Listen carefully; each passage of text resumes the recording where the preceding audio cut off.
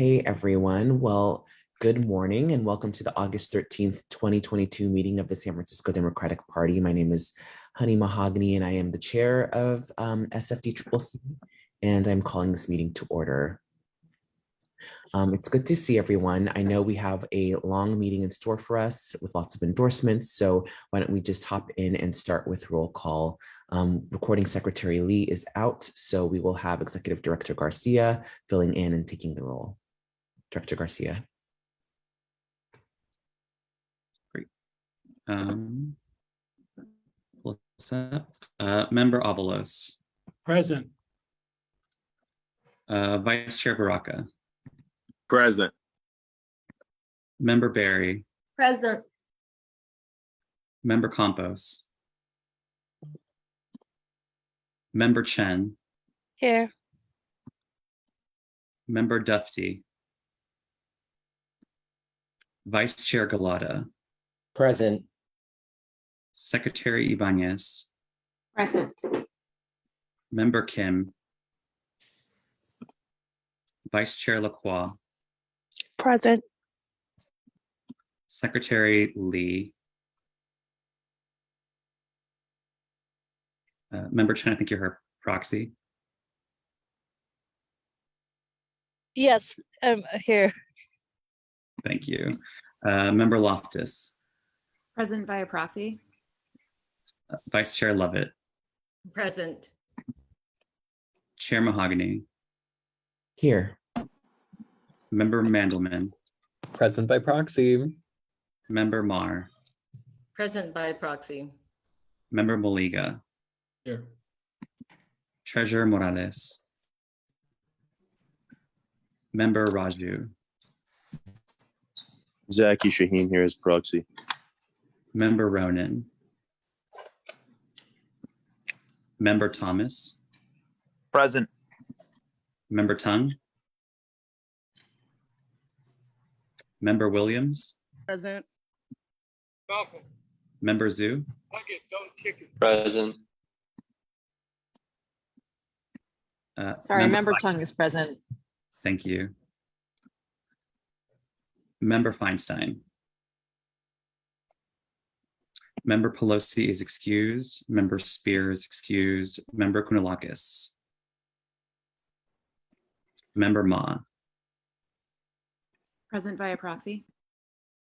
Member Cohen. Here, present by proxy. Member Wiener. Present by proxy. Member Haney. Present by proxy. Member Ting. Present by proxy. I'll go back again. Member Campos. Member Dufty. Member Kim. Treasurer Morales. Member Ronan. Member Kounalakis. You have 24 present, Chair. Thank you. I know that I got a text message from Treasurer Morales and that they were looking for a link, so they should be on shortly. But why don't we go ahead and move on to item number 2, since we do have a quorum.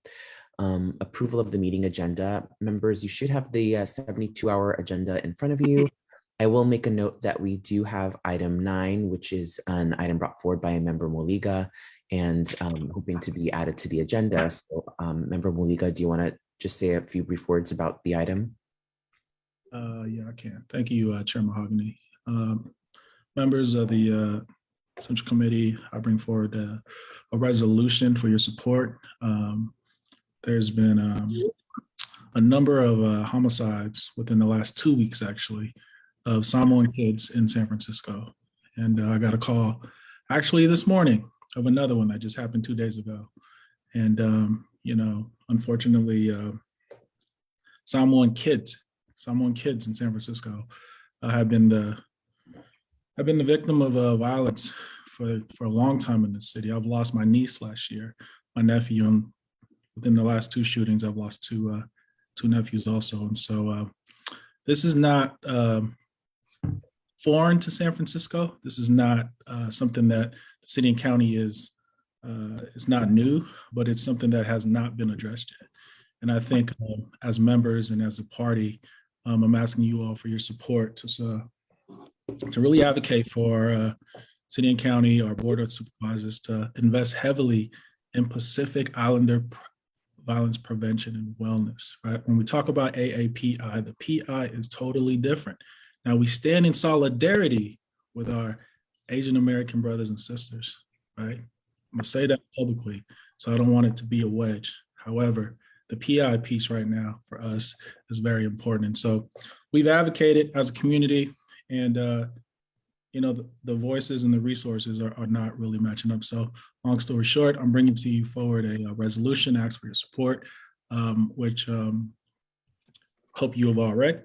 Can answer any questions if folks, you can text me if you want to, right? But it will be, if we can pass it to get approved for the agenda, I would really appreciate it so we can have a discussion around it. Thank you, Chair Mahogany. All right, thank you, Member Moliga. Colleagues, is there a motion to add this item to the agenda? Motion to add it to the agenda. Second. Secretary Ibanez and seconded by Member Chen. Member Chen. Can we do this by acclamation? All those in favor say aye. Aye. Aye. Aye. Aye. Any opposed? Any abstentions? All right, the item is added to the amended agenda. And colleagues, are there any other amendments to the agenda? Seeing none, colleagues, can we have a motion to approve the agenda as amended? So moved. Thank you, Secretary Ibanez, seconded by Barry. Member Barry. Thank you, Member Barry. All those in favor, if we can do this by acclamation, all those in favor say aye. Aye. Aye. Any opposed, nay? Any abstentions? Okay, wonderful. The agenda is approved.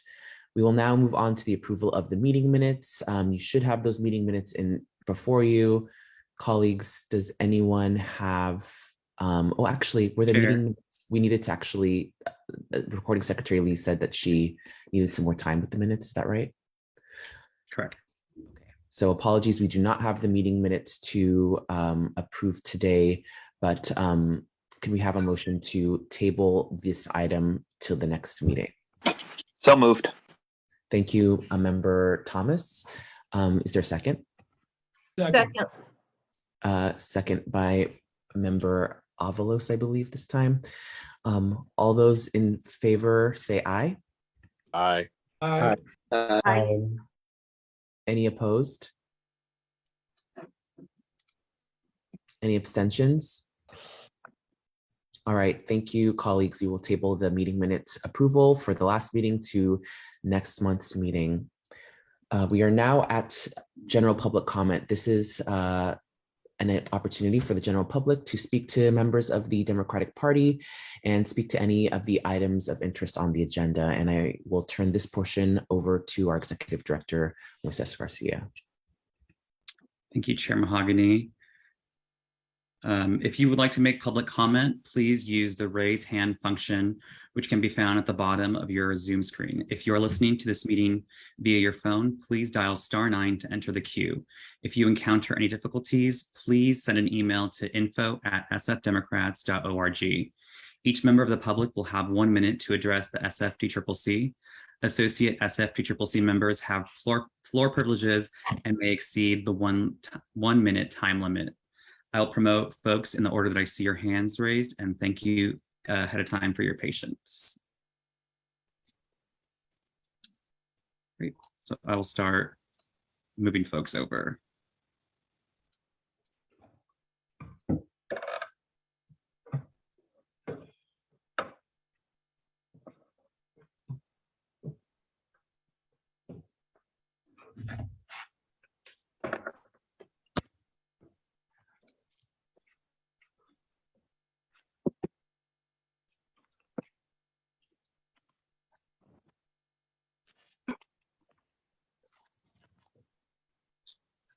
We'll start with Kyle Kowalski, followed by Edward Gable.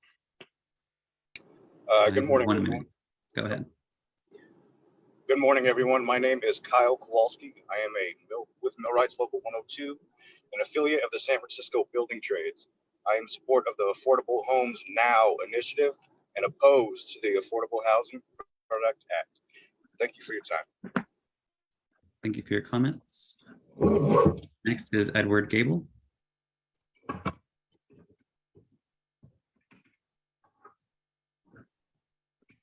Edward, go ahead and mute.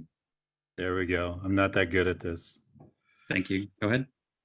Thank you for allowing me to speak today. My name is Edward Gable, and I am also with Millwrights Local 102. We are an affiliate of the San Francisco Building Trades, and I am in support of the Affordable Homes Now initiative, and I am opposed to the Affordable Housing Production Act. Thank you. Thank you for your comments. I'm going to promote Timothy Reifel, followed by Matthew Wardlaw and Joseph DiMatteo.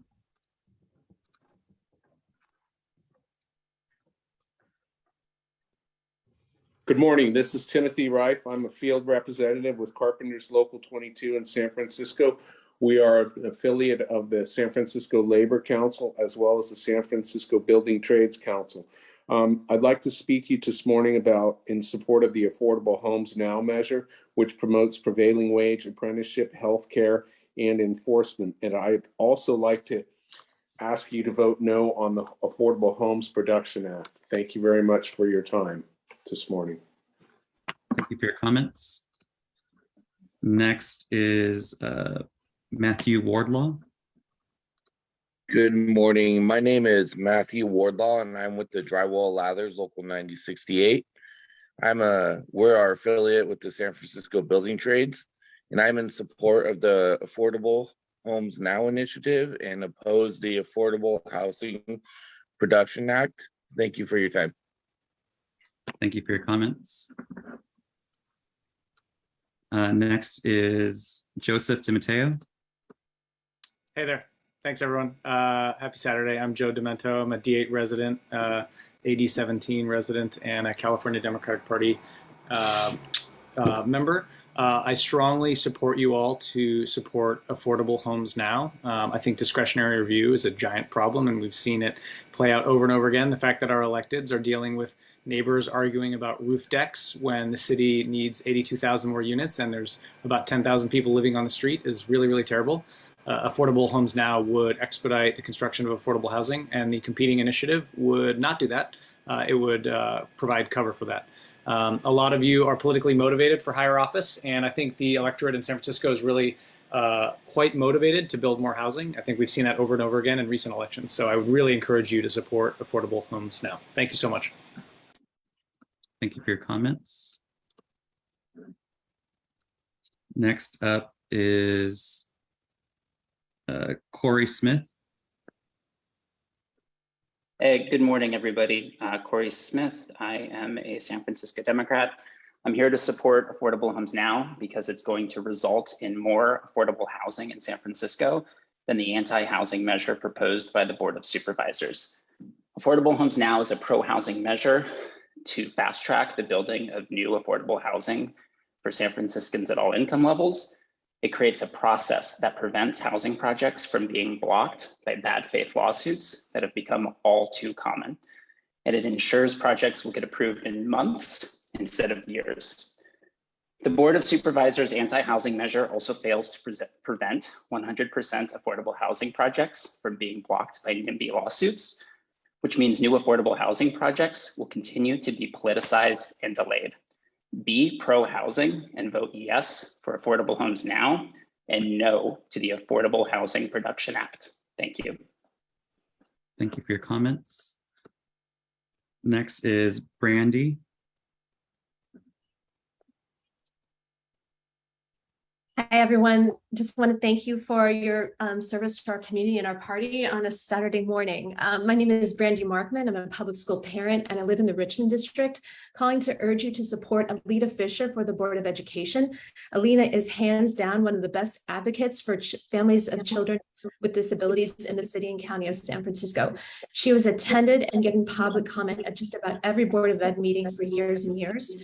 I would also like you to urge you to vote no to not vote for Commissioners Sue, Matamidi, or Weissman Moore. They vote as a block. Immediately after the recall, they went against the recommendation of district-wide Parent Advisory Council and Community Advisory Council for Special Education and removed the mask mandate. This resulted in hundreds of our staff and families getting COVID. From a labor perspective, it's unfair to create an environment in a school that results in unsafe working conditions for workers. I think it's also a bad message to set when the Democratic Party, for the Democratic Party to endorse recall, people support recalls. Thank you. Next up is Connie Chan, followed by Jeremiah Jeffries and Michael Rupert. Go ahead. Thank you. Thank you, DCCC members, for having me today. My name is Connie Chan. I'm District 1 Supervisor. This November, there are two proposals before you. One is prioritizing housing for those with means and privilege first. And they are actually led by corporate developers and realtors and funded by tech billionaires and tech billionaires wannabe. And then there's another one that's before you today that I urge for your support. That is building homes for working families and workers in San Francisco first. And that is led by workers themselves, as well as funded by and supported by Labor Council and trades, really the local grassroots housing advocates effort. So I ask for your support, and that is a measure that is before you. It's homes for families and workers. That's the official title that I urge for your support. Again, Kelly Grove on our team has presented to you last week, and I heard that she's done a fabulous job. So urge for your support. Thank you. Thanks for your comments. Next is Jeremiah Jeffries. Hello, everyone. My name is Jeremiah Jeffries. I'm a first grade teacher at Reading Elementary School here in San Francisco. I've been teaching about 25 years. Many of you know I've been engaging in the politics of schools and public education for a long time. I encourage you to consider and endorse Gabriela Lopez, who recently really showed immense courage in deciding to stand up to the big money that pushed her out of her position on the Board of Education, and to stand by the work that we've been doing to address racial equity and just having strong women of color with courage on the board. These are the type of politicians we need. These are the type of people we need in politics to really stand up, and she really exemplifies that. She is the most knowledgeable of all the candidates about what goes on in schools. She's a bilingual educator, one of the few we've had. She's also very historical in terms of being one of the youngest people ever elected to public office. It's a really important, she symbolizes a lot for, and it's inspiring for many people. I also encourage you to vote for Lee Fisher. And next up is Michael Rupert. Hi, good morning, members and Chair Mahogany. I'm here to support City College Board of Trustees candidates Anita Martinez, Susan Solomon, and Vic Chung. This morning, I'm going to focus on Vic Chung. As a child of Chinese Vietnamese refugees born and raised in San Francisco, Vic understands the critical role educational institutions play in Black, Brown, and Asian communities that face linguistic, cultural, and transgenerational oppressive barriers to accessing socioeconomic opportunities.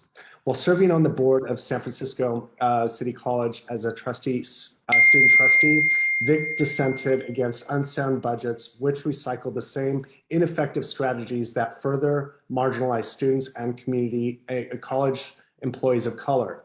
Vic worked with student leaders and labor unions across the state to protect access to public education. As a young queer Chinese Vietnamese trustee, Vic will bring their multiple perspectives as they work to rebuild student services at City College. Vic Chung has the tools to restore the board's confidence and accountability to the voters of San Francisco. Your support of all three trustees. Thank you so much. Thank you for your comments. Next up will be Catherine Howard, followed by Zach Subin, and then Susan Pfeiffer. Good morning, Catherine Howard, member of the Executive Committee of the San Francisco Group of the Sierra Club. The Sierra Club strongly supports John Rizzo, Bridget Davila, and Tia Selby for trustees for San Francisco City College. All three have supported important environmental decisions. They convinced the city not to cap geothermal wells that are now going to be used for geothermal powered buildings. They obtained state funding for renovation of older buildings, which is environmentally better than building new buildings. In terms of housing, they negotiated over 100 affordable housing units for faculty and staff in the new Balboa Reservoir project, which encourages a more diverse faculty and staff. They worked to obtain developer funding for free transit passes for students. They stabilized college finances during COVID, and they ended structural deficits and prevented another disastrous state takeover. We urge you, the Sierra Club urges you to endorse John Rizzo, Bridget Davila, and Thea Selby. Thank you. Thank you for your comments. Zach Subin. Good morning. My name is Zach Subin, and I'm a volunteer with Urban Environmentalists living in Ocean View, District 11 in San Francisco. Yesterday, our Democratic members of Congress passed historic climate legislation, one of the biggest investments in clean energy ever, but they left lots more work to be done by cities. Building housing in San Francisco is climate action. That's why I'm asking you to endorse Affordable Homes Now to truly fast track building the new homes we need, unlike the competing Board of Supervisors measure. Safe streets for people walking and biking is climate action. That's why I'm asking you to endorse the Safe, Accessible Parks for All measure to maintain the JFK Promenade. And finally, fully funding public transit is climate action. Please endorse the transportation bond measure. Thank you. Thank you for your comments. Susan Pfeiffer. Hi, everyone. This is a word from your sponsor. I'm sitting at the new Nancy Pelosi phone bank office in San Francisco on Castro Street. We're not full today, but we hope to be soon. We're going to be phone banking to win the midterms. Right now, we're doing it Saturday mornings from 10 to noon and Wednesday evenings from 5 to 7. And we hope to grow that. So please sign up on Mobilize. Peter will be sending that out, and Moises. And let's get everyone in here so we can win this election and keep the momentum in Washington going. Democrats have built a huge momentum in the last few weeks, but if we lose the House, we can't keep it going. Thank you. Go on with your day. Thank you, Susan. Next up will be Chris Garza, followed by Teresa Foglio Ramirez, and then Susan Solomon. Go ahead, Chris. Good morning. My name is Chris Garza, and I'm an educator at Everett Middle School and the interim COPE director at UESF. I wanted to express my strong support for the City College Board of Trustees slate of Susan Solomon, Anita Martinez, and Vic Chung. UESF has also endorsed this slate of amazing leaders. I've been able to see Susan Solomon's work up close, and she is one of the hardest working, principled, and equity-minded people I have ever met. She has devoted her entire life to strengthening our education system with a special focus on serving our students who the education system has not traditionally served. And she has the backbone and the toughness to stand in the fire and do what's right for students and for educators. City College needs leaders we can trust to think creatively about how we can solve complex problems. This slate knows how to be ambassadors to grow enrollment. They know short-sighted cuts are not the right approach. And most importantly, they know how to put students at the center and build policy around what will best support them. Lastly, UESF has also endorsed Alita Fisher and Lisa Wiseman Ward for the Board of Education, and we hope you'll also support them today. Thank you. Thank you for your comments. Teresa? Good morning. My name is Teresa Foglio Ramirez, and I am with Labor's Local 261 and have been employed as a laborer at DPW since 1997. We are here to ask you to oppose the ballot measure to eliminate the Sanitation and Streets Department. We had a front row seat to the decades of corruption in DPW, and we're very involved in drafting Prop B of 2020 that the voters placed in the city charter. Every anti-corruption provision voted into the city charter was thoughtful and deliberate to address the institutional deficiencies that allowed Mohamed Nourou's corrupt and illegal practices to flourish. Mohamed Nourou has pled guilty to all charges brought by the FBI and U.S. Attorney's Office, and he is scheduled to be sentenced at the end of this month. We need to give the voters anti-corruption laws more time so they can clean up the streets and clean up the corruption. We need to learn from our mistakes. Please oppose the anti-corruption law rollback and the elimination of Sanitation and Streets Department. Thank you for your time. Thank you for your comments. Next up is Susan Solomon. Good morning, everyone. My name is Susan Solomon, and I'm running for City College Board of Trustees. I've worked with many of you over many years, and I'm grateful for the accomplishments we've achieved together. There's lots of good, hard work to be done. City College is near and dear to all of us and to generations of City College students. We need to preserve this incredible institution and to make sure it will serve future generations of the wonderfully diverse students of San Francisco, part-time and full-time students, BIPOC and working students, and all ages of students. That's why I'm running with Vic Chung and Anita Martinez. Together, through our personal knowledge, hard work, and experiences, we'll bring in the voices of City College students, public school educators, community organizers, and union members. Thank you very much for your time. Thank you, Susan. Next up is Tom Amiano.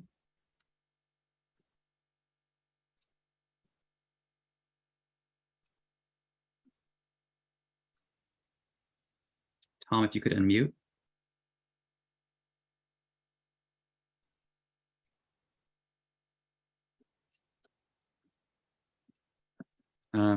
We will come back to Tom and move on to Anthony, followed by Carrie Szymanski and Laura Foote.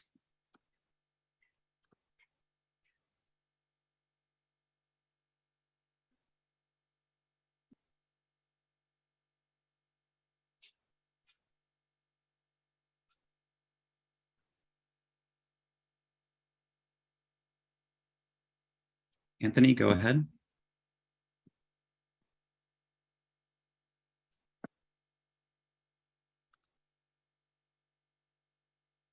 Anthony, can you please unmute? Yes. Can you hear me now? Yes, go ahead. Okay. Yes, I'm calling in for Prop B. Prop B was passed by the voters, and we just wanted to make sure that the city. You're on mute again. Anthony, you're on mute.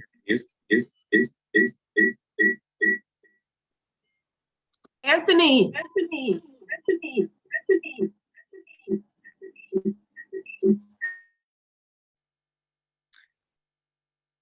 To vote on something that we already done voted on. I'm here to support Prop B, and I'm just standing up for what is right for the voters, you know, and that's just basically what it is. I'm part of Local 261. I'm a chief steward for Local 261, and I'm supporting each and every last bit of Prop B. I just want to make sure you all get on board. Thank you. Tom, go ahead. Hi, can you hear me now? Yeah, you have an echo. Yeah, I do. Hold on.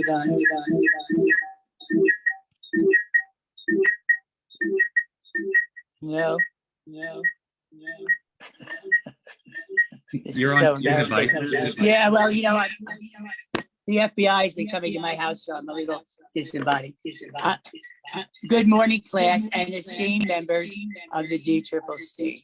You know, I've been a long time advocate for public education. And I truly, strongly support the slate for the new trustees, Susan Solomon, Vic Young, and Anita Martinez. You know, as Democrats, we have a very limited bench.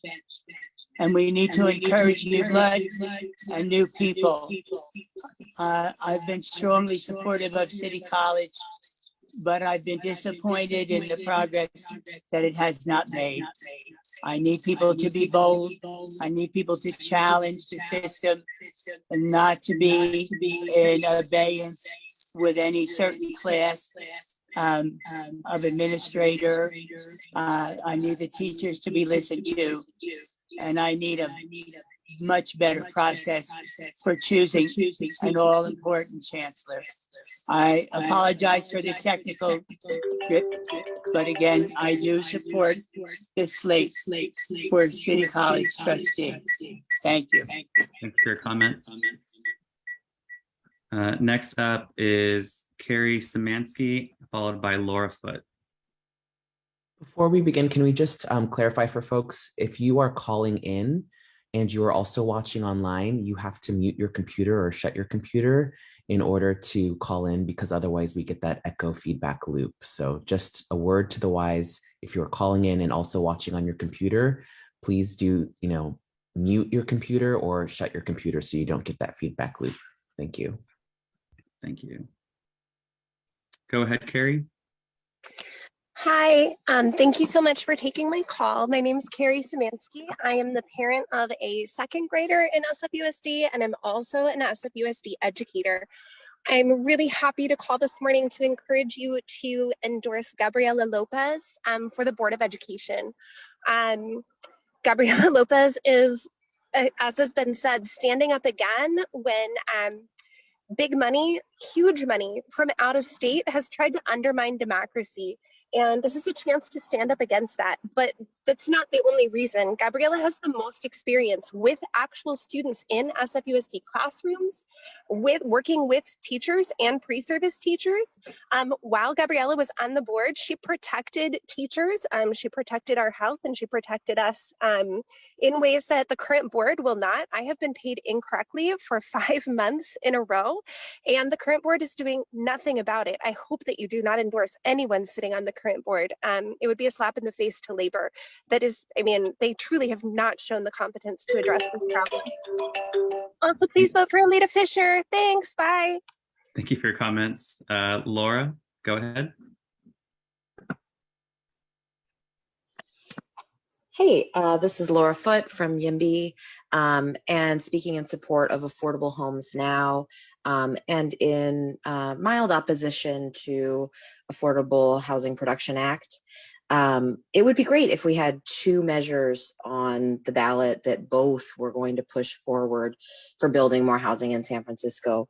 But unfortunately, that's not the direction that the board decided to go in. I think it's also worth noting who's coming out in support of these measures, which I think a lot of attention is trying to be drawn to that.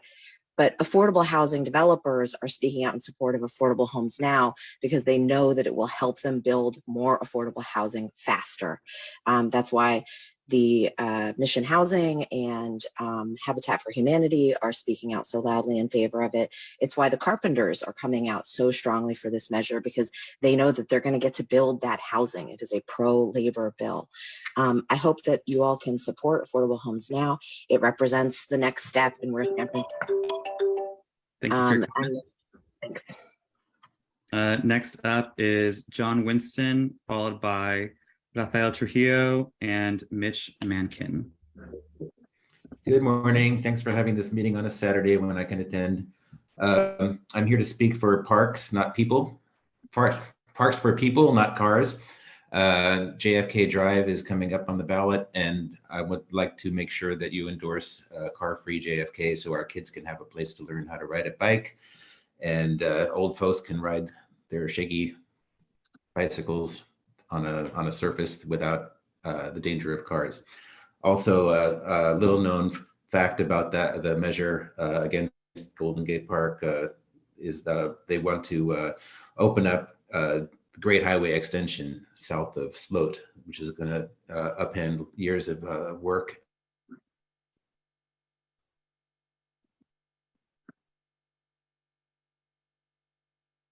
John, did we lose you?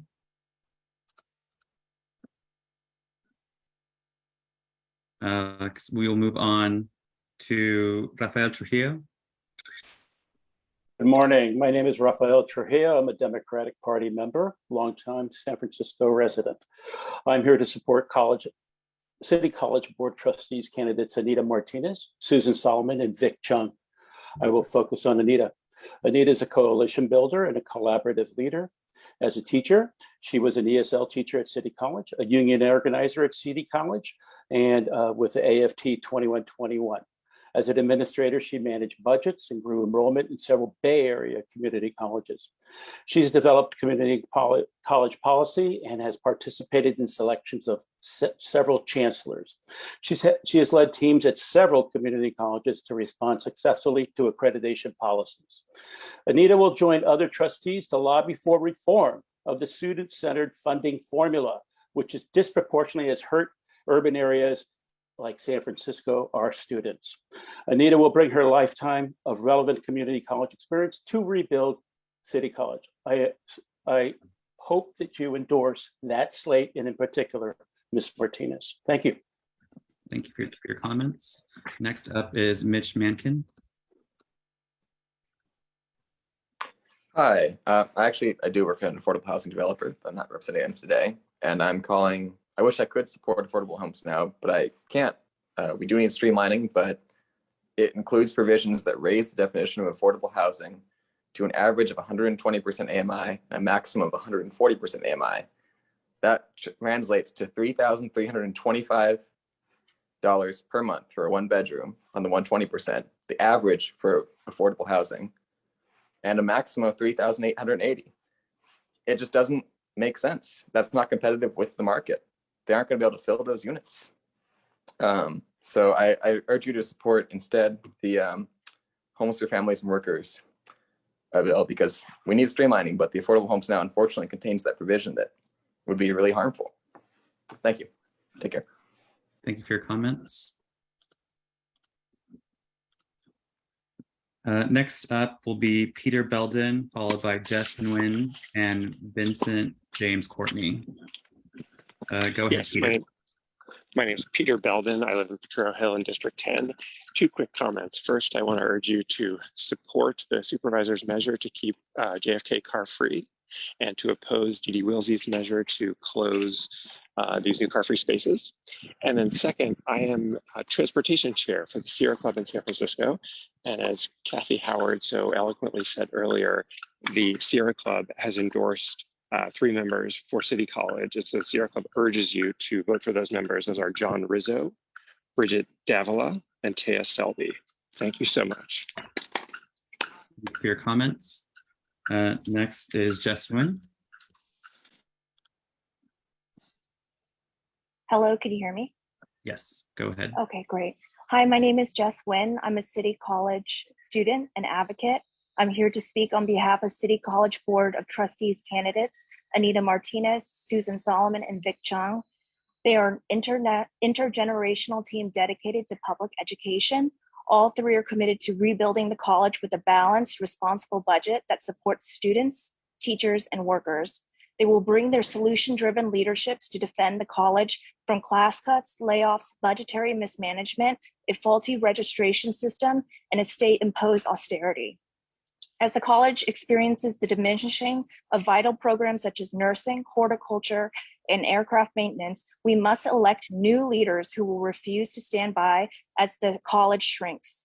As we reel from a decade-long attack on public education that costs CCSF critical programs and hundreds of classes, we need to emerge from this devastating pandemic with Anita, Susan, and Vic.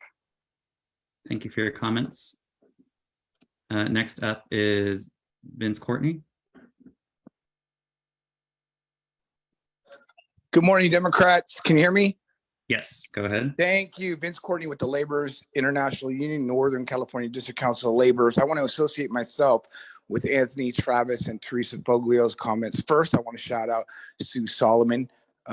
Please vote for Sue Solomon. On the public works measure that you're being presented with, we are aggressively opposed to rolling back reforms that we've worked hard to accomplish and the voters approved by over 60% in November 2020. We've been fighting against government corruption that hurts neighborhoods, communities of color, working class people, and pretty much everybody else. And we've been doing that since 2018.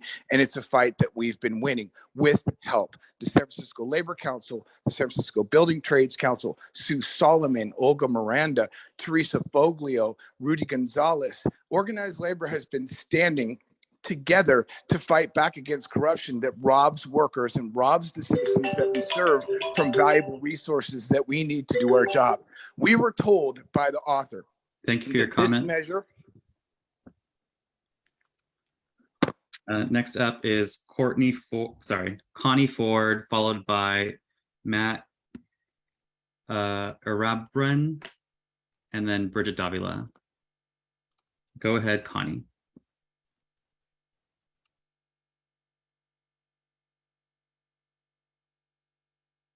Connie, could you unmute? Yes. There you go.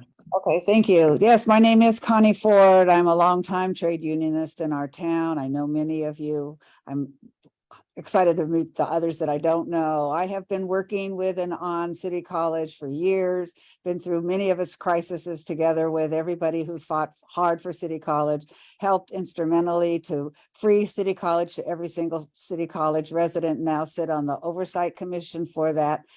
I am here to strongly support the three, Susan Solomon, Anita Martinez, and Vic Chung. These are the people who can fight. These are the women who people can fight for what we need to have done at City College.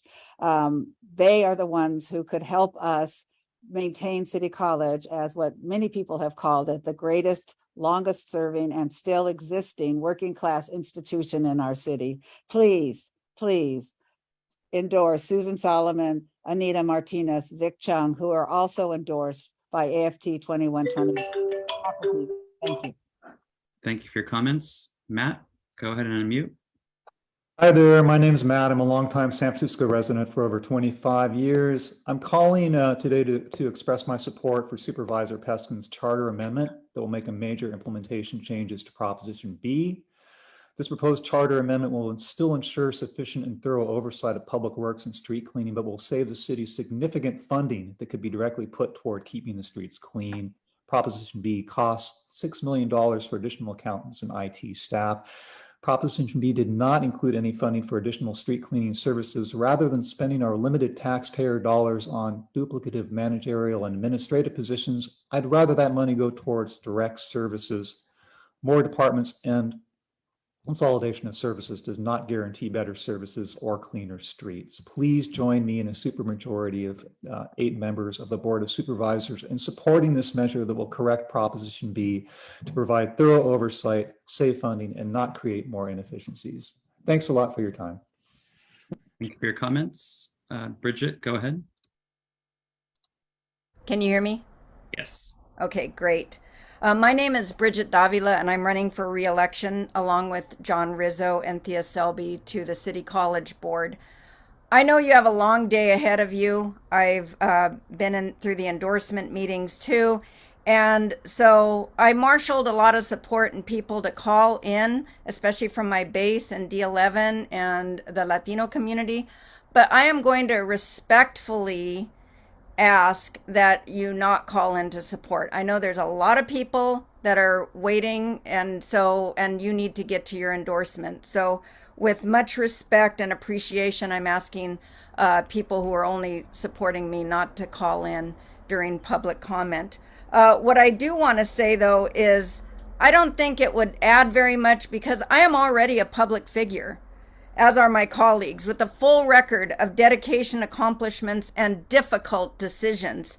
I only ask for you to weigh the realities of City College against the campaign promises of those who have never served in our capacity.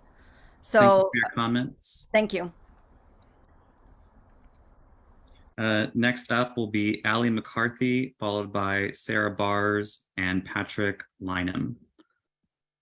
Go ahead, Allie. Hi, good morning. Thanks for your service. My name is Allie McCarthy, and I'm a laborer for Local 261, city worker and resident. Please oppose the elimination of the Department of Sanitation and Streets. This measure represents the failure to carry out the voters' intent of Prop B to break up what's an oversized and mismanaged public works department that bred corruption at the expense of the workers and residents. If cost savings is the goal, just please apply pressure for an audit of the multi-million-dollar contracts given to private organizations that are performing what should be essential government functions managed by departments that are led by honest, experienced, and qualified directors. Thanks for your time. Thank you for your comments. Next up, Sarah Bars. Good morning. Thank you all for your time on this Saturday. My name is Sarah Bars. My family and I live in Sunnyside in District 7. And I'm calling in today to ask you to vote yes to endorse the Safe and Accessible Parks for All measure, which reaffirms the Golden Gate Park Access and Safety Program and JFK Promenade. And please vote no on D.D. Willsey's Power Grab measure. San Franciscans love the JFK Promenade. Visits to the park are up 36% over the period before the pandemic, and 70% of people surveyed approve of a permanent JFK Promenade. Please vote yes to maintain the JFK Promenade on the Golden Gate Park safety and access measure. Have a great day.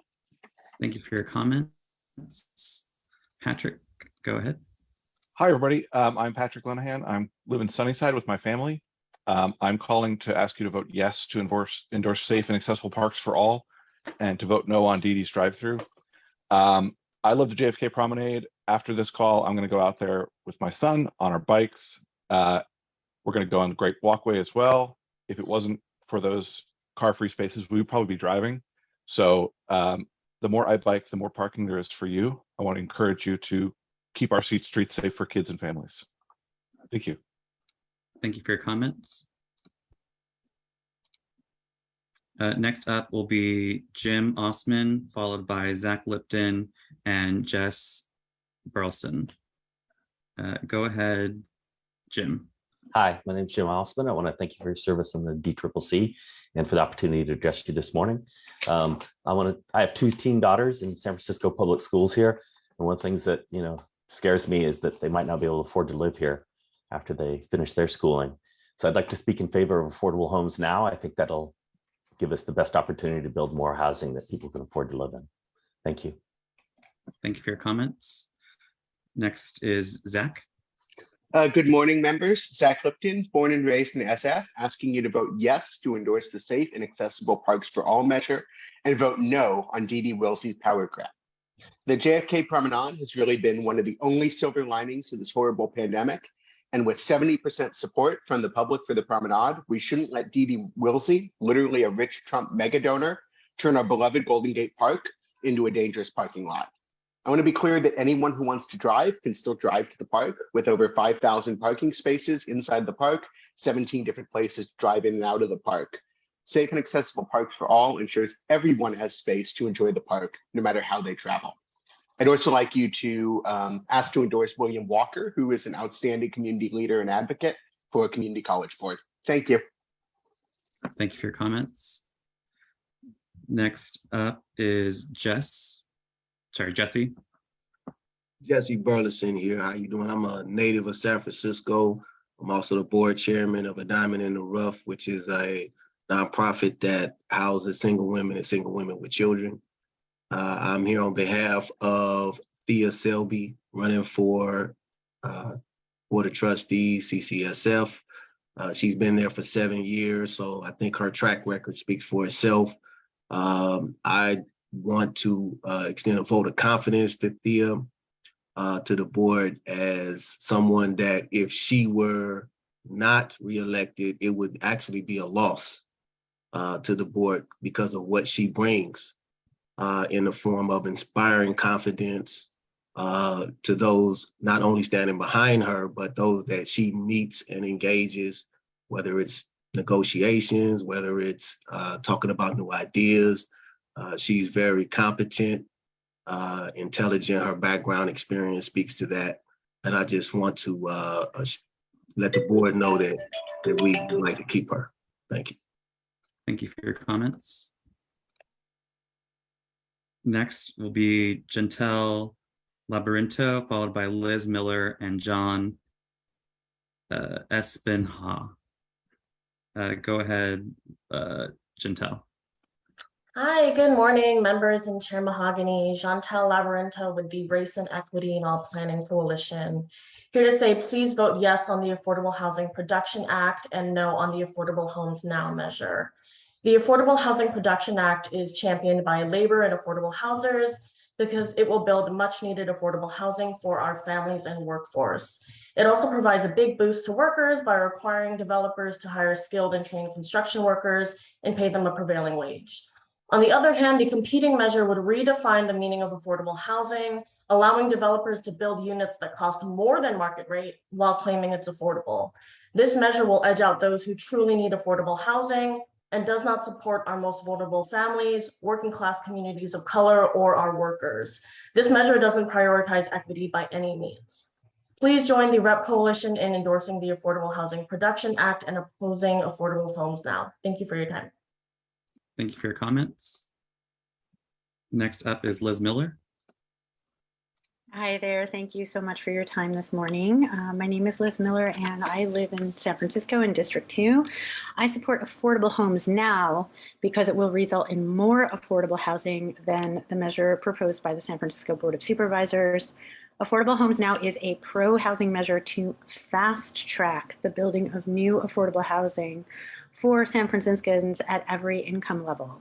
It creates a process that prevents housing projects from being blocked by the bad faith lawsuits that unfortunately have become all too common. Unfortunately, the supervisor's measure does not do this. So that means that new affordable housing would continue to be politicized and delayed under the supervisor's provision. So please, I urge you to be pro-housing and support affordable homes now and oppose the competing supervisor measure. Thank you. Thank you for your comments. Next up is John. Hi, I'm John Espenhan. I'm a registered young Democrat living in District 5. I'm calling in to ask you to vote yes to endorse the Safe and Accessible Parks for All measure put forward by our elected representatives and vote no on D.D. Wellesley's power grab. Our parks must be safe and accessible for all, and JFK Promenade now is. If we go back to the way things were before the pandemic, JFK will revert to one of the city's most dangerous streets. Thank you. Thank you for your comments. Next is Leo Vega. Good morning. My name is Leo Vega with the Pile Drivers Local 34. I'm an affiliate with the San Francisco Building Trades and in support of Affordable Homes Now initiative and opposed to the Affordable Housing Production Act. Thank you. Thank you. Next is Ben Gurowitz. Hi, members of the DCCC. My name is Ben Gerowitz, and I'm a lifelong San Francisco Democrat, and I'm calling to urge you in support of the Department of Public Works reform measure. This is oversight done right. When we realized that implementing the original Prop B, it would cost $6 million in 2 years, first 2 years, and $10 million every year after that.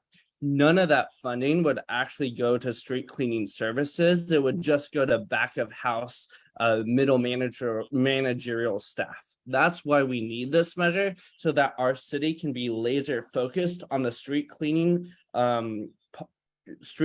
services to improve situations for small businesses and residents. This will be accomplished through retaining the two commissions that we have, the Department of Public Works Commission and the Streets and Sanitation Commission, so that we can be laser focused on the issues that San Francisco care most about without wasting time and money on duplicative services. Thank you. Next up is Amanda Nelson. Hi there, I'm Amanda Nelson, longtime Mission District resident, and I am speaking in support of William Walker for the College Board trustee endorsement. He was a student trustee during the accreditation fight. He served 3 positions in student government, including president.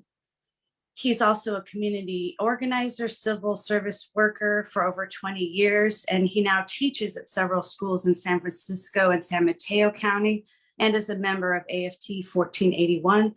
I have personally worked with William in some community activism, and I can say that I fully endorse him and believe that his energy is what we need, and the representation he can bring is really important. Thank you. Thank you for your comments. Next up is going to be Thea Selby, followed by Catherine Ming and Jerry Riva.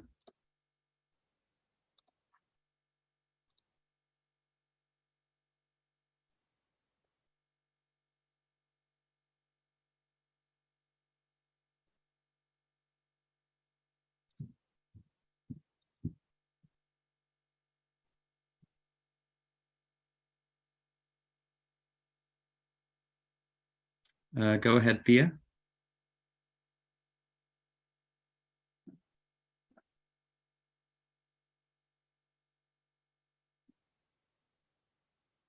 Thea, could you unmute?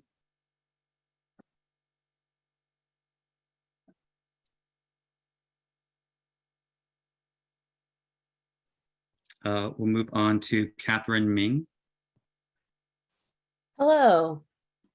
Yeah, I am Catherine Ming, and have lived in San Francisco for 15 years. And I am calling in support of Thea Selby and her colleagues, John Rizzo and Bridget Davila. I think they've been doing a great job. They offer confidence and accountability. They negotiated affordable housing units for students and staff. I've worked with Thea on transit-related issues, and she helps to secure free transit passes for students, which as a public transportation advocate, I really admired.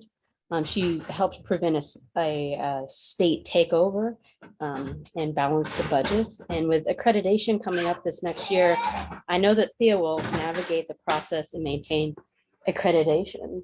And thank you. I need to go attend to my toddler now. Thank you for your comments. We'll try Thea Selby, if you could unmute.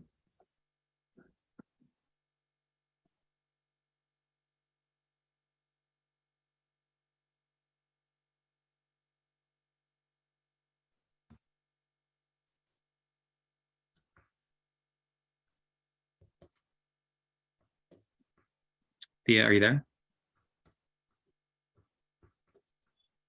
We'll come back to Thea and go to Jerry. Good morning, folks. Thank you for your service. My name is Jerry Riba. My family and I live in the Outer Sunset, District 4. I'm joining you today to ask you to vote yes to endorse the safe and accessible parks for all measure and no on DD Wilsey drive-through. It's a power grab measure. JFK was on San Francisco's high injury network. And now that it's safe and accessible, my husband and I are able to leave our car at home most days and commute throughout the city using car-free JFK Promenade and our network of slow streets to get around the city. And it means a lot to our family. It's been wildly popular with the public. It's been wildly popular with its support on the Board of Supervisors. And it's a blatant power grab by DD Wilsey.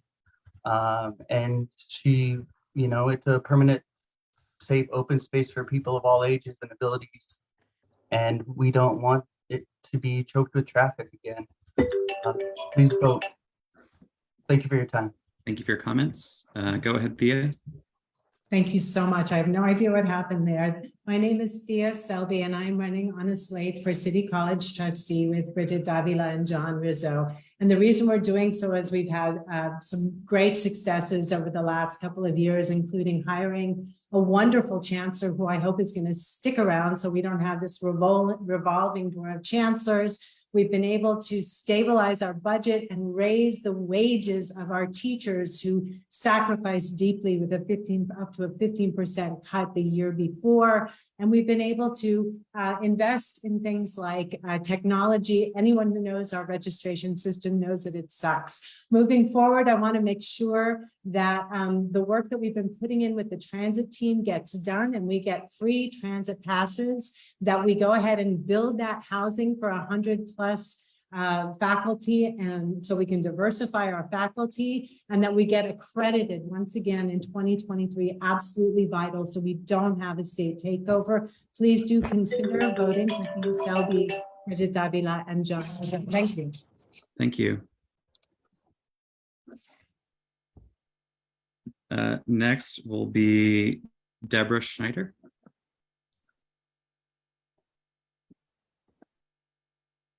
You're on mute, Deborah.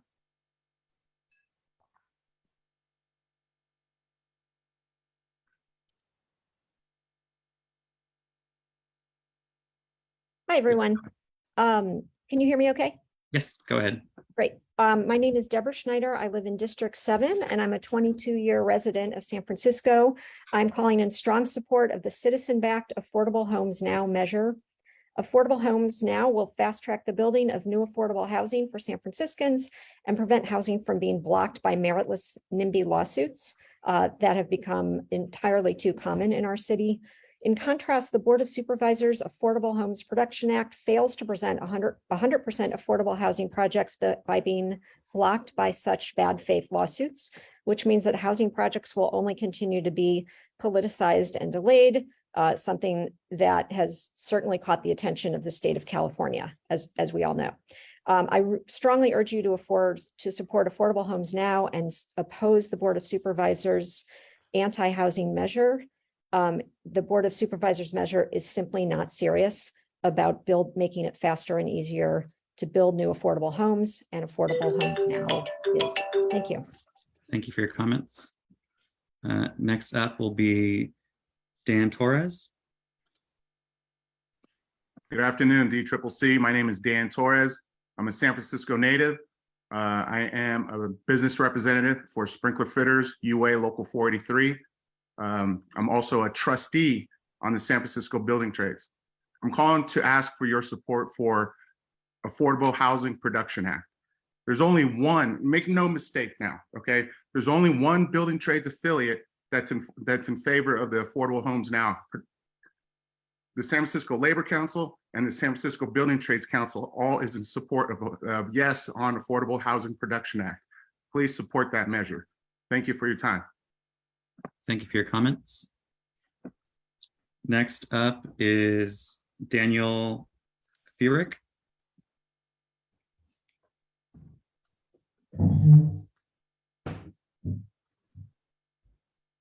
Daniel, are you with us? We'll move on to Aaron Peskin. Hello? Hello. Go ahead. Okay, good. Thank you for the opportunity. Please oppose initiatives that change Prop B conditions. I am a laborer for the San Francisco Department of Public Works, and without audits and oversight, you will be enabling these corrupt practices to continue. The initiatives that were passed by the city overwhelmingly are born and conceived due to corruption. Now there are efforts to kill it before the anti-fraud and corruption policies can be implemented, circumventing the will of the voters. The ability to keep things honest going forward should be a priority. The city's attorney's office has no desire to expand the number of past contracts that are being investigated for corruption, but going forward without audits and oversight will lead to more of the same, more expensive litigation and costly settlements, like Recology, for example, a cost far more than $6 million. For audits and oversight, please vote no on anything without audits and oversight. Thank you for your comments.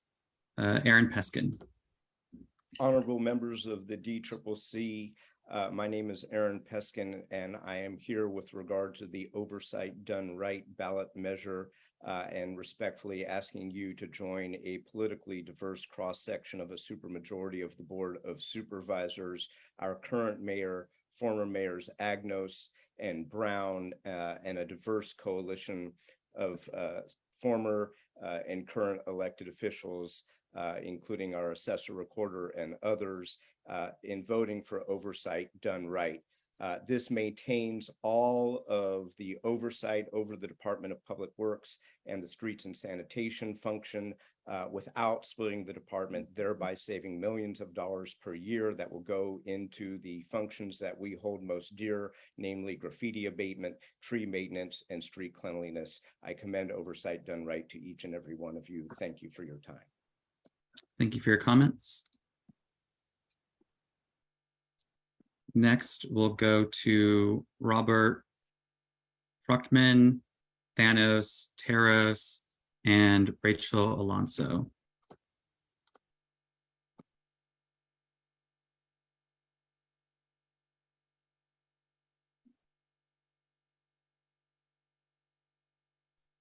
Go ahead, Robert. Good afternoon, DCCC members. I am Robert Fruchtman. I live in District 5. I'm asking you to endorse the Affordable Homes Now measure. Just this week, the state of California sent our city government a letter demanding changes to our housing approvals process in our general plan. They've said that we need to depoliticize city housing policy and follow fair housing laws. The Affordable Homes Now initiative is designed to bring us closer to both of these goals. The measure proposed by the Board of Supervisors is not. If we don't pass Affordable Homes Now, There is a real risk that the state of California will decide that we are not serious as a city about addressing segregation. Affordable Homes Now will show the state of California that we are responsible enough to continue receiving affordable housing grants. Thank you. Thank you for your comments. Next is Thanos. You're on mute. There you go.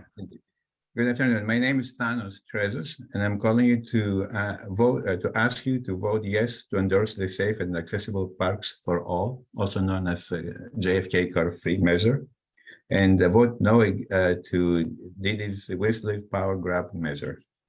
I'm sure that the JFK car-free measure will pass because it's what the people want.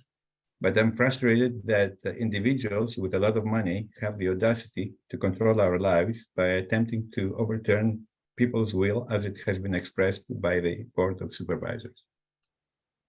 I'm expecting that the Democratic Party would stand with the people and not with the special interest groups.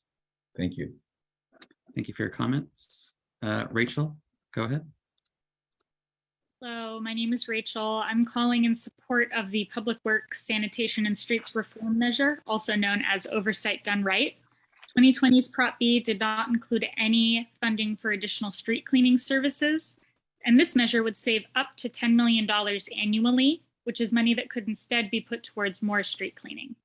More departments and siloization of services does not guarantee better government services or cleaner streets.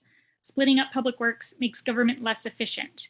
Keeping the department's maintenance and capital project functions intact, as they have been for the past 120 years, is the more efficient and cost-effective solution. It allows those two functions and groups to continue collaborating together, and restructuring an organization is not the right tool at this time.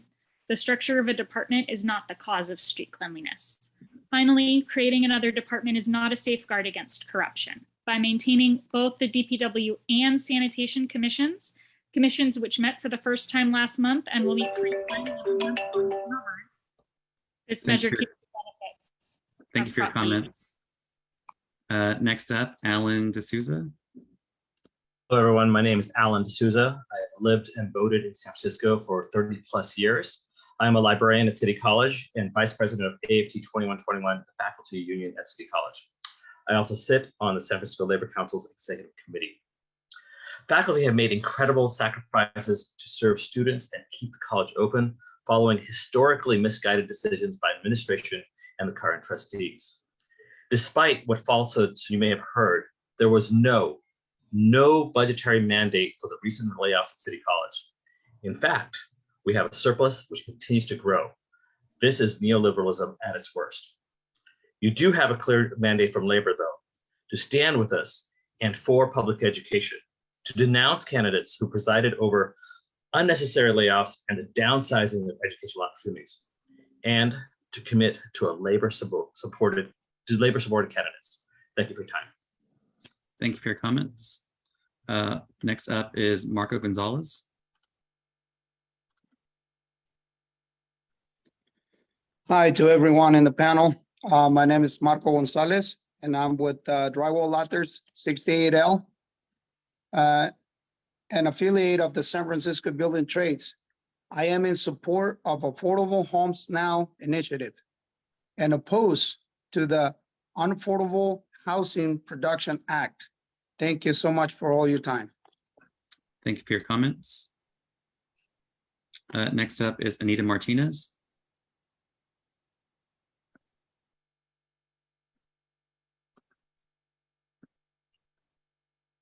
Hi, I'm Anita Martinez. Thanks for considering endorsing Susan Solomon, Vic Chung, and me for the College Board. It was good speaking with you individually and hearing about our shared regard for City College. We discussed, for example, increasing opportunity for all students, such as Pacific Islanders, and the importance of stability at the college. Many CCSF retirees, like me, recall working at a wonderfully functioning college pre-accreditation crisis. They've been a vital part of my campaigns. Like them, I'd like to see a college that is financially sound and a comprehensive community college serving the diverse San Francisco communities. City was a wonderful place to work at then, and it can be again. modified and updated to be current. City College students are also a large part of my campaign. They share the student perspective in forming the campaign. With our intergenerational team, Vic, Susan, and me, we bring energy and experience to serve as stewards for the college we all love and value. Thank you. Thank you for your comments. Next up is Joe Chmielewski. Yeah, and thank you. Yeah, you did that pretty good. It's Joe Chmielewski, and how do you do? And good afternoon, everyone. I'm calling to ask that you please oppose the measure to eliminate the Sanitation and Streets Commission. The problem that the Sanitation and Streets Commission addresses is one of power and concentrated power. The Director of Public Works had a long history of using his position of power to abuse his position of power. So why would we return to allowing the Director of Public Works to sit alone in a dark room and make all the rules by themselves? We don't want city streets and sidewalks to be maintained by political necessity. And that's the whole point of having a Streets and Sanitation Commission. That commission will develop rules of the road to clean city streets and sidewalks based on objective standards arrived at in open, transparent, and inclusive democratic forum where there's accountability. And that's how we will get policy change. Thank you for your comments. Sure. Next is Juan Rivera, followed by Hansel and Athena Steph. Go ahead, Juan.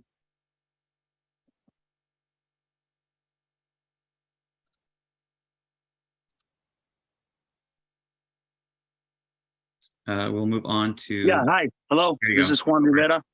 I'm Juan Rivera, DPW, Local 261 Chief Shop Steward. I am with separating the department. There is a lot of corruption going on still as we speak. And we will not lose eye on keeping the streets safe and clean for the pedestrians out there. I'm with my brothers and sisters, Teresa Folio, Anthony Travis, Nikki Madison, Lavonda Williams, Dan Farrett, Ali, and Smiling Joe. I'm with separating the departments. Thank you very much. Great, thank you for your comments. Next up is Hansel. Yes, hi. My name is Hansel Polarka. I grew up in the Sunset District where I am now living again. I work, live, and vote in San Francisco, as do many of my family and friends. I'm calling in today to ask you to vote yes to endorse the Safe and Accessible Parks for All measure and vote no on D.D. Wilsey's Power Grab measure. I do own and drive a car, but I also recently learned to ride a bike just a few months ago thanks to safe, car-free spaces such as JFK Promenade and Great Walkway. I now get most of my groceries by bike, whereas before I would drive my car. I also have elderly mobility impaired parents, and I understand that sometimes a car is needed. But however, I also believe the path forward must include car-free infrastructure to provide people transit options beyond expensive, debt-inducing, often deadly living rooms on four wheels.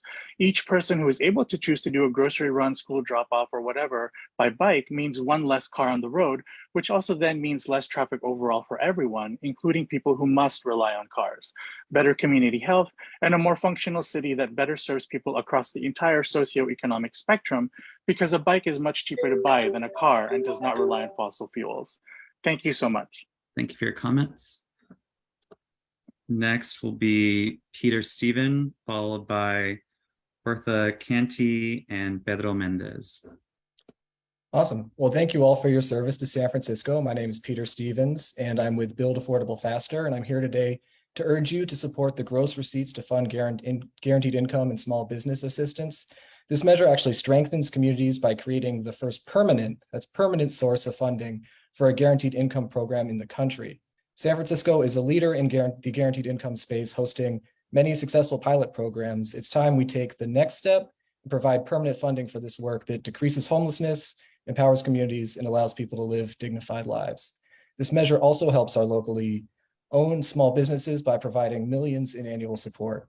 We want to support the businesses that really invest in our local communities, not large e-commerce giants that are making record profits. This measure will tax Amazon, and it will strengthen our local economy. Please support gross receipts to fund guaranteed income and small business assistance. Thank you very much. Thank you for your comments. Bertha, go ahead.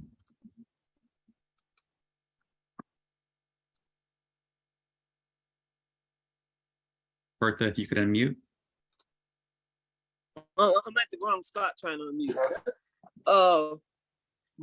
Good morning. My name is Bertha Canty. I live in District 8, Diamond Heights, and I support William Walker, my son, for College Board. He is the son of union activist leaders. I was a local 1000 SCIU, and he was the president of the TWA bus drivers union. And William is a teacher, and he served on board, staff, ACLU, KPFA, and Coleman Advocates. And he supported the student development and equity as a program coordinator at 4 colleges. So would you please vote for my son, William Walker, as the student trustee, not student trustee, but trustee of City College of San Francisco. Thank you for your comments. Next up is Pedro And I Mendez. support housing. And I support housing. Okay. Pedro, go ahead. Good morning. My name is Pedro Mendez. I'm a field rep at Carpenters Local 22, an affiliate of San Francisco Building Trades and San Francisco Labor Council. I'm in support of the Affordable Homes Now initiative and opposed to the Affordable Housing Production Act. Thank you very much.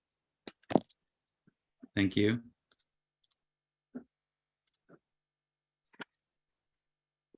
Next up,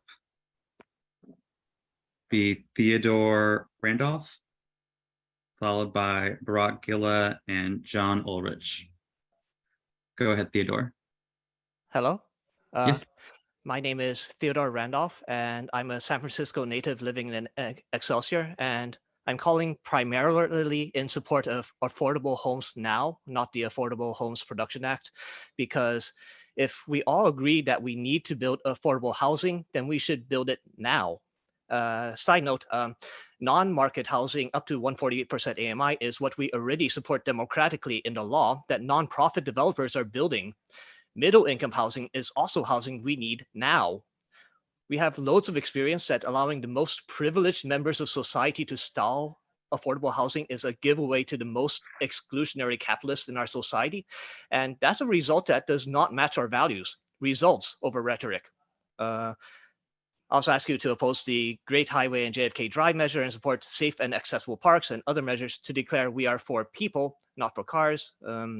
A few seconds. I like Davila, Selby, and Rizzo. We need people who understand the hard trade-offs to ensure CCSF's accreditation. All right, thank you. Thank you for your comments. Next up is Barack Gilla. You're on mute or we can't hear you, Barack.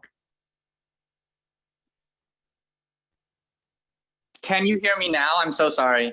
Yeah, we can hear you now. Okay, sorry. My name is Barack from the Mission. I've been living here for 5 years now, and I'd like to encourage you to support the Affordable Homes Now measure, not the competing measure. Affordable Homes Now will take away some of the obstacles we have to building affordable housing. And if we don't pass it, I worry that the state is going to take more control over the city because we're not building enough affordable housing as it is.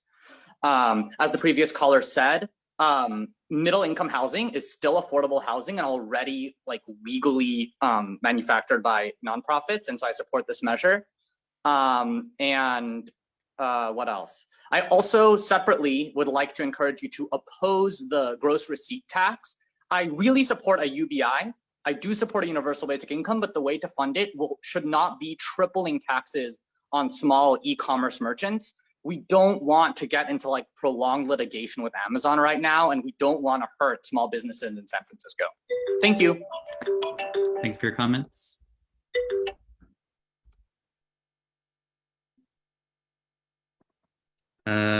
John Ulrich did not, for members of the public, you need to accept a promotion to a panelist to give public comment. And so John Ulrich did not, as well as a few others. So I'm going to move on to Ellen Billingsley, followed by John Schwark.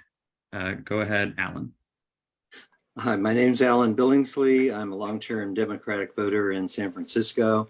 I believe the Democratic Party should be a party that promotes housing, and I therefore support Affordable Housing Now ballot initiative and oppose the Board of Supervisors competing measure. I really think the Affordable Housing Now measure will streamline and help us produce a lot more housing than we are now, whereas the competing measure would actually make it even more difficult than it is now. So I think the party should be on the housing side of this argument. Thank you.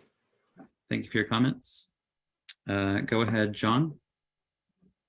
Thank you. I've been a D6 resident for 17 years, and I'm calling in support of the Affordable Homes Now measure and opposed to the Board of Supervisors Affordable Housing Production measure. Affordable Homes Now would help affordable housing actually get built in the 7 out of 11 supervisorial districts that have not historically done anywhere close to their part. The city desperately needs to have viable policies to reach our next state goals, or risk a takeover of our planning system by the state and loss of state affordable housing funding. We need to put a serious proposal to expedite affordable housing in front of the voters and not present a confused and divided front. Thank you. Thank you for your comments. Next is Reina Tello. Hi, my name is Reina Tello, and thank you for giving me the opportunity to speak.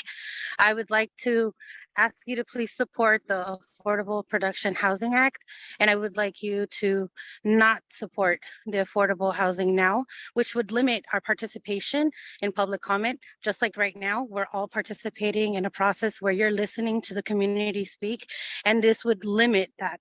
It would actually erase it. And for communities that have been affected by gentrification, like the Mission, like the Excelsior, through most of part of the city, we'd be limiting the most vulnerable voices. And I think that is completely unacceptable for any measure that says it's producing affordable housing. Also, I would like you to support the Fill Empty Homes tax, where we have plenty of market rate housing and housing for the upper AMIs that is empty in the city. And I wanted to thank you for your patience as I'm in my high school reunion participating in this meeting, just to exercise my voice. So again, please, anything that limits the community voices needs to be not approved. Thank you. Thank you for your comments. Next, we'll go to Steve Marzo, followed by Kim Tavaglione, Jen Fijuco, and Vic Chung. Apologies for any errors on your names. Go ahead, Steve. Good afternoon. This is Steve Marzo. I'm an Ingleside resident in San Francisco, and I'm calling in strong support of the Affordable Homes Now Act and in strong opposition to the NIMBY ballot measure put on by the Board of Supervisors. It's a very clear choice in my mind. The Affordable Homes Now Act is supported by labor and housing activists like Scott Wiener and YIMBY Action. And the NIMBY ballot measure is supported by the folks that voted to keep a parking lot in the Nordstrom parking lot in Soma. So in my mind, it's very clear. One will accelerate housing and help address the 82,000 mandated units that we'll have from the state. And the other will likely continue the status quo. So please endorse the Affordable Homes Now measure. Thank you very much. Thank you for your comments. Next, we'll go to Rudy Gonzalez, who is not Kim. I am not. Thank you. Good morning, Rudy Gonzalez, he, him, San Francisco Building Construction Trades Council. First and foremost, we urge you to think about who's calling in to comment on the elimination of the Streets and Sanitations Department. This is for us, a bosses versus workers analysis. The workers are asking you, the rank and file are asking you to move forward with what the voters approved in 2020. Those costs, a lot of them have already been expended toward implementing this so we can get ready for full implementation, and our rank and file support it. The voices of those workers should transcend the politics and insidery movement that's happening. And then just want to clarify, I represent 32 unions in the Building Trades Council. You've heard from affiliates of one of those. Democracy is messy sometimes. We took a vote. We are solidly opposed to the unaffordable homes now because the very members who would build that housing couldn't afford to even try to live in it. And so that's an important distinction for us. And then finally, to my sister in arms for many, many years, Susan Solomon, I look forward to supporting a true labor leader and advocate who comes from public education and cares deeply about our economic recovery and City College playing a central role. Thank you. Thank you for your comments. Next, we'll move to Jen. Thank you. Again, Fujioka, I'm speaking today on behalf of the San Francisco Anti-Displacement Coalition, which is a coalition of over 20 tenant-based organizations in the city. We have endorsed and fully support the Affordable Housing Production Act and oppose the Affordable Housing Now initiative. From the standpoint of tenants, working families, and seniors, the Housing Production Act is the superior method. It requires market rate developers to include more inclusionary housing. It creates more transparency and accountability for a city's housing budget. And most critically, from the standpoint of social justice and equity, it does not redefine affordable housing by raising rents and the prices of affordable housing.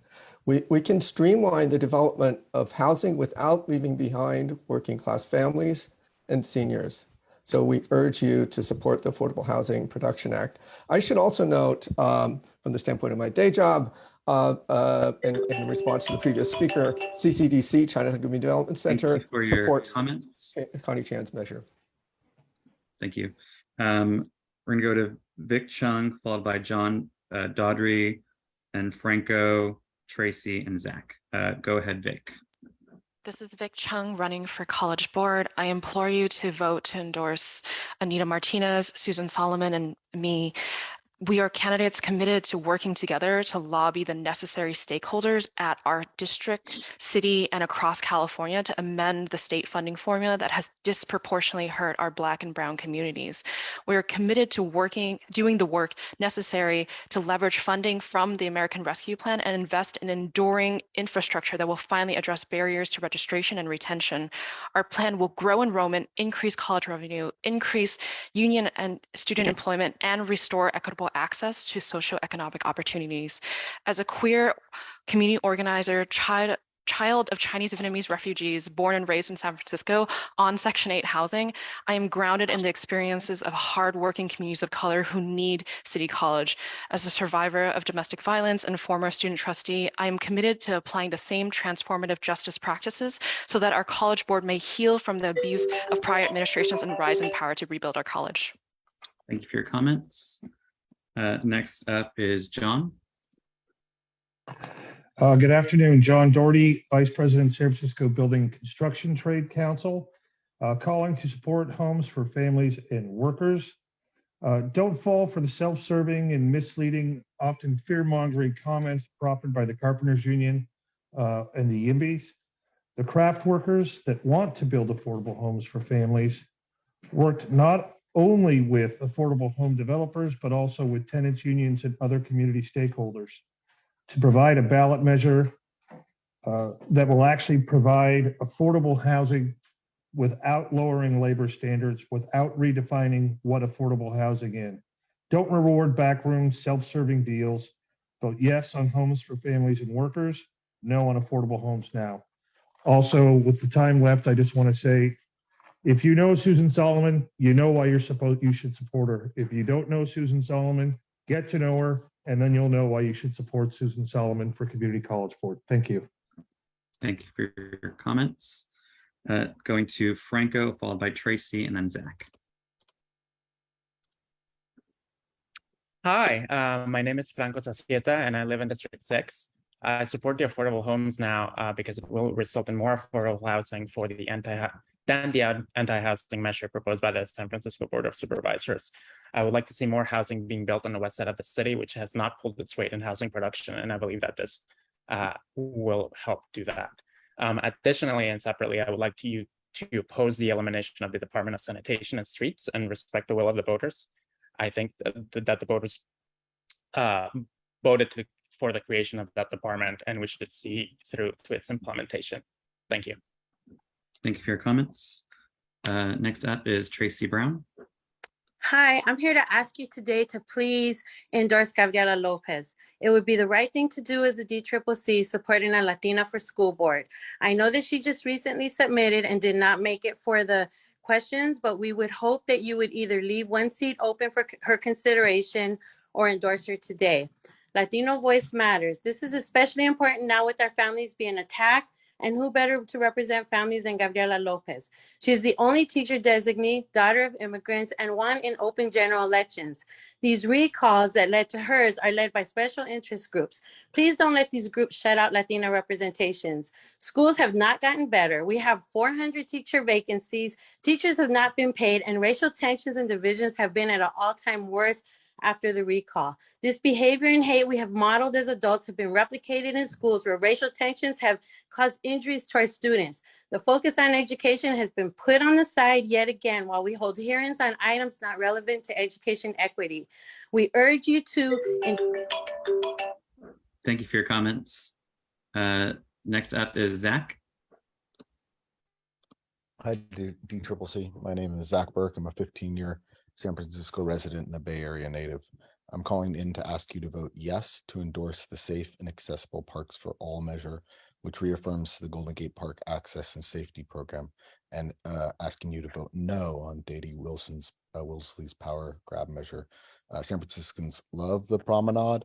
Visits to the park are up 36% over the period before the pandemic, and 70% of people surveyed approve of a permanent JFK promenade. My 4 children all attend local SFU USD schools in D1. My family and other families who go to local SFUSD schools with us all love car-free JFK. It's a community spot for public school families. Dede's measure is for her elite crew. JFK is for families that attend local public schools. Please vote yes to endorse safe and accessible parks for all, and no on Dede's elite focused power grab. Thank you. Thank you for your comments. Next up is Athena.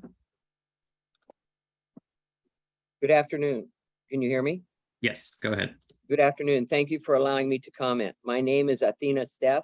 I am the City College Chapter President for SEIU Local 10-1. It was great to hear from Tom Amiano. He did address the absolute task at hand. That is, for the greater good of City College, the future of our community college, organized labor must vote to endorse the candidates standing for college board election that unseat the incumbents. College board trustees have 1 employee, that's a chancellor. The incumbents have appointed 11 chancellors in 10 years. The college administration is at an all-time low. Anti-labor, downsizing the college, fear-mongering about the state takeover. Classified employees, please allow our voices to be heard for SEIU. Be heard to the point of do not endorse short. I ask you, consider the endorsement of William Walker, a highly qualified college board trustee candidate. Please endorse William Walker College Board to secure full incumbent defeat. Thank you. Thank you for your comments. Next is Ramon Hernandez, followed by Jessica Perla and Tess Wellborn. Go ahead, Ramon.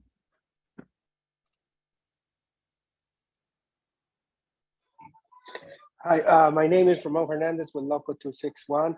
On behalf of the 5,500 members at the Local 261 in City and County San Francisco, I urge you to vote no on the street and sanitation measure, which we passed it 2 years ago. Let's don't invent the wheel. Leave it alone like it is. I urge you guys to do that. And also, I want to say on affordable housing, you know that we have a scale and train, and everything is with the building trades. It's not to lower the housing, it's to build the houses right and with the right people. Urging you guys to stay with the building trades affordable housing, which is scale and train. Thank you. Thank you for your comments. Next, we'll go to Jessica. Hi, good morning, SFDCCC. I just want to say that I feel like you guys should endorse the Affordable Homes Now charter ballot initiative, because I feel like it will help streamline housing, and so we can build more housing in SF for all. teachers and our nurses. Thank you so much. Thank you for your comments. Next is Tess Wellborn. Tess, you're on mute. Thank you. There you go. Tess Holborn, District 5, member of the Haight-Ashbury Neighborhood Council Board of Directors.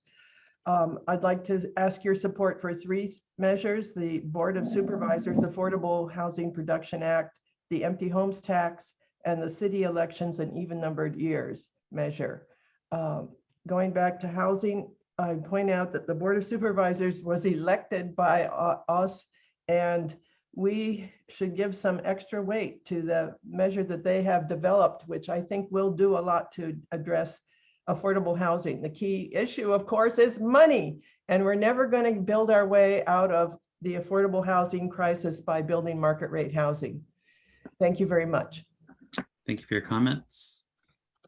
Next is John Rizzo, followed by Jeremiah Jeffries and Alex Landsberg. Thank you. During the pandemic, community colleges in California lost 20% of their students, and in urban areas it was higher. At City College, it was 27%. These students have not returned.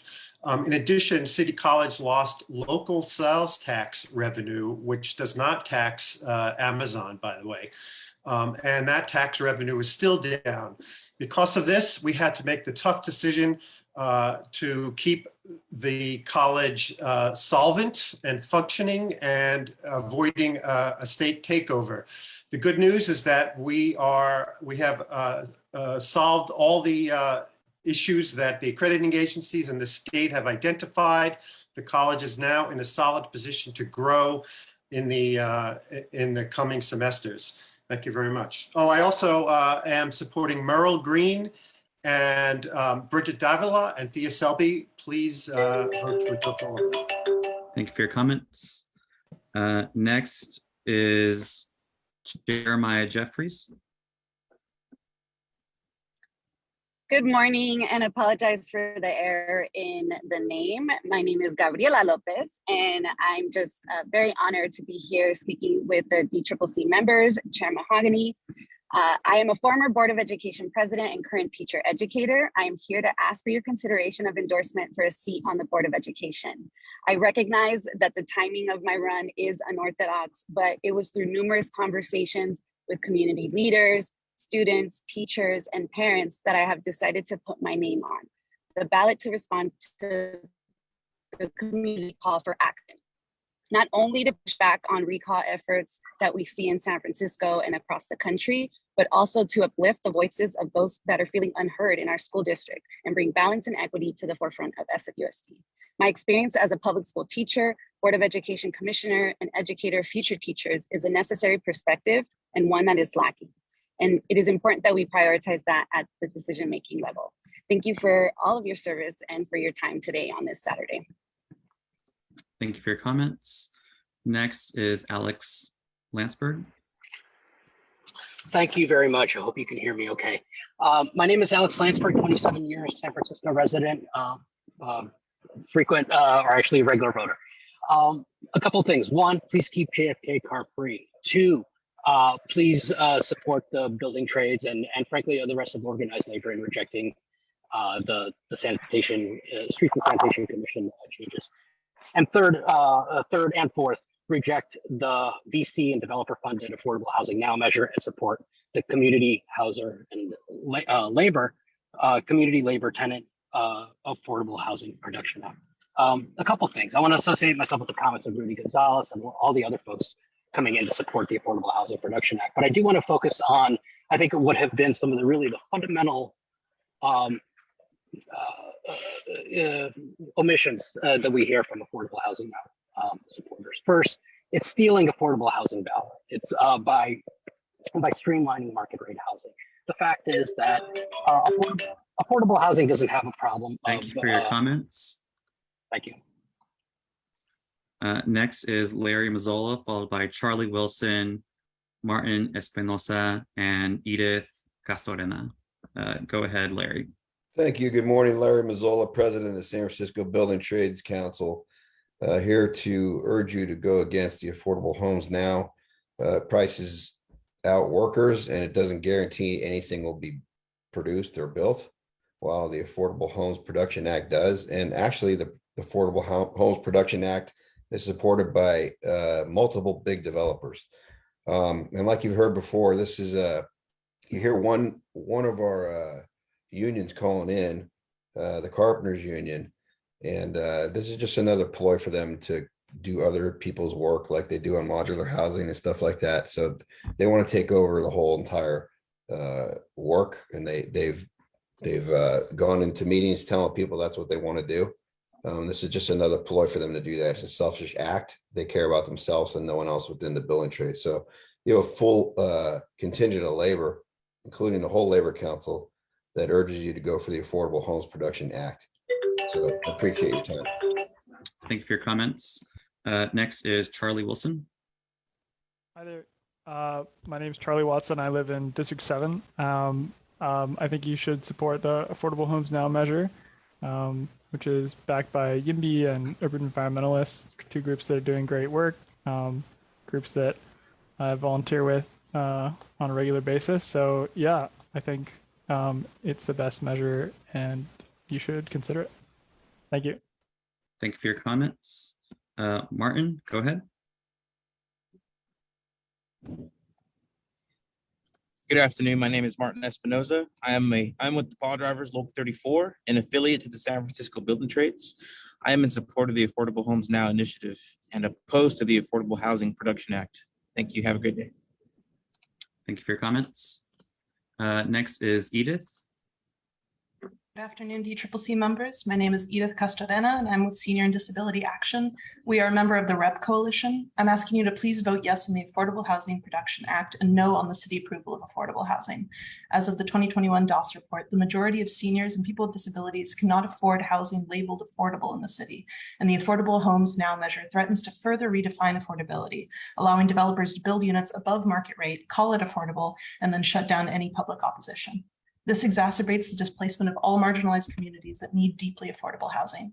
Please support the Affordable Housing Production Act, which requires increased affordability in market rate projects. Housing is political, incredibly personal, and the key to keeping our city vibrant and economically, racially, and socially diverse. Thank you very much. Thank you for your comments. I'm gonna go, there's 3 callers remaining. I'm gonna unmute the line for a caller whose phone number ends in 4474. Go ahead.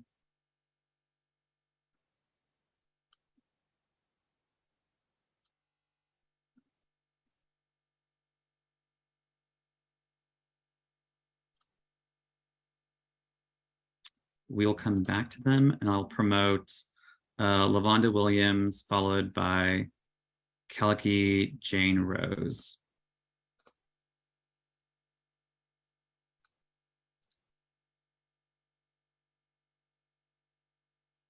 Hi, can someone hear me? Hello? Yes, go ahead. Hi, my name is Lisa Wynn. I'm the executive of United in Love, and I'm also serving as a member of San Francisco Behavioral Health Commission, Behavioral Health and Services. I was calling in for support of the Affordable Homes Now Act. In addition, I also want to endorse William Walker. He's not only a San Francisco native, but he's also an LGBTQ Democrat Party. And as a member of the Black Wellness, he's also been standing as an activist to help to help open and keep the community college in San Francisco open.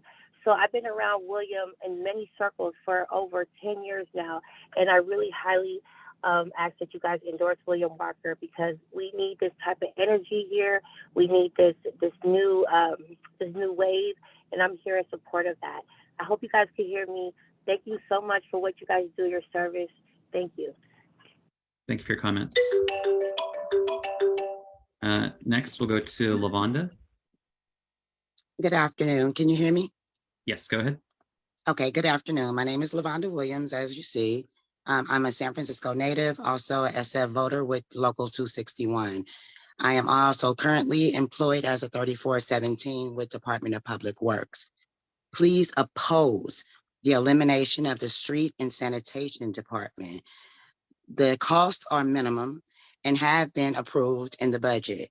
Public Works has 80 positions that are vacancies of essential frontline street cleaners. There are no guarantees the $6 million a year will go into services, so please oppose the anti-corruption rollback. That's it. Thank you. Thank you for your comments. Next is Kalki. Apologies on the name. If you could unmute. There you go. Good morning, Democrats.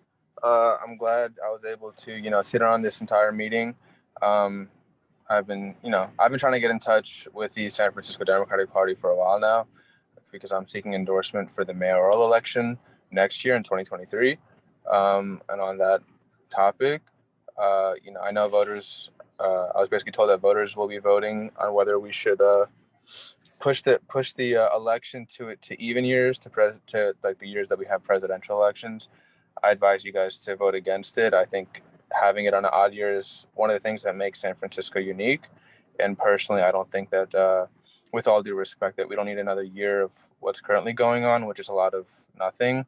I've met with a lot of San Franciscans who they seem very unhappy with the homelessness crisis and the housing, unaffordable housing, unavailable housing, and the list goes on and on and on. And I look forward to running for mayor as a Democrat, and I will be seeking endorsement. And I was very happy to hear everybody's comments today. So thank you. Thank you for your comments. Let's see. There's a caller that has no names, 2 dots. Please go ahead. Can you hear me now? Yes, go ahead. Very good. It's David Pilko. Good afternoon. So on ballot measures, I support the measure to eliminate the Department of Sanitation and Streets and the measure regarding the uses of the Great Highway and JFK Drive.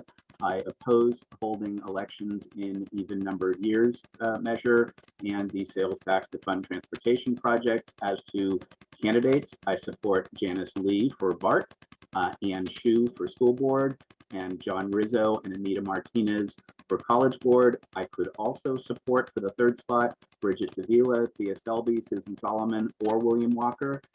Too many good candidates for the college board. And finally, I couldn't find the meeting password online for calling in by phone, and I'm certainly glad that I'm not currently serving on the DCCC, and I do not envy any of you for having to make these tough calls.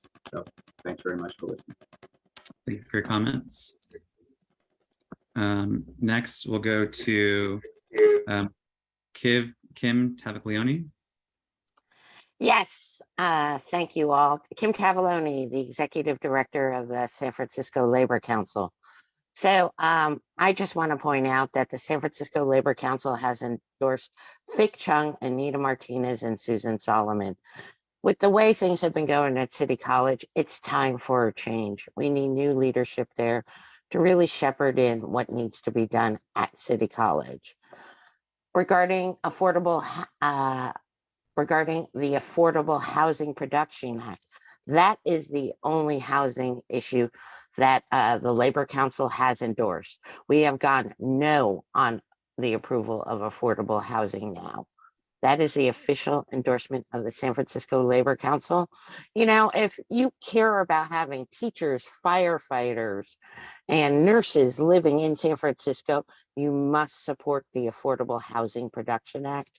That is the only act that really looked at workers that we need to live in the city. You got to think of the next big earthquake and who we want to live in the city.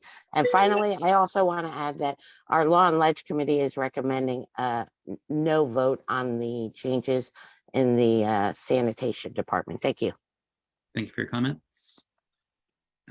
Next is Martin Espinosa Sr.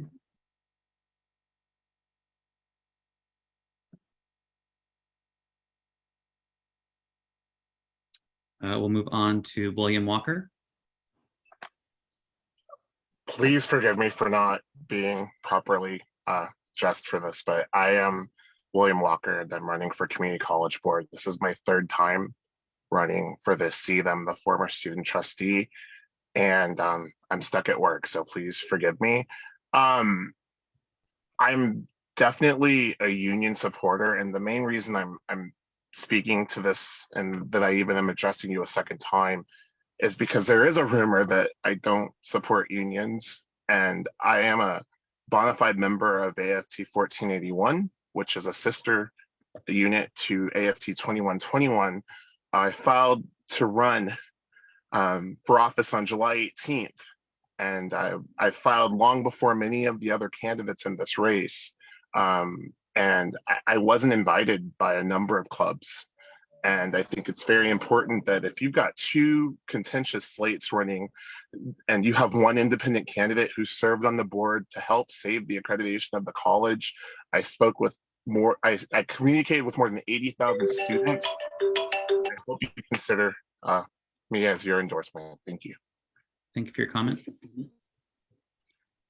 Next, we'll go to Paul Aguilar, and then Adolfo Velasquez and Anthony Garcia, and we'll end with a caller ending in 0202.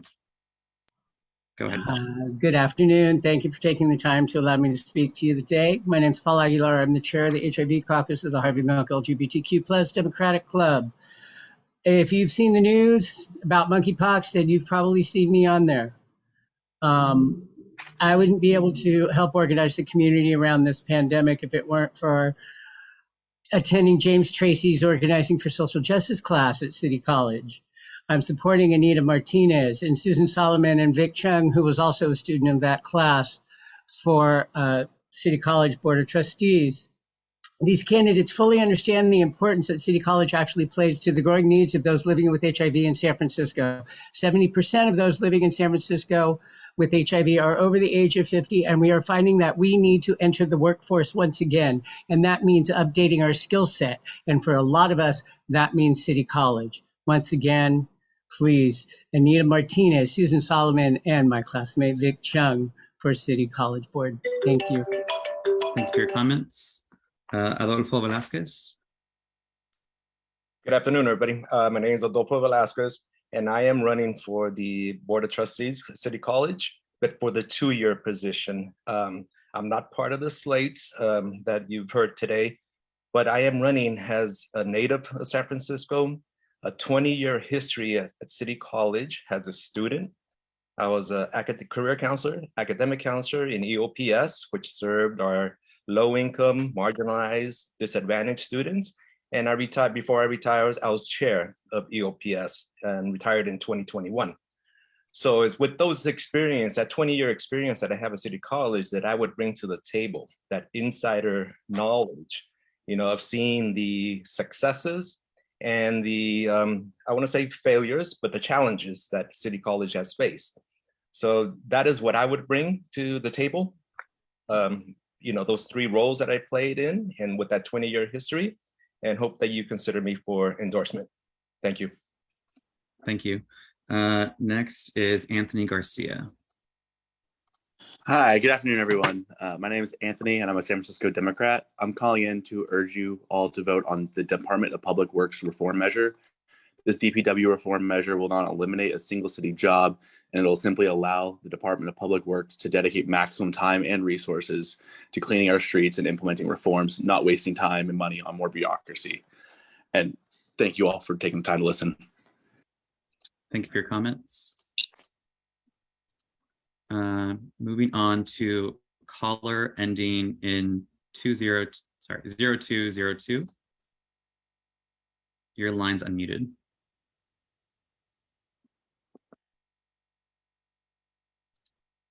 Hi, my name is Lisa Church. I'm a D3 resident. I'm calling 3 reasons today. First, please support William Walker for the Community College Board of Trustees. I believe we need change there, and he would be a valuable addition. Second, I'd like you to support Janice Lee for the BART board. She has been deeply engaged, and we need to keep her on the board. Last, please support the Safe Parks for All campaign to protect the JFK Promenade. Though I live across town, I and my neighbors visit regularly as we have no safe streets in our neighborhood. And in addition to that, this promenade, which has only been in place a short time, is already a gem in the city. And it's really the change we need to keep our citizens safe, have open spaces in the area that are completely car-free. Thank you. I appreciate your time. Thank you for your comments. Next is William Palmer. Hi, my name is William Palmer. I'm a member of the San Francisco Reentry Council. I've been appointed to the Sheriff Department Oversight Board, and I'm the Executive Director of Life After Next. I'm here to support Thea Selby. Her leadership is strong. When I got to know her and found out that she was a part of the Home Association that allowed the Hay Street to become somewhere that you can walk down in safety, I knew I wanted to support her then. And then she made the tough issues to save our school from being taken over by the state. And I think that's important that she's willing to make tough decisions, even though the Teachers Association might try to get her removed. With that said, she was one of the few candidates and the only one that allowed me as a former incarcerated person to work on her campaign, which puts me in the room so that I can now talk to the Attorney General so that we can get voter education for those who are formerly incarcerated after Proposition 17 is passed. And she's one of the reasons, along with Prechild, that I am working with the Mayor's Office for housing and communication development. But she also believes in that 82,000 affordable housing for formerly incarcerated and TAPE population. So please vote for Thea Selby to remain on the board. Thank you. Thank you for your comments. Chair Mahogany, that exhausts the list of speakers for public comment. Thank you so much. Sorry, there's one last one. Elizabeth Scher.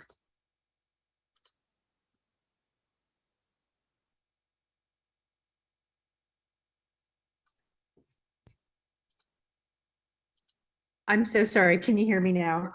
Yes, go ahead. Hi, I was just calling to urge you to please support keeping JFK Promenade open to bikes and pedestrians. It's really been my refuge during the pandemic, and I think it's so important to have accessibility to open green spaces for those of us who don't have access to private yards. And this is really the only place in the city that I can get to be able to be in nature and not be afraid of getting hit by a car, which I have been hit by cars in the past on my bicycle, and it's really the only extended stretch where I can feel safe. Thank you very much for your consideration. Thank you for your comments. To the caller named Thea Selby, who's not Thea Selby, go ahead. Or Lynn Friedman? Yeah, your title is Thea Selby, so go ahead. Okay, I'm not Thea Selby, but I'm here to endorse her for City College. My name is Lynn Friedman. I've been a Lower Haight resident for over 30 years. And I want to endorse Thea as well as John Rizzo and Bridget Davia.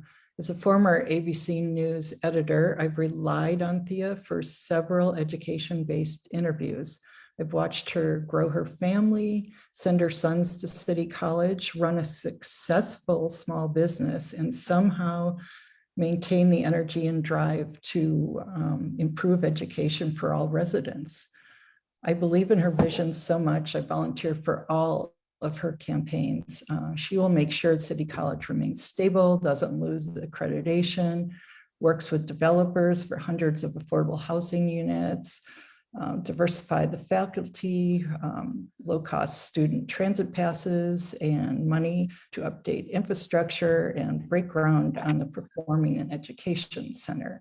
This is not the time to I urge you to re-elect Thea Selby. Thank you for your comments. Mm-hmm.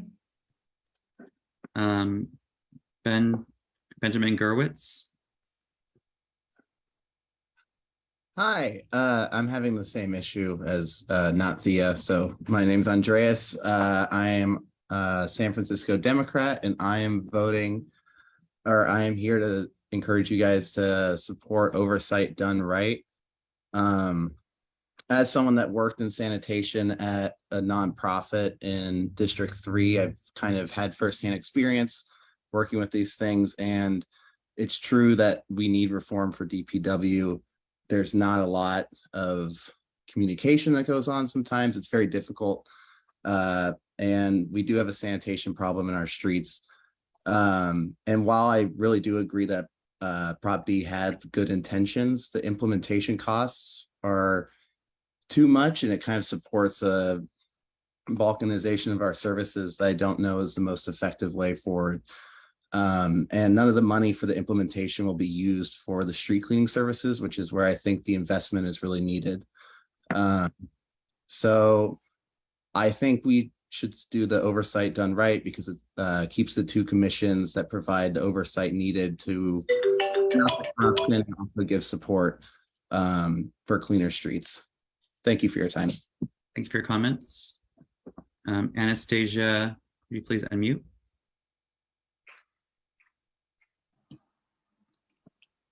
Okay.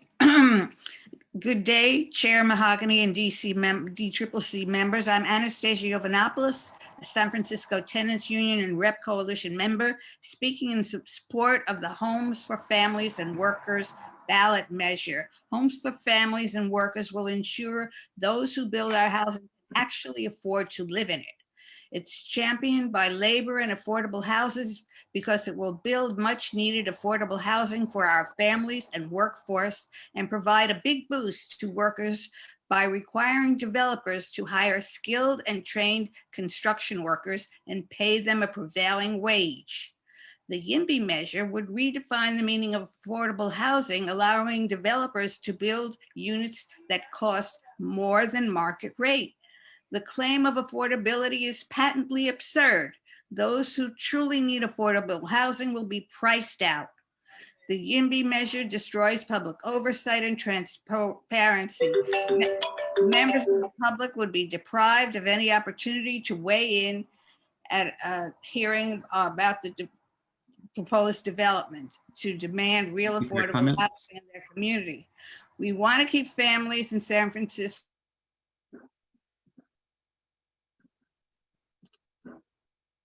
Chair, that now concludes or exhausts the list for public speakers.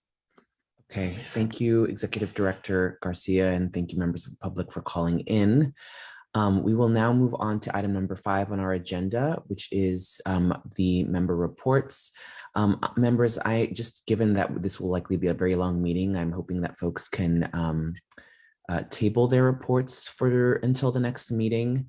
The one report that I do think is really timely sensitive is that on our fundraising and gala that will be coming up in 2 weeks, honoring Congresswoman Jackie Speer. We are moving full steam ahead on that. And we have a very, very exciting event planned, which will feature, both a cocktail hour with live music, and then also, of course, a dinner, and then an after party that folks are welcome to join us at, that will also feature desserts and drinks. So it's going to be a full event.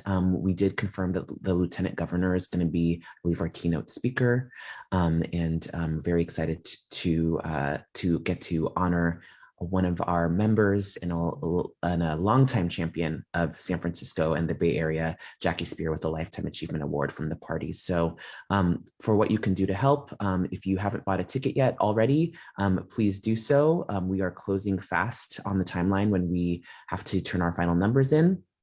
And if you are a member of the executive board, especially, I urge you to get involved and maybe help us sell one or two last tables, so that we can fundraise and make sure that the party is in a good financial position by the end of this event. So thanks to everyone who's already been doing a lot of that work, especially our executive director, Moises Garcia, a member Thomas, who's been helping organize this effort as well,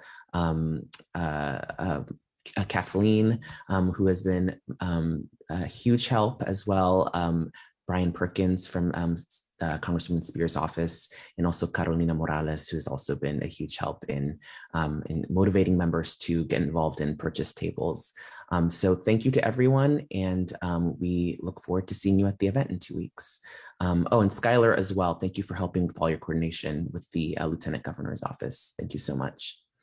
And with that, AJ, is there anything that I missed that you wanted to add? No, I think you captured it pretty darn well. The only thing I would add is a special thanks out to the San Francisco Building and Construction Trades. They've come in as our presenting sponsor level. Super grateful for that and excited about it. Excited to hear a rousing speech from them at the event as well. But definitely second everything that Honey said, and a special thanks out to all the folks that have been volunteering. I'm excited to see everybody in a couple of weeks. Yes, thank you. Thank you so much, Member Thomas. And again, thank you to the San Francisco Building Trades for being our premier sponsor for the event. With that, we will now move on to our next agenda item, the endorsement of qualified local measures for the November 8th election. And in order to, and I will now pass it off to Vice Chair Lovett. Thank you very much, Chair Mahogany, and appreciate you're all engaging in this process. Had a very thorough endorsement interviews joint meeting last Saturday. And so with 15 local ballot measures that we are considering, what I want to do is just kind of provide a summary of why we are supporting certain measures where there is competition or conflicting measures. So essentially, there is just one ballot measure that could prevail. And the rules are kind of tricky. So that applies to both the 2 affordable housing measures and also the 2 roads access measures. And what you want to do is look for the language to see what happens if both competing measures pass with more than 50% plus 1, and the one that passes with a higher number has all of its provisions get adopted. And there are situations where the other one might have 50% plus 1, but only the measures that do not, the provisions that do not compete could be adopted. And that's certainly the case for the JFK and then measure that applies to both JFK and Open Grant Highway. So in the interests of efficiency and just also recognizing that there has just been so much energy on both sides for certain measures, we want to speak to first the Affordable Housing Production Act and why our Issues and Resolutions Committee recommends that. And we recommend that over the Affordable Homes Now, or the city production of affordable housing. So you also see that there's the official names of the ballot measures, and then what you commonly see as, you know, people have been promoting these measures or for the citizens' initiatives. So let me sort of break down why Affordable Housing Production Act is a measure that would truly support more affordable housing. You know, it seems like they both apply to streamlining the permitting processes to build housing, right? And then they also, these projects would then not be subject to what's called CEQA review on environmental impacts, and that helps to speed it up. There's been precedent actually set for that in state law. And then these projects would apply to you know, developments that have all or additional affordable housing or housing. So we understand that those aspects are very similar. But here is where the Affordable Housing Production Act is superior. So there are some things that colors have spoken to, but one thing we need to keep in mind is what is actually going to help build housing. There are provisions in the Affordable Housing Production Act, and that's the supervisor's measure, that support actual construction as opposed to just streamlining what's called entitlement or the approval process. So Affordable Housing Production Act gives the developer 24 months to build after the project is approved. So you lose it or you use it or you lose it. And then the other measure basically fast tracks that approval. And sometimes developers might actually see value in getting the entitlement and sitting on that. And it's like a trading card, you can make more money. So that's a key provision. The other thing is the skilled and trained workers provision in the Affordable Housing Production Act, and that provides higher labor standards, and that's why the Trades Council supports Supervisor Chan's measure that the Board of Supervisors move forward. So here's a key piece I want to speak to and sort of break down some numbers that the callers have been talking about. Affordable Housing Production Act supports more deeply affordable housing, and that's across the income levels for the projects that would benefit. And so when we actually look at who's going to be living in these units, let's look at the Supervisor Chan's measure, where you have an average across the units of 80% of what's called our area median income. So that at 80% right now is $77,600 for one income for a one person household. And for 4 people, that's up to 110, right? So that would be at the family level. But here's what colleagues were talking about when you're trying to redefine what's affordable housing or the opposing measure, the affordable homes now. So that would bump up the so-called affordability measure to average at 120% of area median income.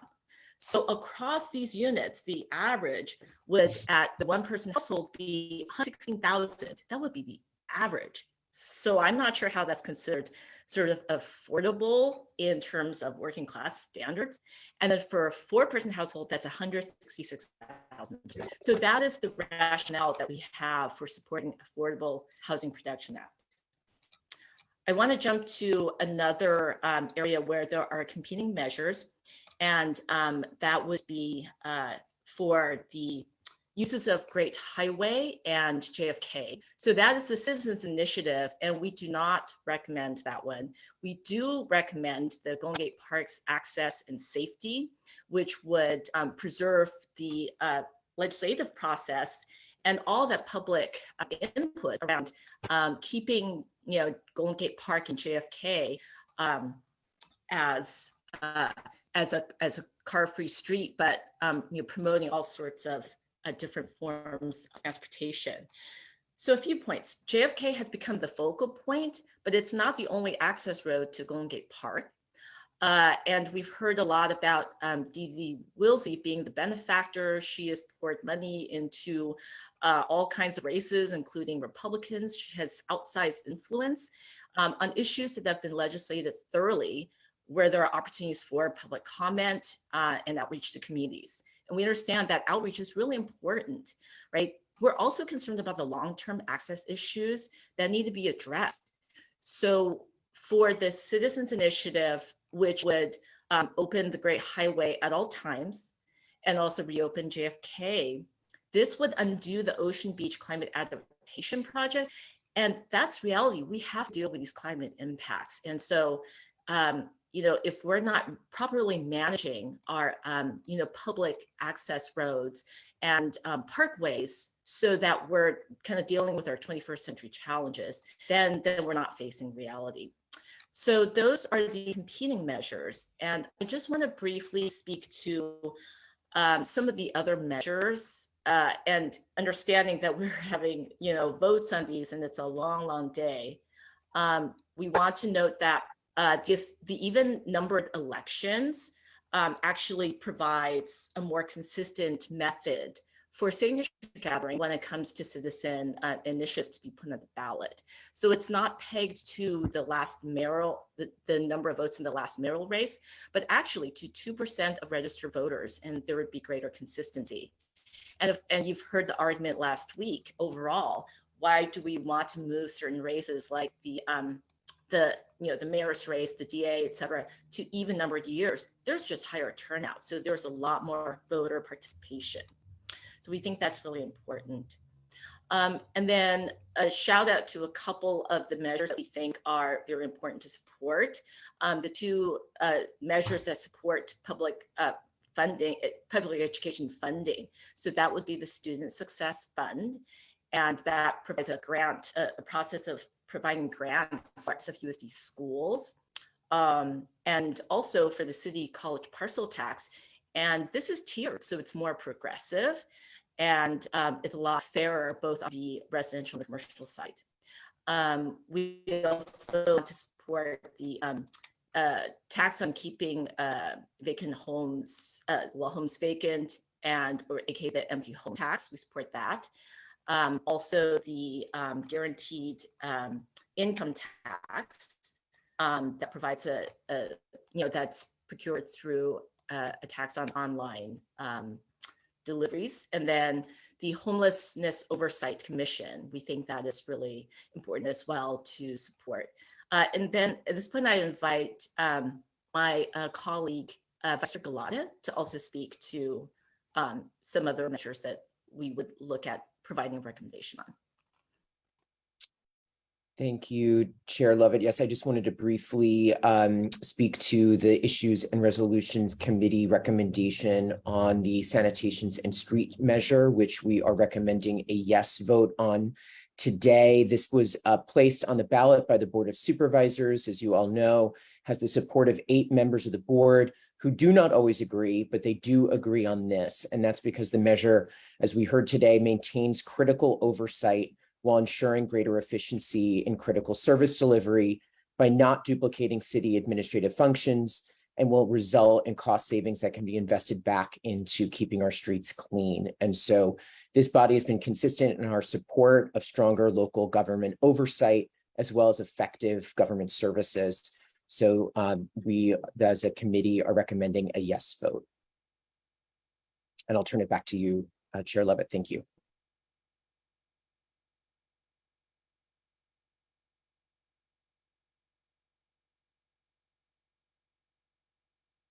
You're muted, Lee.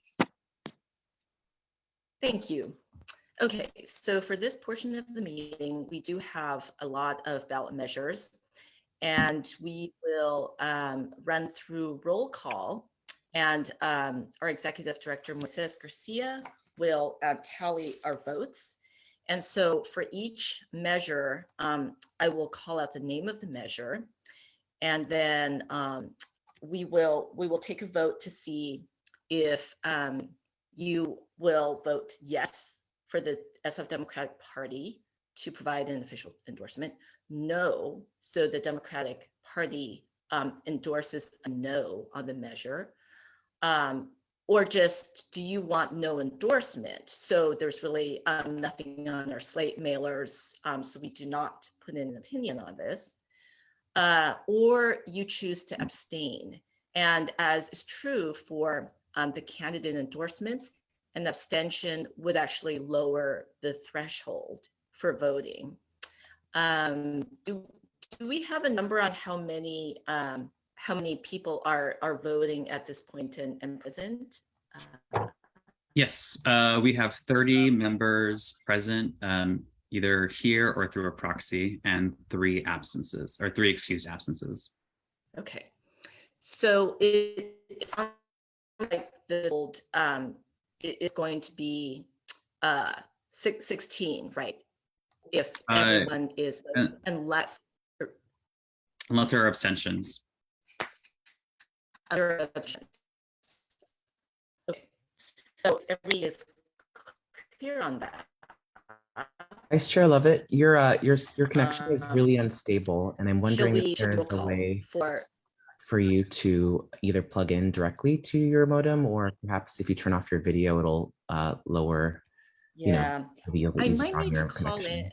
Yes, I might need to call in. So Chair Mahogany, would you mind doing the roll call for the first ballot measure while I dial in? Okay, sure, I can do that. So for the item we're voting on first is affordable housing initiative petition, so Affordable Homes Now. I see that there is one hand raised. Member Thomas. Thank you. I was first going to comment that, yeah, it's very difficult to hear you, Vice Chair Lovett, and I think there's a connection issue. But the other piece I was asking is a point of information of whether we're going to have opportunity for discussion prior to voting on these measures. I didn't hear you mention that. I just wanted to check and see when we'd be able to have discussion. Yes, apologies. Actually, this is the time for a discussion with our membership. And it would be before each measure? That's correct. Wonderful. If I may, Chair Mahogany, can I jump right into discussion? Yes. Thank you. So colleagues, I want to just emphasize these are a little confusing. We don't have letters, so it makes it a little harder to track some of these measures. There's multiple housing measures. They all use the word affordable. They all sound, have the right buzzwords attached to them, but let me make it abundantly clear. The San Francisco Labor Council and the San Francisco Building and Construction Trades are completely opposed to the initiative petition, which is the first measure we'll be voting on, it looks like. That is the Affordable Homes Now, and are fully in support and helped build up the second measure, the Board of Supervisors measure, which is the Affordable Housing Production Act. And I encourage all my colleagues to side with labor, our colleagues and allies in labor, and vote against the Affordable Housing Now initiative petition and in favor of the Affordable Housing Production Act measure.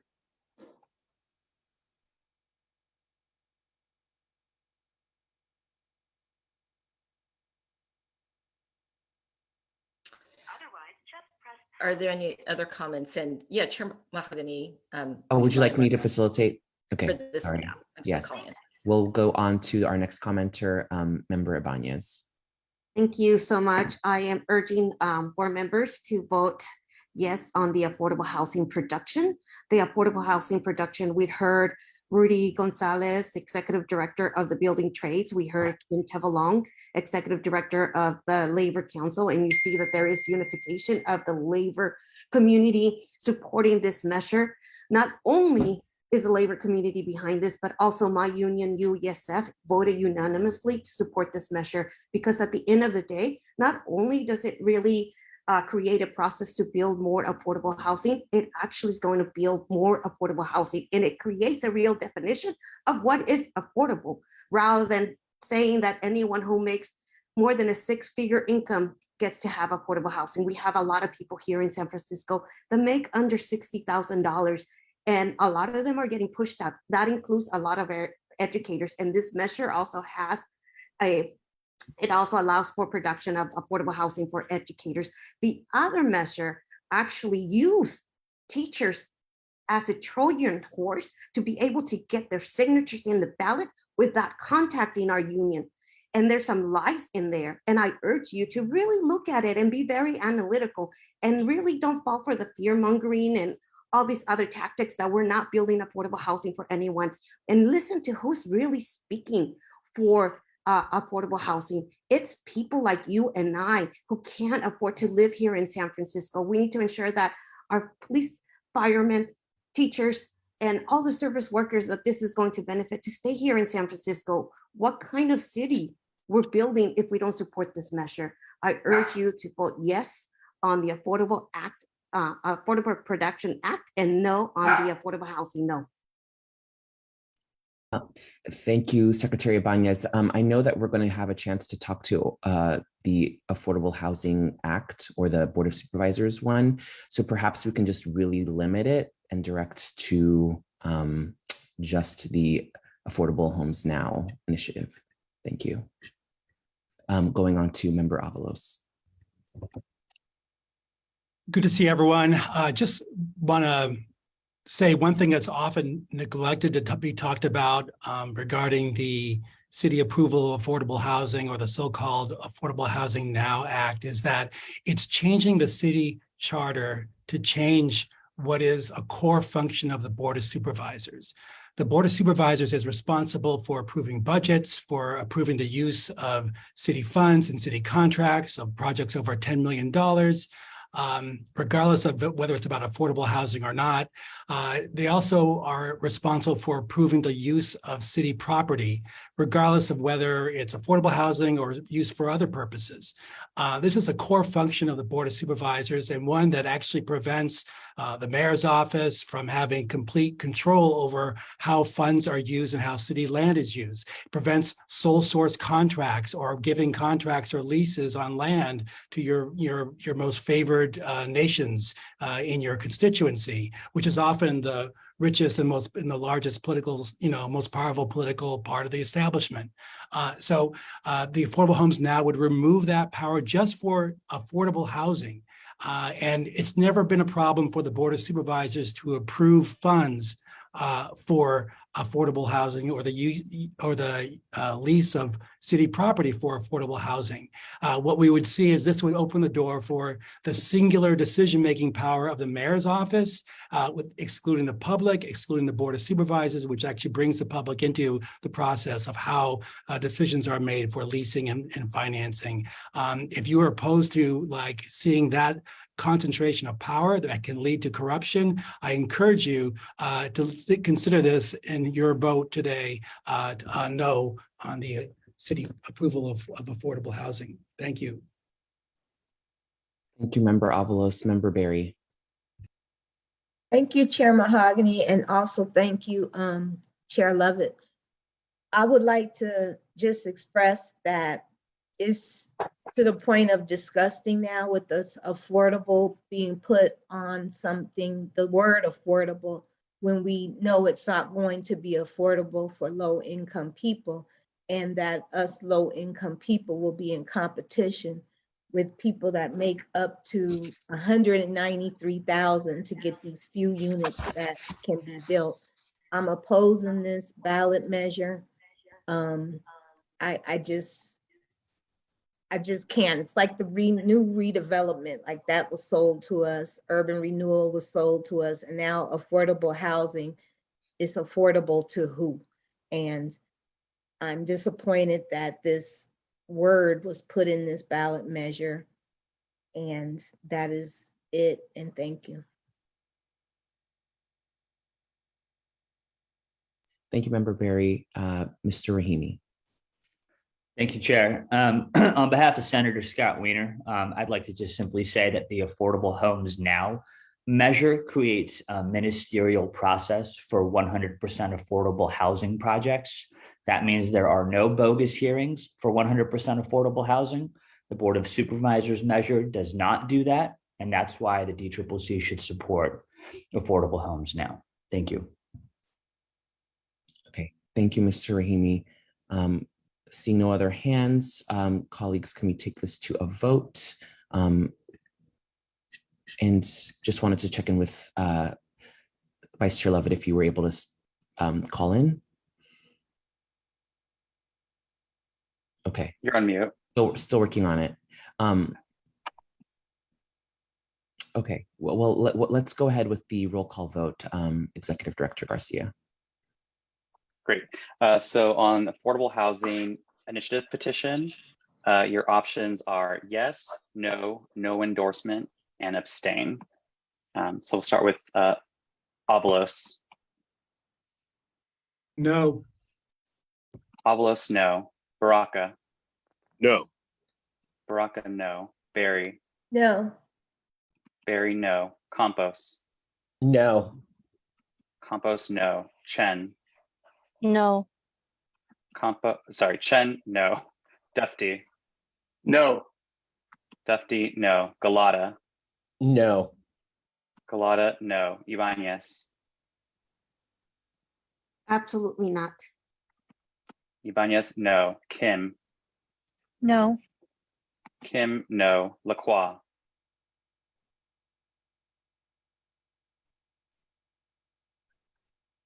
Vice Chair Lacroix. My apologies. No. No. Thank you. Member Lee. No endorsement. Thank you. Member Loftus. Yes. Loftus, yes. Lovett. Yes. Lovett, yes. Mahogany. Yes. Mahogany, yes. Mandelman. No endorsement. Mandelman, no endorsement. Mar. Oh, I'm sorry. I need to go correct. Yes, my Member vote. Lovett, Vice Chair Lovett. Apologies. I need to go correct my vote. My vote on the first measure was a no. My personal Okay. vote. Lovett, no. And then my vote for as a proxy for Mar is actually yes. Maliga, Yes. Maliga, yes. Morales, No. Morales, no. Raju, No. Raju, no. Ronan, No. Ronan, no. Thomas, No. Thomas, no. Tung, Yes. Tung, yes. Williams, No endorsement. Williams, no endorsement. Zoe, Yes. yes. Member Feinstein is excused. Member Pelosi is excused. Member Spear is excused. Kounalakis, Abstain. Kounalakis abstain. Ma, Abstain. Ma abstain. Cohen, Abstain. Cohen abstain. Weiner, Yes. Weiner, yes. Haney, Yes. Haney, yes. Ting, Yes. Ting, yes. So we have, sorry, doing the math. I apologize, ED Garcia. I'm actually abstaining for this one. Okay. Member Williams abstain. Great. So with 30 members present, 4 abstentions, the total minus abstentions is 26. 50 plus 1 would be 14. There were 9 yeses, 15 noes, 4 abstentions, and 2 no endorsement. So this, the CCC votes endorses a no, and the CCC votes no on this measure. Okay, thank you, Executive Director Garcia. We will now move on to the next ballot initiative, which is the affordable housing measure brought to the voters by the Board of Supervisors. Is there anyone who would like to comment on this measure? Seeing no hands, and I know we did discuss this earlier as well, let's take this to a vote.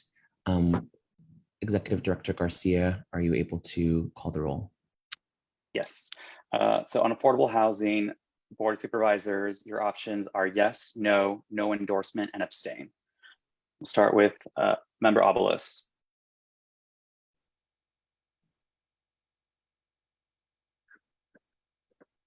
Yes. Thank you. Member Obolus, yes. Baraka. Yes. Baraka, yes. Barry.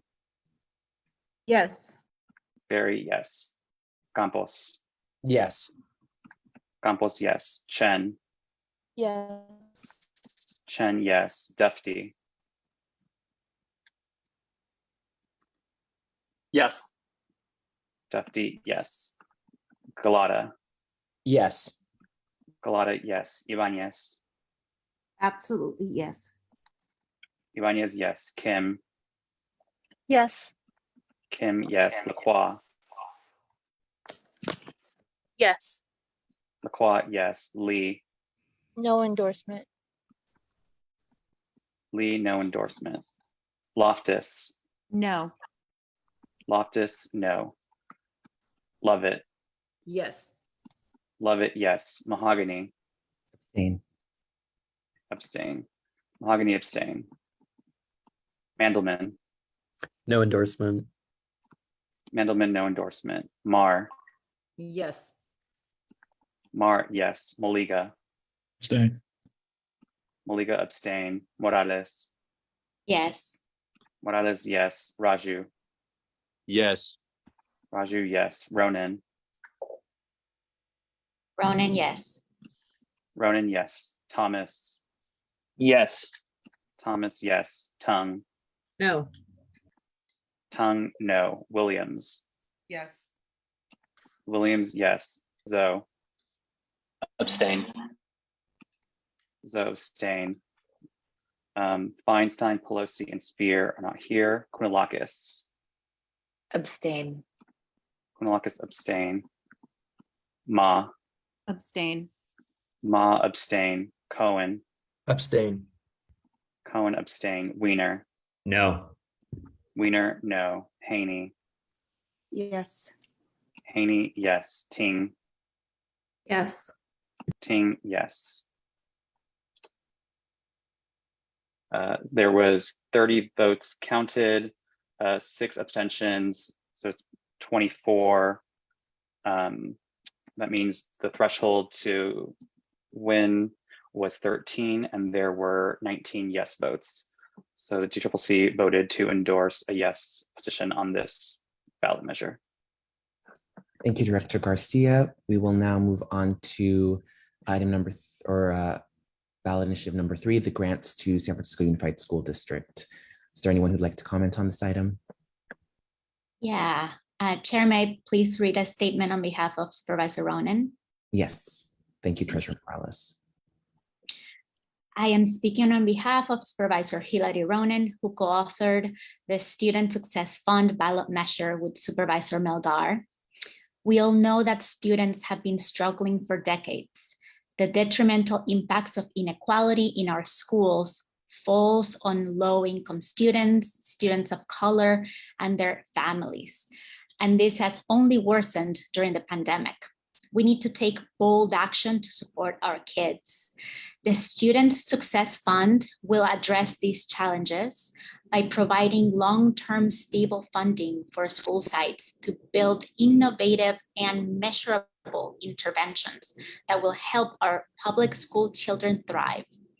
After working with multiple stakeholders to address concerns, the final language reflects one of unity. Our work on this measure has strengthened the city's partnership with SFUSD, our school district. We reinforced our commitment to focus on the unique needs of our students and support academic achievement and social emotional wellness. The measure gained unanimous support by the Board of Supervisors, Board of Education, the Educators Union, UESF, SF Labor Council, diverse parent groups, school and student-centered community organizations, the Department of Children, Youth and Families, DCYF, our new superintendent, Dr. Wayne, and school site and central office leaders at the school district. We are all coming together with a vision for the brighter future that our children and youth in San Francisco deserve. I urge my DCCC colleagues to endorse the Student Success Fund ballot measure. Thank you. Thank you, Treasurer Morales. Secretary Ibanez. Thank you so much. I asked my colleagues on the DCCC to support the Student Success measure. This measure was not only created as a member or as our treasurer, actually as Supervisor or Member Ronan indicated that this was developed by Supervisor Melgar herself, which included educators in developing this measure. And this is really important because we definitely need the resources to ensure that our students receive the quality education that that our teachers want to be able to provide. We've seen the issues that we've had recently, especially what we saw during COVID in terms of who are the most impacted students. And historically, it's those marginalized students. And we want to make sure that our school sites have the resources so they can provide the best education. This is a no-brainer. I ask for all of you for your support on this measure. Thank you. Thank you, Secretary Ibanez. Seeing no other hands, colleagues, let's take this to a vote. Director Garcia. Yes. On grants to San Francisco Unified School District, your options are yes, no, no endorsement, and abstain. Avalos. Yes. Avalos, yes. Baraka. Yes. Baraka, yes. Barry. Yes. Barry, yes. Campos. Yes. Campos, yes. Chen. Yes. Chen, yes. Dufty. Yes. Dufty, yes. Galata. Yes. Galata, yes. Ibanez. Absolutely, yes. Ibanez, yes. Kim. Yes. Kim, yes. Lacroix. Yes. Lacroix, yes. Lee. Yes. Lee, yes. Loftus. Yes. Loftus, yes. Lovett. Yes. Lovett, yes. Mahogany. Yes. Mahogany, yes. Mandelman. Yes. Mandelman, yes. Marr. Yes. Marr, yes. Moliga. Yes. Moliga, yes. Morales. Yes. Morales, yes. Raju. Yes. Raju, yes. Ronan. Yes. Ronan, yes. Thomas. Yes. Thomas, yes. Tung. Yes. Tung, yes. Williams. Yes. Williams, yes. Zhao. Yes. Zhao, yes. Feinstein, Pelosi, Spear are absent. Kounalakis. Abstain. Kounalakis, abstain. Ma. Yes. Ma, yes. Cohen. Abstain. Cohen, abstain. Wiener. Yes. Wiener, yes. Haney. Yes. Haney, yes. Ting. Yes. Ting, yes. There were 30 votes recorded, 2 abstentions. The threshold to meet to win this endorsement was 15, and this gained 28 yes votes. So the party the party is endorsing this measure. Yes, on this measure. Thank you, Director Garcia. We'll now move on to our next item, which is the retirement benefits for city employees who retired before November 6, 1996. Is there anyone who'd like to provide comment on this measure? Member Thomas. I'd just like to encourage all my colleagues to vote yes on this. This was part of an unfortunate fallout from a legal challenge to an existing compromise to take care of our old retirees years ago. And this is an attempt to make things right with those who still survive. Obviously, these are older folks that retired prior to 1996. We want to do right by these folks. Additionally, there is a cost-saving measure built into this so that there is a cap on payments. So folks that retired into the pension system with extremely high pensions, at the top of the salary pool, they do have a cap on how much. So nobody's getting a windfall or some massive pay spike out of this, but it will help those elderly folks who retired with the promise of a pension to be able to have at least that supplemental COLA to make sure and pay their bills the way that they were promised when the pension was stabilized years and years ago. So I encourage everyone to vote yes on this. Thank you, Member Thomas. Member Baraka. I was just wanting to say that with what AJ said, I was wondering if we could take this vote by acclamation. I believe, thank you, Vice Chair Baraka. I believe that we actually have to put this on the record since it's an official endorsement vote. Is that not correct? I would defer to Vice Chair Lacroix. Hi, yes. I think it should just be a good practice, especially for our endorsement votes, to do them by roll call. I know it'll take a little bit more time, but we can be a little patient. Okay, yeah, I do agree. I think that we should just for the record do roll call, but I do appreciate that this will probably be a unanimous vote. So thank you, Vice Chair Baraka, for trying to make us a little more timely. Just do it then, please. Okay, all right. Thank you. All right, let's do this. I don't see any other hands. Director Garcia. All right. On the measure retirement benefits for city employees who retired before November 6, 1996, your option.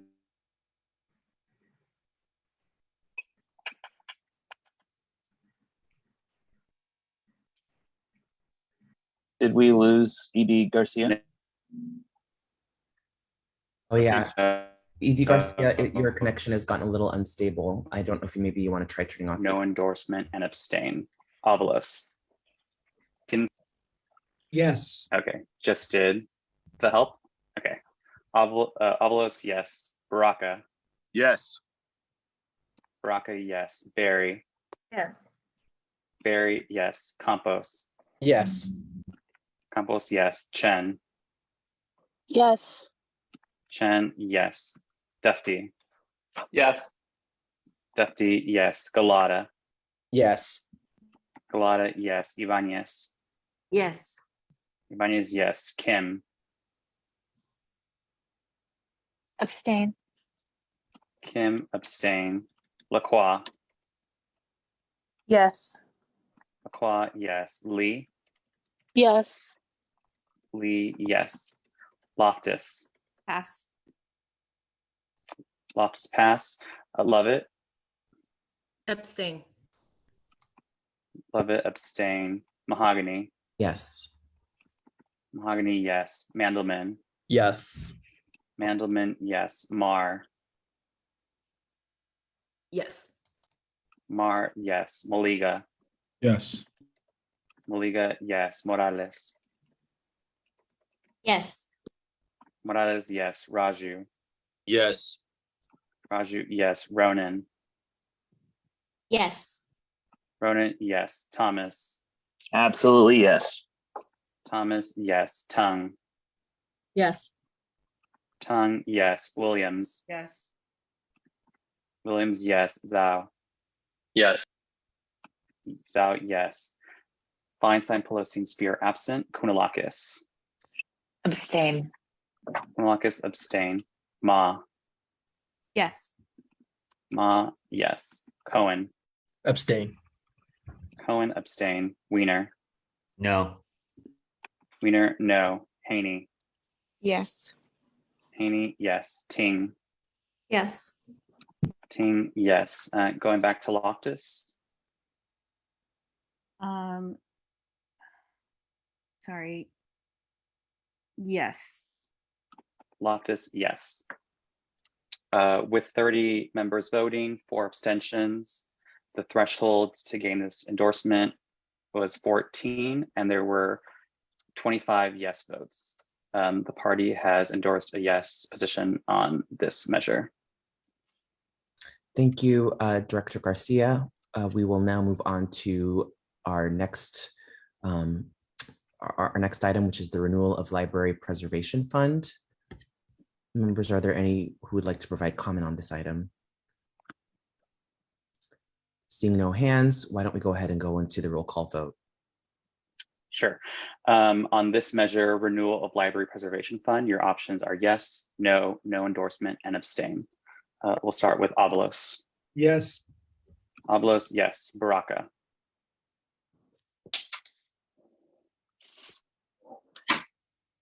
Vice Chair Baraka. Yes. Baraka, yes. Member Barry. Yes. Barry, yes. Campos. Yes. Campos, yes. Chen. Yes. Chen, yes. Dufty. Yes. Dufty, yes. Galata. Yes. Galata, yes. Ibanez. Yes. Ibanez, yes. Kim. Yes. Kim, yes. Lacroix.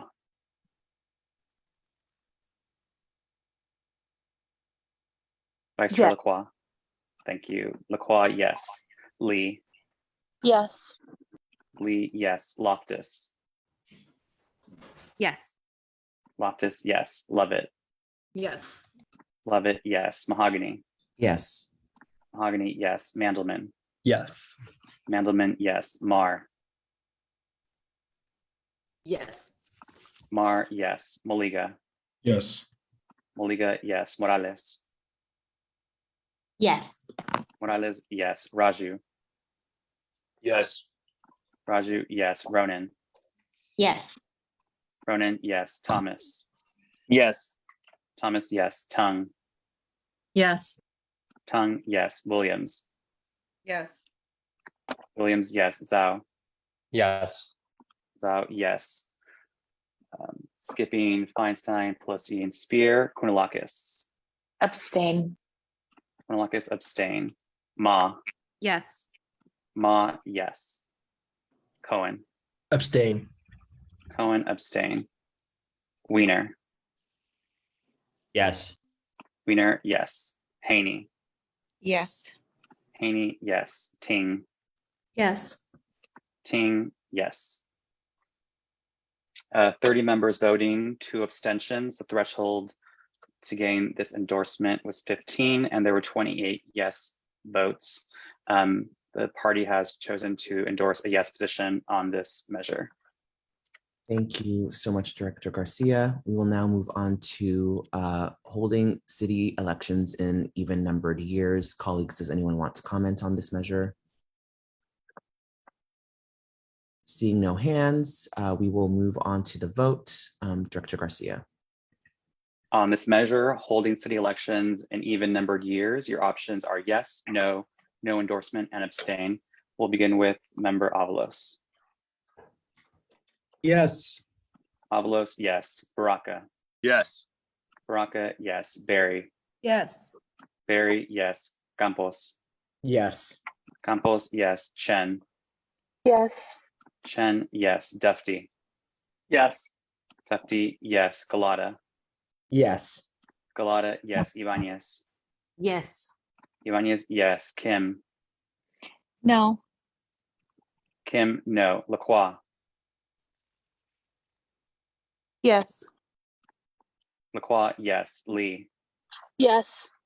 Lee, yes. Loftus. No. Loftus, no. Lovett. Yes. Lovett, yes. Mahogany. Yes. Mahogany, yes. Mandelman. No. Mandelman, no. Mar. Abstain. Mar, abstain. Moliga. Yes. Moliga, yes. Morales. Yes. Morales, yes. Raju. Yes. Raju, yes. Ronan. Yes. Ronan, yes. Thomas. Yes. Thomas, yes. Tung. No. Tung, no. Williams. Yes. Williams, yes. Zhao. Yes. Zhao, yes.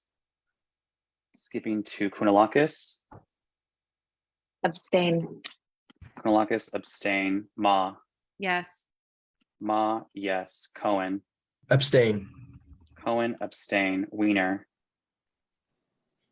No. Weiner, no. Haney. Abstain. Haney, abstain. Ting. Yes. Ting, yes. 30 votes were recorded.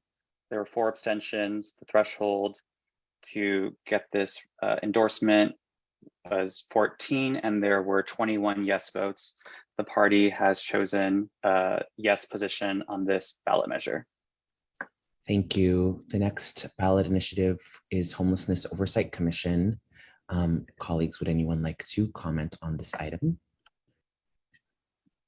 Seeing no hands, let's go ahead and do the roll call vote. Sorry, Chair Mahogany, I'm slow on the raise hand button there. Okay, Member Thomas, go ahead. Thank you, Chair Mahogany. I'm sad to say that I will need to abstain on this item. I am chairing a committee at IFPT Local 21 that is still doing a jobs impact analysis on it. So I will have to abstain. Okay, well, thank you, Member Thomas. Any other comments? Seeing none, let's go over to the roll call. Yes, Chair. On this measure, Homelessness Oversight Commission, your options are yes, no, no endorsement, and abstain. Member Avalos. Abstain. Avalos, abstain. Baraka. Abstain. Baraka, abstain. Barry. Yes. Barry, yes. Campos. Yes. Campos, yes. Chen. No endorsement. Chen, no endorsement. Dufty. Yes. Dufty, yes. Galata. Yes. Galata, yes. Ibanez. Pass. Ibanez, pass. Kim. No. Kim, no. Lacroix.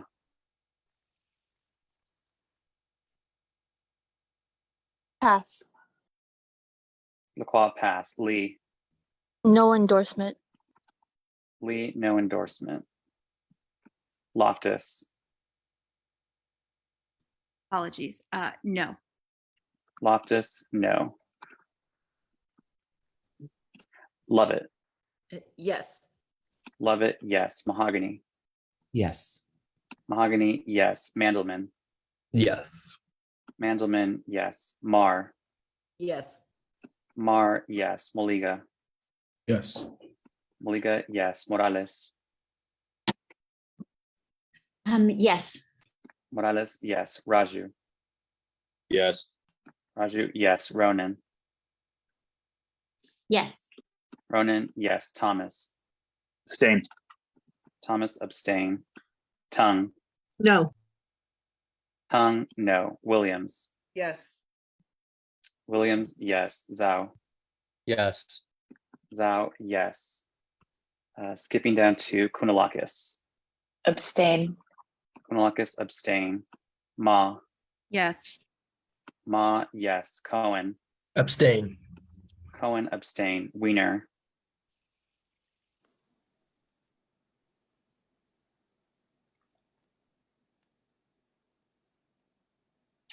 you may have lost Nima. Come back to that. Haney, Yes. Haney, yes. Ting, Yes.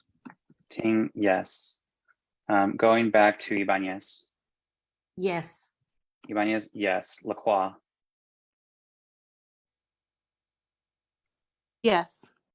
Lacroix, yes.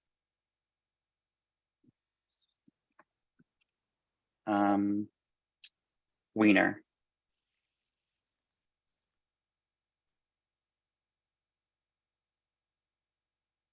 okay. It appears we've lost member Weiner's proxy. So there were 29 votes cast, 5 abstentions. The threshold to win this endorsement was 13. There were 19 yes votes. The party has endorsed a yes position on this measure.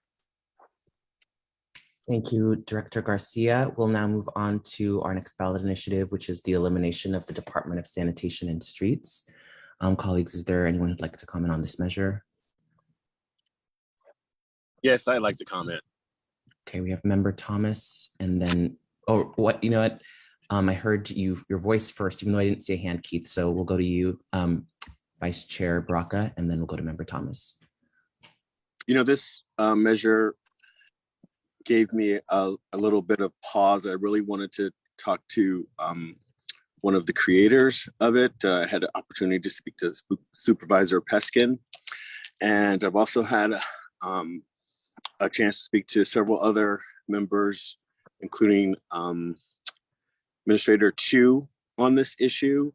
And for me, it's difficult to not listen to some of the employees that presented today. And I wrote this to a couple of the people that were asking me about it. And this is what I said. I said, here's the rub. As a person personally subjected to a tremendous amount of racism, homophobia, and retaliation in the workplace, not to mention disparate treatment and pay and the enforcement of departmental rules, I find it very difficult to turn a blind eye to breaking up this department. With all due respect to the folks that have reached out to me, I can in good conscience vote to stop this, knowing what I have gone through. And I mean, stop the separation of the department. And what I used to base this on is how many multi-millions of dollars were wasted under the direction of someone who has been found guilty of corruption. And how much longer do Black and brown employees have to face this type of disparate treatment in the organizations that we work for here in San Francisco? Something's got to change. So the voters approved this. And from my vantage point, we should at least find out if what the voters voted for is working out. So I'm going to be voting no on this today. Thank you.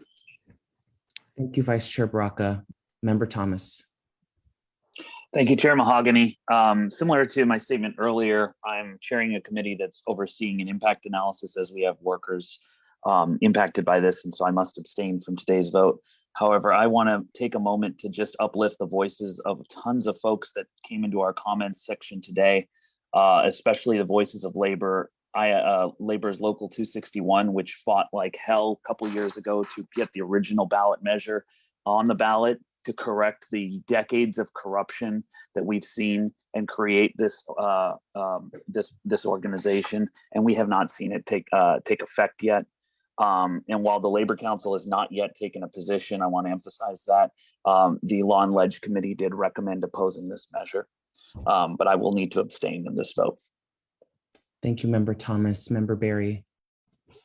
Yes, thank you, Chair. When Supervisor Peskin presented this measure, I asked him, what is the problem? You know, why are San Francisco streets still so dirty?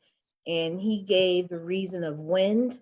And I think it's deeper than just the wind here in San Francisco. I think there's been some dysfunction at the department. And I do support what the voters voted for in giving this a try to get our streets clean. Thank you. Thank you, Member Barry. I would also just like to comment on this item, given that I worked extensively on Prop B, the original Prop B.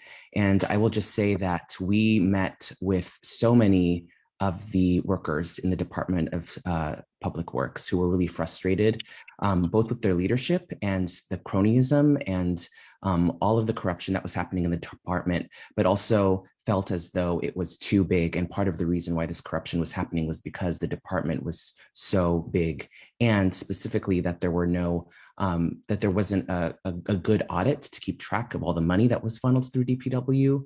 And additionally, that the cronyism was allowed to exist because there was a lack of qualifications for the department head.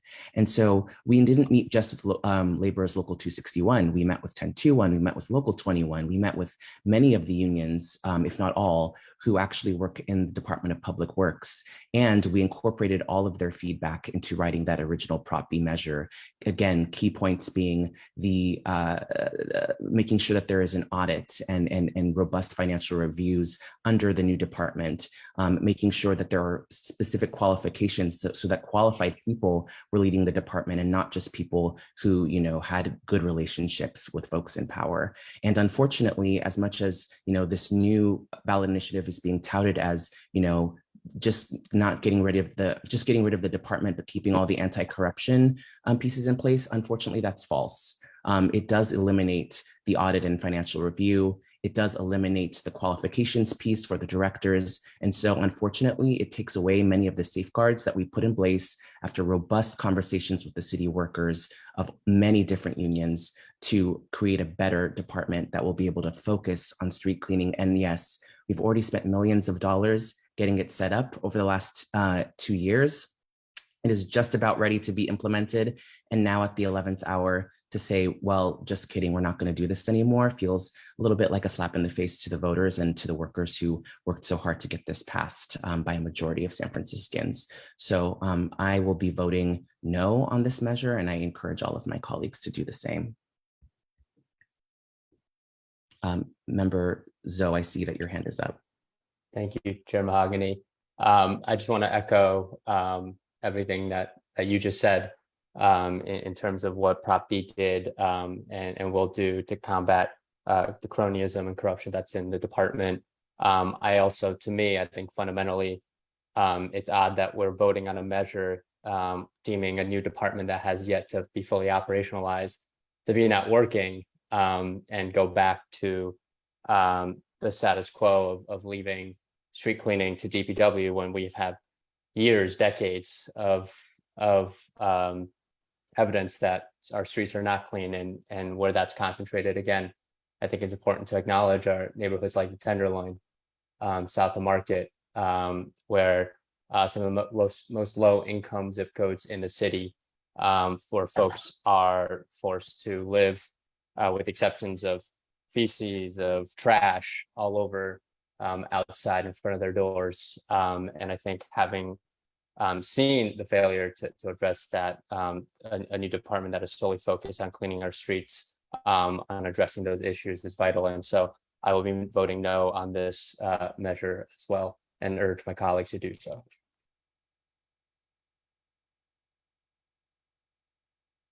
Thank you, Member Zoe. Seeing no other hands, Director Garcia, would you please call the roll? Yes, Chair. On the measure eliminating Department of Street Sanitation, your options are yes, no, no endorsement, and abstain. Member Avalos. No. Avalos, no. Baraka. No. Baraka, no. Barry. No. Barry, no. Campos. Yes. Campos, yes. Chen. Yes. Chen, yes. Dufty. Yes. Dufty, yes. Galata. Yes. Galata, yes. Ibanez. Abstaining. Ibanez, abstain. Kim.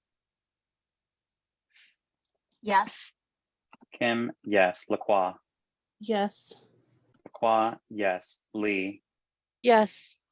Lee, yes. Loftus. Yes. Loftus, yes. Lovett. Yes. Lovett, yes. Mahogany. No. Mahogany, no. Mandelman. Yes. Mandelman, yes. Mar. Please come back. Mar, pass. Maliga. Abstain.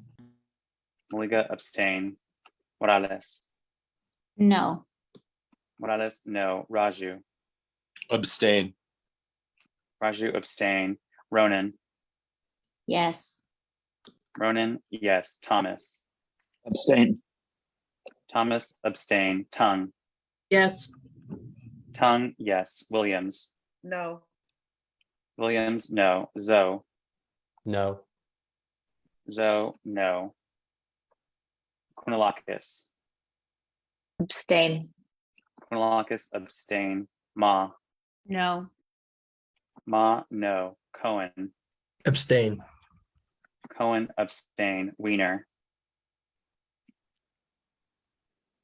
Moving on to Haney. No. Haney, no. Ting. Yes. Ting, yes. Coming back to Member Mar. Abstain. Mar, abstain. Wiener.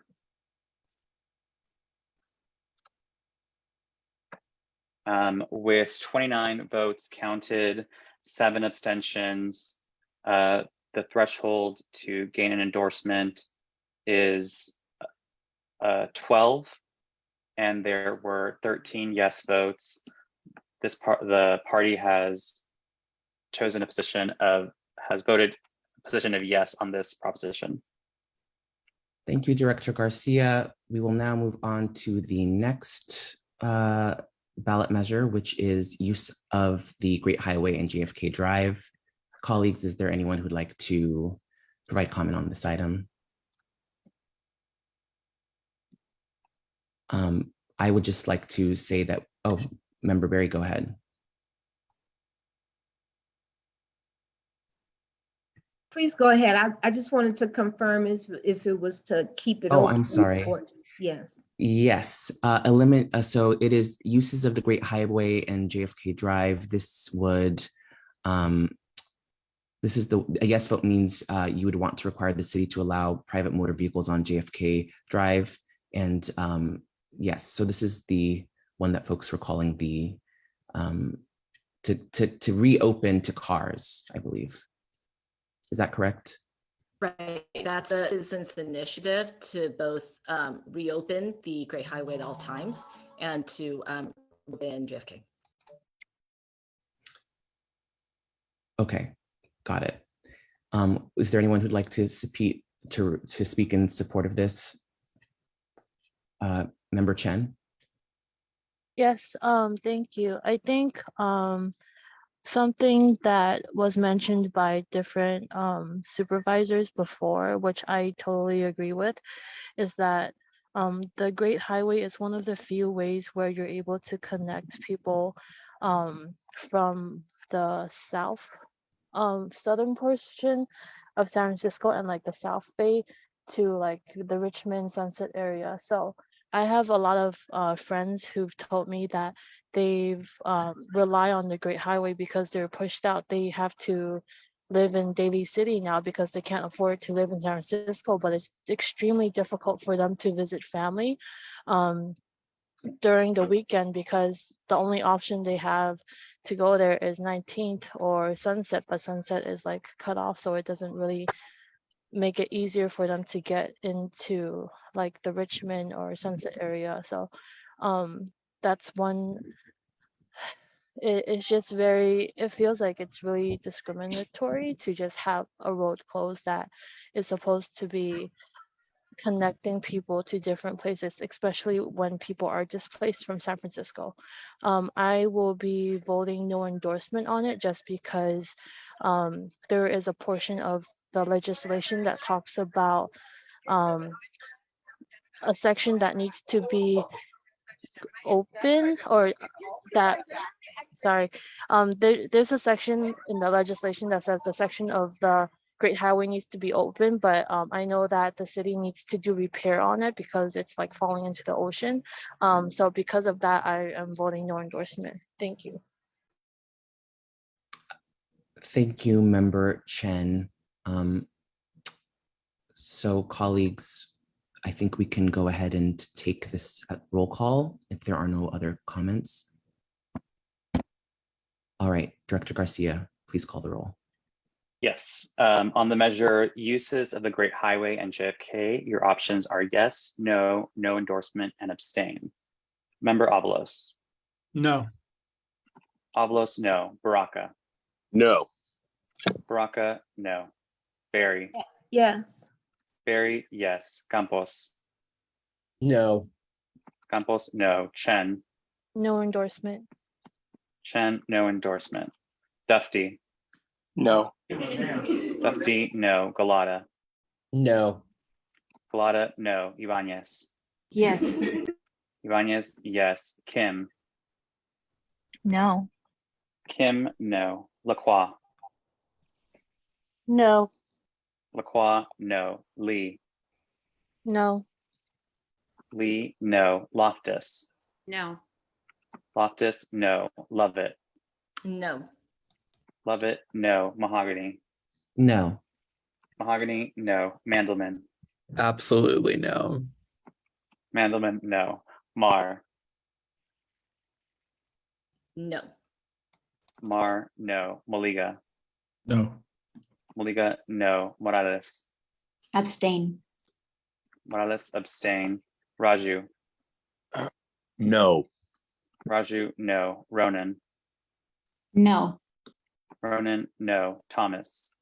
Abstain. Thomas, abstain. Tongue. No. Tongue, no. Williams. Abstain. Williams, abstain. Zoe. No. Zoe, no.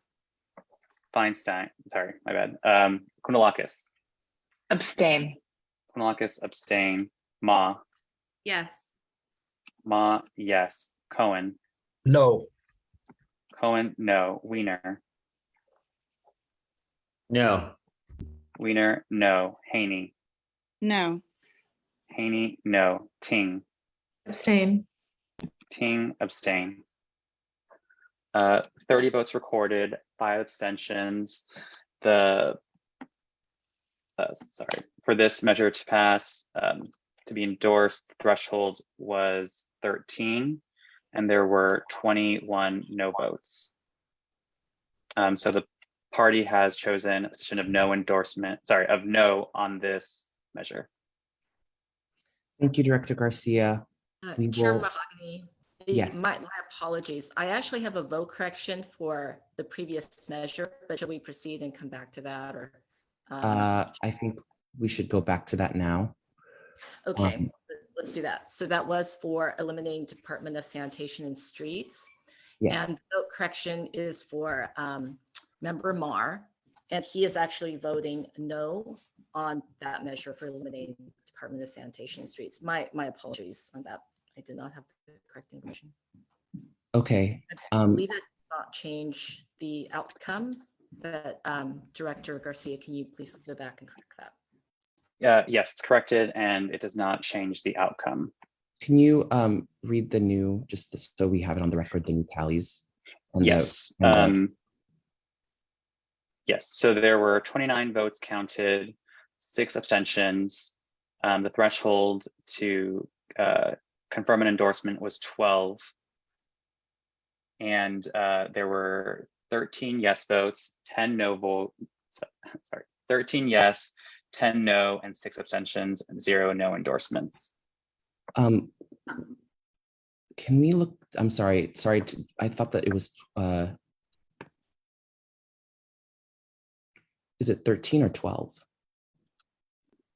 And what is the threshold? The threshold is, one moment, threshold is 12.5. So I guess it would be 13. And there were 13 yeses? Correct. Okay. What was Supervisor Marr's previous vote? Was it an abstention or was it a yes vote?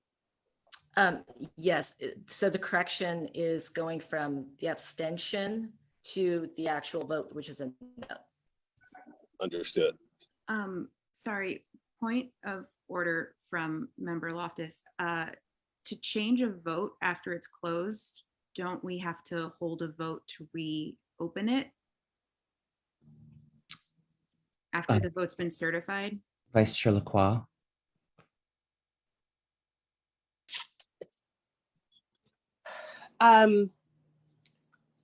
Typically, yes, especially if it's to change, like if the correction would change the outcome of the endorsement.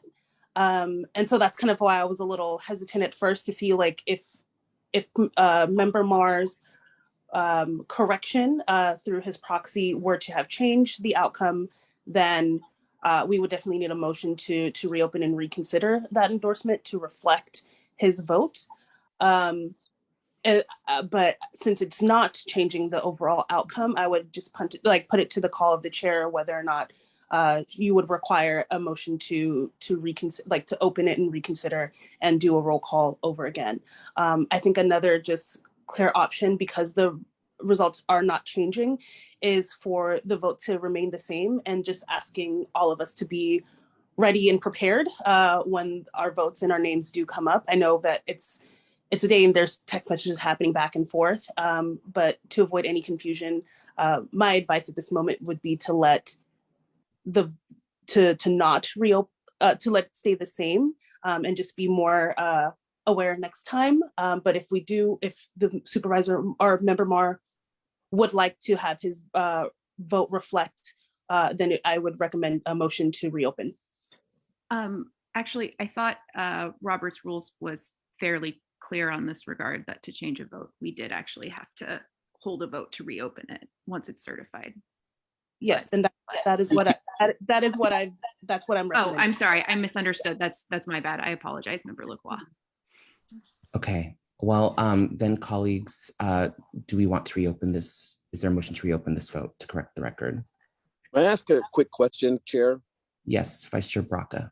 What was the total vote minus the abstentions, or the total vote minus the abstentions? That is 23. Okay. There's 29 votes recorded, 6 abstentions. I would also Motion to note that rescind the vote and vote over? Yes, perhaps we should do that. Can we have a motion to rescind the vote? So moved. Is there a second? Point of order, just to avoid having another challenge after this. I just want to check with the parliamentarian to ensure that this motion, whether or not it needs to come from somebody on the prevailing side or not, just so that we don't have that challenge right after this. You are correct, Member Thomas. That was what I was going to jump in and say. It needs to be someone from the prevailing side to make a motion to reconsider, and that would need to pass in order to take that vote again. That's what I was recommending earlier. If the member so chooses, since his wish is to be reflected as a no vote, but it does not change the outcome if he's comfortable with it remaining the same, because it doesn't change the overall outcome, that's a way that we can move forward. But if he's insistent on having his vote be reflected a certain way, then we will need to kind of go back and backtrack. I think he's asking if his vote can be considered. So at this point, if there's someone on the prevailing side who would like to offer that motion. This is Member Tung. I'll offer the motion. Thank you, Member Tung. Is there a second by Avalos? All right. Second. If we can, I think we'll have to do a roll call for this as well. Can we do the roll call the roll? Yes. Sorry, point of order. Doesn't the second have to come from the prevailing side as well? That wasn't made clear. Is that true? Not to my understanding. Okay. Yeah.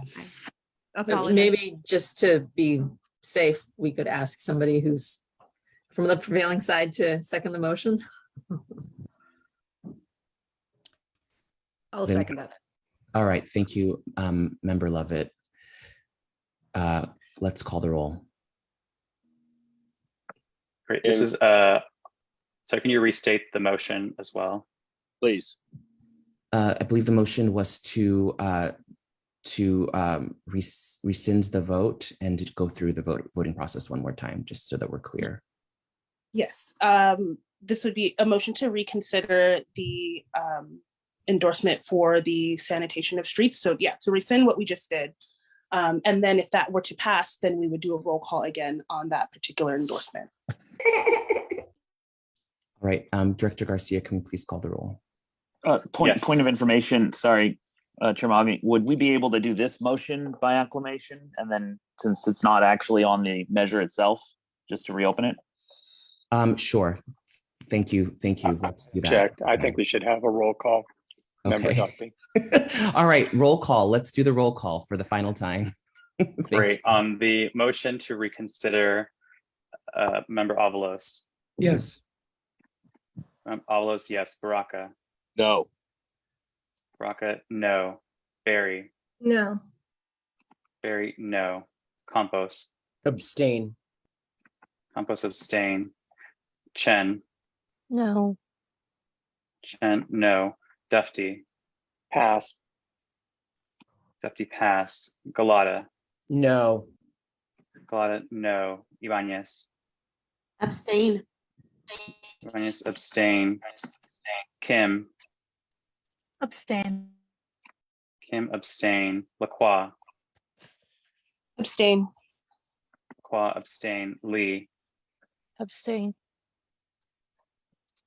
Lee, abstain. Loftus. Abstain. Loftus, abstain. Lovett. Yes. Lovett, yes. Mahogany. Yes. Mahogany, yes. Mandelman. Abstain. Mandelman, abstain. Marr. Yes. Marr, yes. Maliga. Sorry. One more time. Abstain. Maliga, abstain. Morales. Yes. Morales, yes. Raju. Yes. Raju, yes. Ronan. Abstain. Ronan, abstain. Thomas. Yes. Thomas, yes. Tung. Yes. Tung, yes. Williams. Yes. Williams, yes. Zoe. Yes. Zoe, yes. Kounalakis. Abstain. Kounalakis, abstain. Ma. Abstain. Ma, abstain. Cohen. Oh, I'm sorry, voices. I might be confused about what ballot measure we're voting on here. Which one are we voting on? So Keith, we are actually voting now to see if we can go back and redo the vote on the Department of Sanitation since. That's what I thought. So, Okay. and you voted no to reconsider. Oh, to reconsider. Yes. I was voting no to. So yes, I want to reconsider this. Yes. Okay, Keith is a yes on this. Cohen. Abstain. Cohen, abstain. Wiener. Abstain. Weiner abstain. Haney. Yes. Haney, yes. Ting. Yes. Ting, yes. One moment while I do some math. I passed, Mr. Director. Oh, I'm sorry. Thank you. Yes, Member I'm Duffy. registered no. No, please. No, great.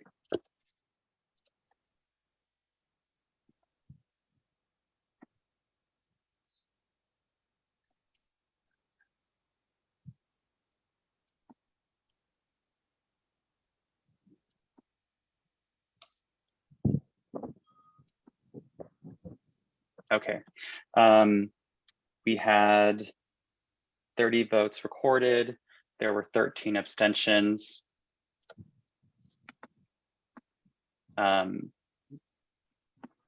Excuse me.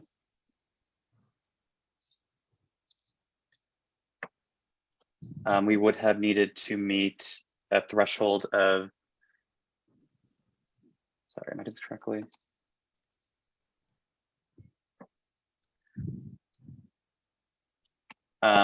The motion failed. We would have had to had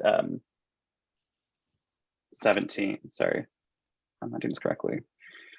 We would have had to add 18 yes votes, yes. There's only 4 no votes and 13 yes. Oh, you're correct. Thank you, Chair Mahogany. So the motion passes. Okay, so we will now go back and redo the vote on the elimination of the Department of Sanitation and Streets. So let's go back and do that. Starting with the, are you ready, Director Garcia? Yes. Member Avalos. No. Avalos, no. Baraka. And I'm voting no on the sanitation measure now, right? This a no vote means to continue what the voters do. So yes, I'm voting no. Barry. No. Barry, no. Campos. Yes. Campos, yes. Chen. Yes. Chen, yes. Dufty. Yes. Dufty, yes. Galata. Yes. Galata, yes. Ibanez. Abstain. Ibanez abstain. Kim. Yes. Kim, yes. Lacroix. Yes. Lacroix, yes. Lee. Yes. Lee, yes. Loftus. Yes. Loftus, yes. Lovett. Yes. Lovett, yes. Mahogany. No. Mahogany, no. Mandelman. Yes. Mandelman, yes. Marr. No. Marr, no. Maliga. Abstain. Maliga, abstain. Morales. No. Morales, no. Raju. Abstain. Raju, abstain. Ronan. Yes. Ronan, yes. Thomas. Abstain. Thomas, abstain. Tung. Yes. Tung, yes. Williams. No. Williams, no. Zoe. No. Zoe, no. Kounalakis. Abstain. Kounalakis, abstain. Ma. No. Ma, no. Cohen. Abstain. Cohen, abstain. Weiner. Abstain. Weiner, abstain. Haney. No. Haney, no. Ting. Yes. Ting, yes. On this, there were 30 votes counted, 7 abstentions. The threshold would be 11.5, which again would bring us to 13 for 15 plus 1. So the party has voted to endorse a yes position on this measure. Thank you very much, Director Garcia. We have all our votes correct now. Thank you very much. Thank you. All right, we will now move on to the next ballot measure. So we just, I believe we just did the eliminate uses of the Great Highway and JFK. That was a no from the Democratic Party. We are now moving on to gross receipts taxes for guaranteed income programs. Colleagues, is there anyone who would like to comment on this measure? Seeing none, I will just say that I have talked extensively to many people in the small business world as a small business owner myself, and as someone who worked in the District 6 office with a lot of small businesses. The number one thing that a lot of them said was, that the definition of small business in San Francisco is untenable given the exorbitant amount that we have to pay in rents and all of the taxes that they continue to have foisted upon them. So when I saw this measure, I was, of course, wanting to support because of its proposal to provide permanent funding for guaranteed income, which I absolutely support. However, I was really disappointed to see that it does not use the definition as outlined of what a small business is, which is a business that makes less than $15 million a year in gross receipts. And this measure actually goes all the way down to 2.5 million. So many of our small mom and pop businesses, like the Stud, like many other businesses across the city that are already struggling to survive, will be taxed. And this is proven to be impacting more than 680 small businesses in our city per the treasurer. So I am really afraid for small businesses in San Francisco. They're just getting through a pandemic. They're already struggling. And furthermore, there's nowhere in this ballot initiative that actually guarantees that the money will be used specifically for guaranteed income. And that is dangerous because I know that I, in the past, have regretted supporting ballot measures that proposed to have money allocated to something, but because it wasn't codified, that money did not get used for that purpose. So for both of those reasons, because it will hurt small businesses that are already struggling, and because it is not guaranteed to go towards a universal basic income, I am not supporting this measure.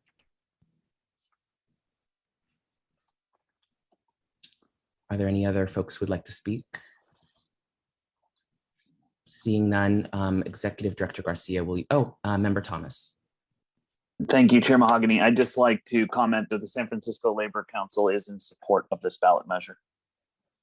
Okay, thank you, Member Thomas. Is there anyone else who would like to comment? Seeing none, Director Garcia, would you like to call the roll? Yes, Chair. On the measure gross receipts taxes for guaranteed income programs, your options are yes, no, no endorsement, and abstain. I will begin with Member Avalos. Yes. Avalos, yes. Baraka. Yes. Baraka, yes. Barry. Yes. Barry, yes. Campos. Yes. Campos, yes. Chen. Yes. Chen, yes. Dufty. Yes. Dufty, yes. Galata. Yes. Galata, yes. Ibanez. Yes. Ibanez, yes. Kim. Yes. Kim, yes. Lacroix. Yes. Lacroix, yes. Lee.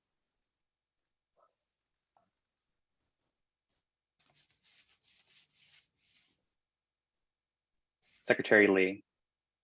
Oh, sorry. Abstain.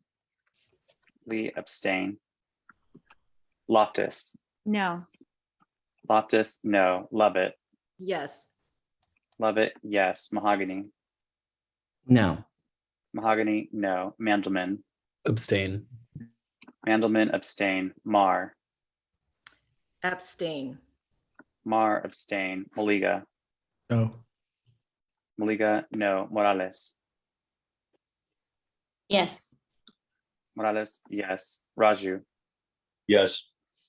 Raju, yes. Ronan. Yes. Ronan, yes. Thomas. Yes. Thomas, yes. Tung. No. Tung, no. Williams. Yes. Williams, yes. Zoe.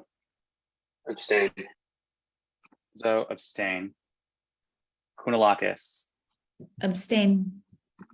Kounalakis, abstain. Ma. Yes. Ma, yes. Cohen. Abstain. Cohen, abstain. Weiner.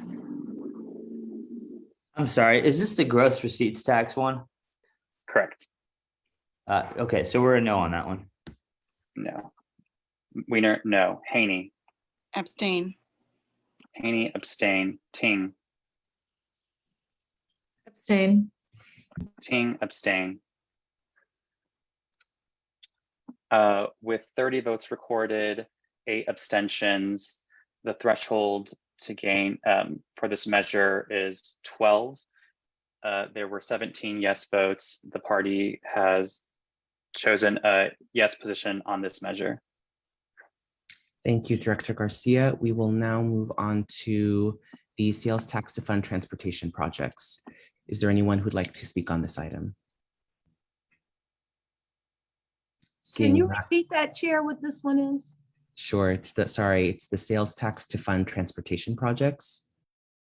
I would like to. Yes, go ahead, Vice Chair Braca. The only thing I'd like to say is that, first of all, I'm going to be supporting this measure, but I would like our legislative leaders to come up with other ways that are not regressive taxes.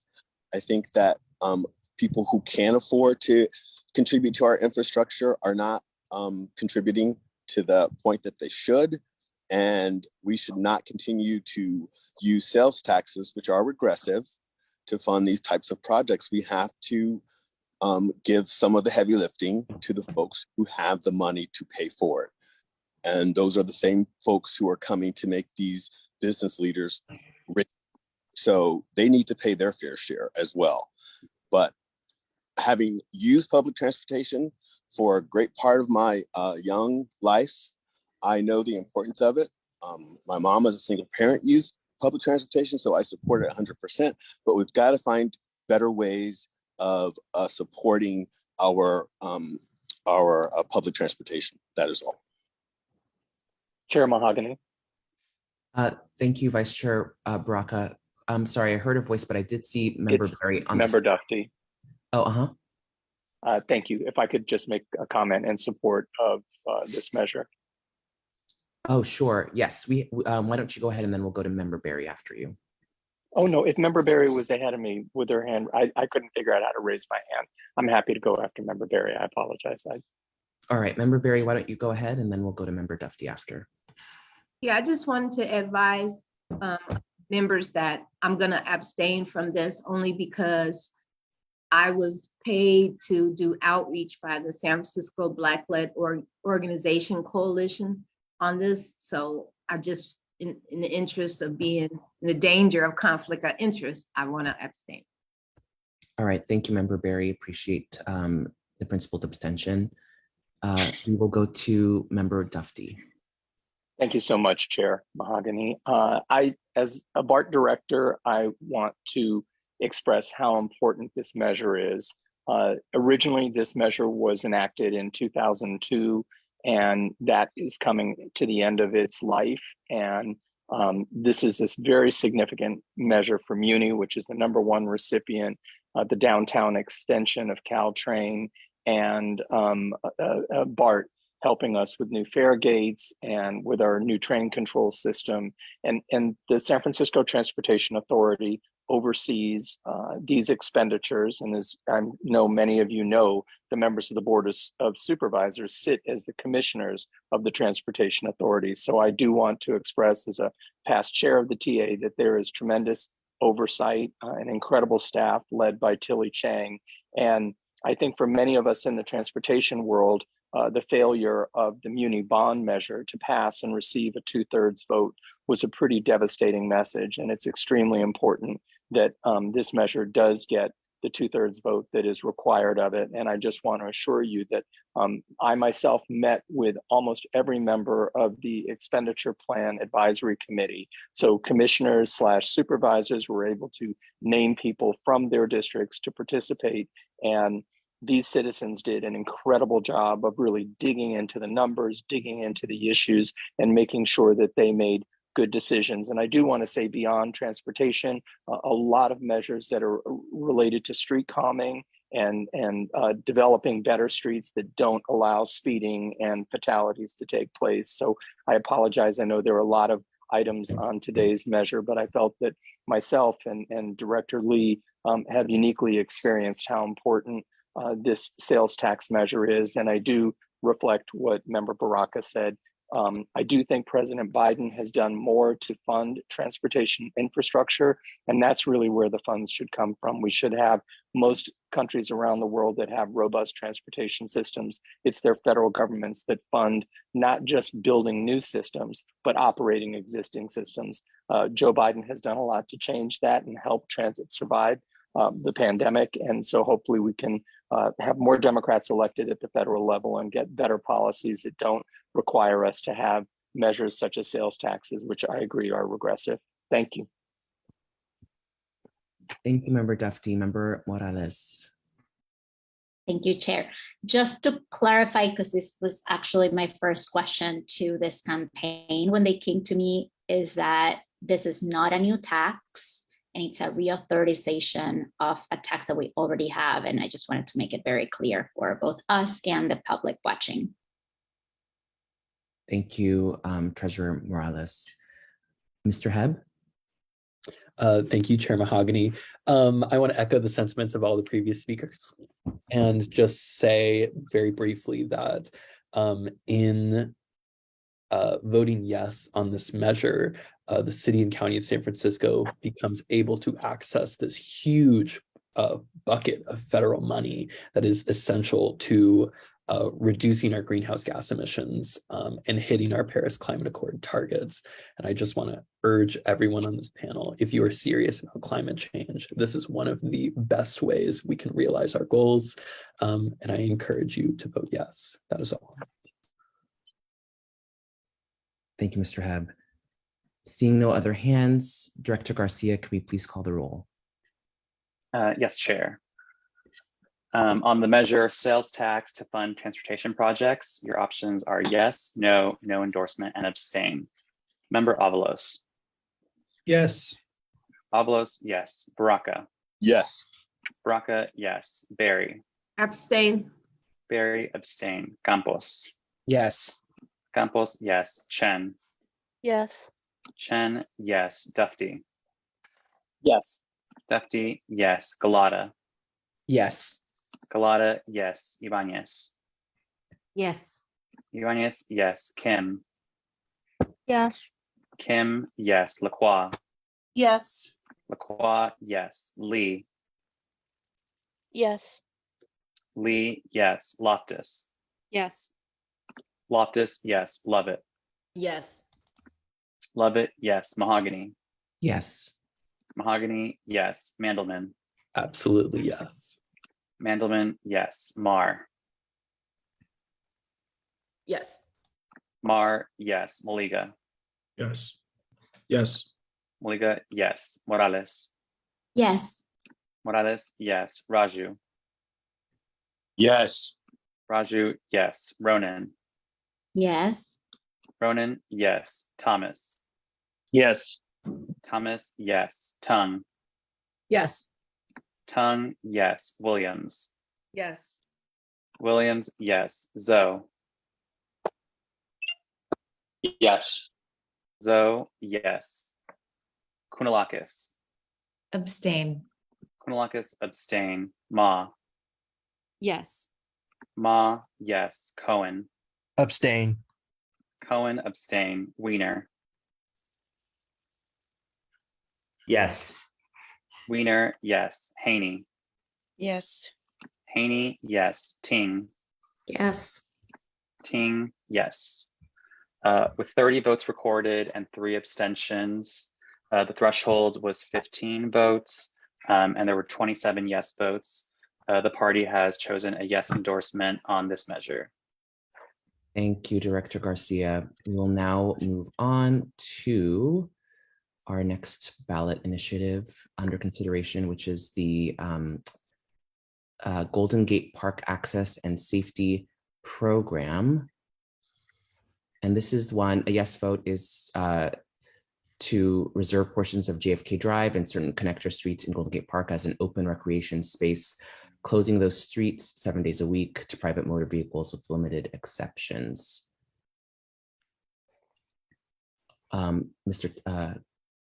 Member Thomas. Thank you, Chair Mahogany. Similar to the other bills, I'm chairing a committee that's looking at jobs impact on this and will be abstaining from this vote. Okay, thank you so much. Is there anyone who'd like to provide further comment on this item? Member Barry? This is the car-free measure, correct? Yes, and then we have Member Barry, and then would you like to speak next, Vice Chair Braca? Okay, gotcha. Member Barry? Yeah, a lot of members already know my views on this, but I believe this is recreational racism, that it's a symbolic of redlining and people wanting neighborhoods to be for their community only, and it's spreading through San Francisco. There's really hard to get around the districts that neighbor the park and safe streets. It's only particular neighborhoods doing this. And I just think it's unfair to not want all San Franciscans, on public roads. That is all. Thank you, Member Barry. Member Chen. I would just like to echo Member Barry's comments. It's just very hard to get to certain places, and just car access for a lot of immigrant families. It's just not one person driving, it's the whole family. It's the grandma, grandpa, kids and parents. So it's always a full car getting to places like Golden Gate Park. And just to limit access like that, it's very heartbreaking. So I just wanted to echo Member Barry's comments. Thanks. Okay, Secretary Ibanez and then Vice Chair Braca. Yeah, I'm also going to be opposing this measure. I believe that if we want to have good governance and good policies, it has to be inclusive. And this is one of those that excludes a lot of people that look like me, talk like me, live like me, and I cannot support that. And I work really hard to ensure that the marginalized community in our cities actually have a voice. And this one, it's taking access. It says public safety in parks access and safety program, which is very deceptive the way I see it. And so I urge you, colleagues, to really look at this and read this policy, because what we want to be able to do is ensure that there is real access. And right now, I don't see that this is doing that. So thank you. Thank you, Member Ibanez. Vice Chair Braca.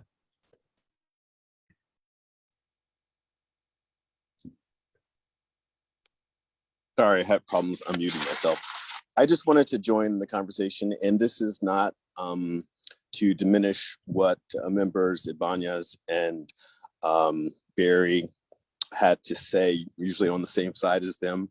But I got to speak out on this because as a early adopter of 2 wheels good, 4 wheels bad in this city, and knowing that we want to get to Vision Zero, live in that area, but my firehouse borders the Panhandle and into the park, JFK Drive, and we often drill there.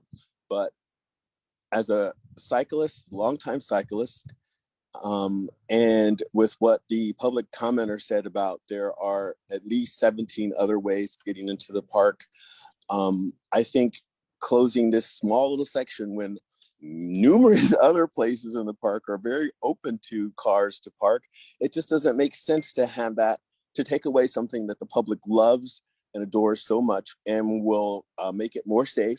I can remember the time I learned how to ride a bike. Although it wasn't in JFK, I needed a wide berth. And that road gives those kids that. Gives little kids like me, when I was learning how to ride, the ability to learn how to ride a bike. And so in a city that we're trying to cut down the use of cars and improve our public transportation so that people can get around more readily, I think it's really important that we provide these spaces to folks and to anyone who wants to come out. And I personally, again, don't believe, and I don't buy the argument that you can't drive closer to the park and then take either a shuttle, which needs improvement, we found out, or get into the park another way. So that's where I lie on it, and I will be voting yes, and I encourage other members to vote yes on this measure. Thank you. And before Member Barry goes, I'm going to go, and then Member Barry, you can have a closing. I would just say that, you know, for me, this is also a little bit personal, because I actually did grow up on the West Side, and my family did come here as refugees. We're all immigrants, and we lived all together in a very tiny little apartment. And we did go to Golden Gate Park. And I can also attest that there are many other ways in and around Golden Gate Park, and lots of parking in and around Golden Gate Park. And also that, you know, we are in a climate emergency. And I think that we do have to absolutely invest in more public transit, more robust public transit, especially in high density areas, and especially in communities that have been underserved by transit, especially on the East Side, but also on the West Side.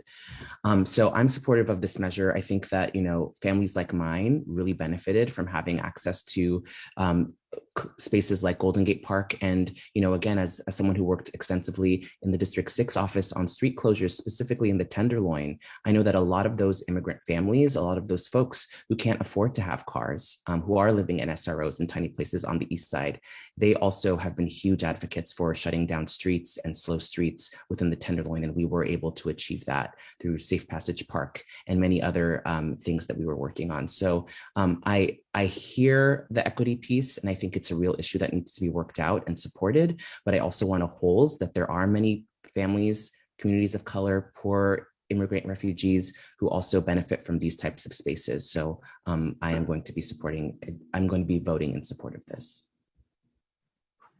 Member Barry. Yes, I would just like to point out that I live on the East Side, and I'm on the Southeast Community Council as another hat I wear. And there is no one over there that we talk to that wants JFK closed down. And also, I want to emphasize that this is spreading, that on the West Side, if you go down through the Clear Lakes entrance, which is a crossover, you can't turn right on Martin Luther King Boulevard. So it's spreading, and then it's also gross that I cannot go down Martin Luther King Boulevard in San Francisco in 2022. Thank you. Thank you, Member Barry. I don't see any other hands, so colleagues, I think we can move on to taking a vote on this item. Director Garcia, will you please call the roll? Yes, Chair. On the measure Golden Gate Park Access and Safety Program, your options are yes, no, no endorsement, and abstain.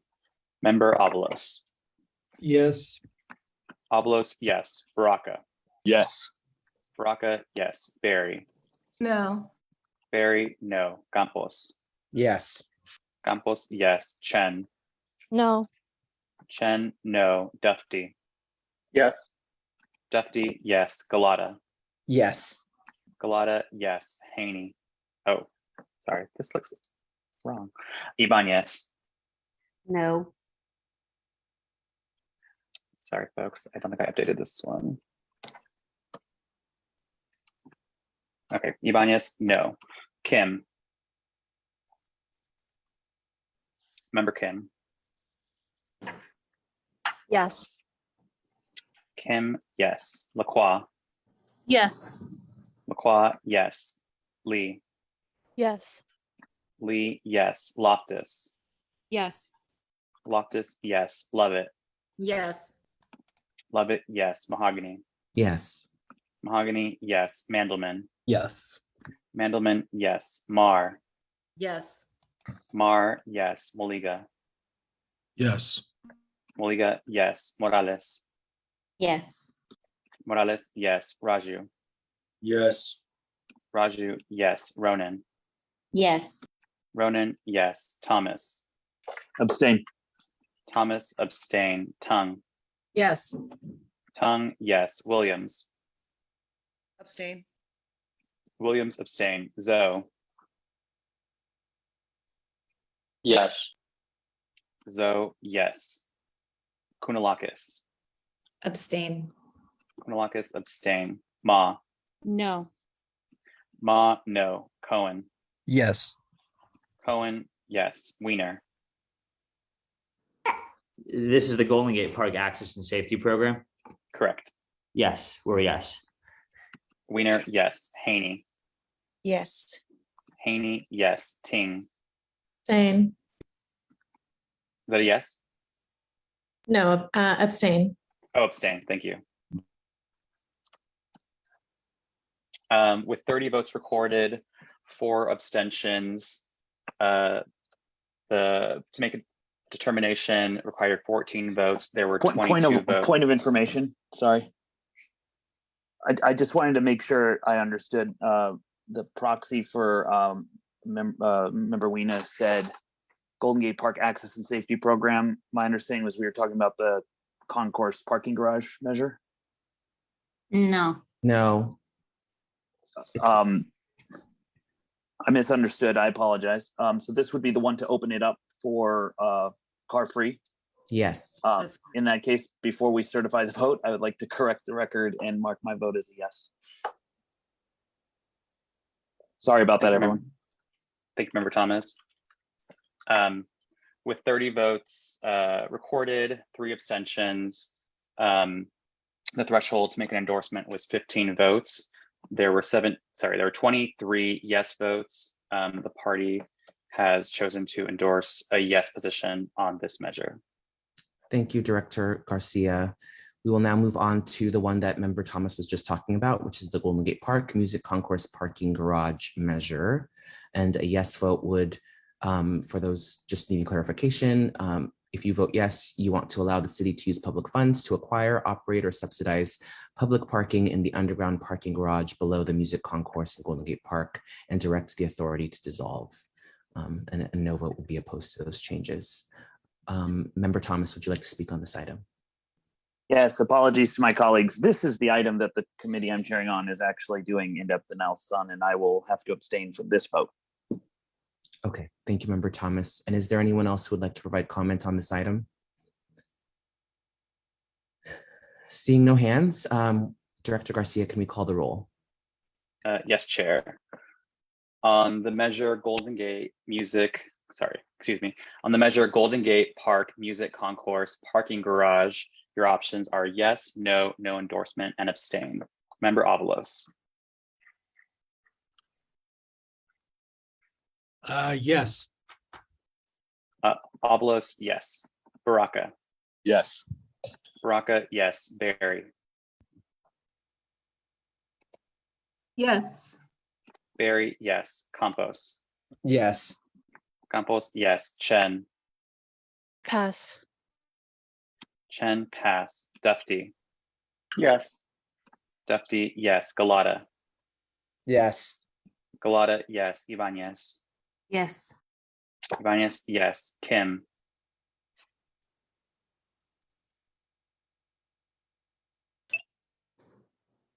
Member Kim.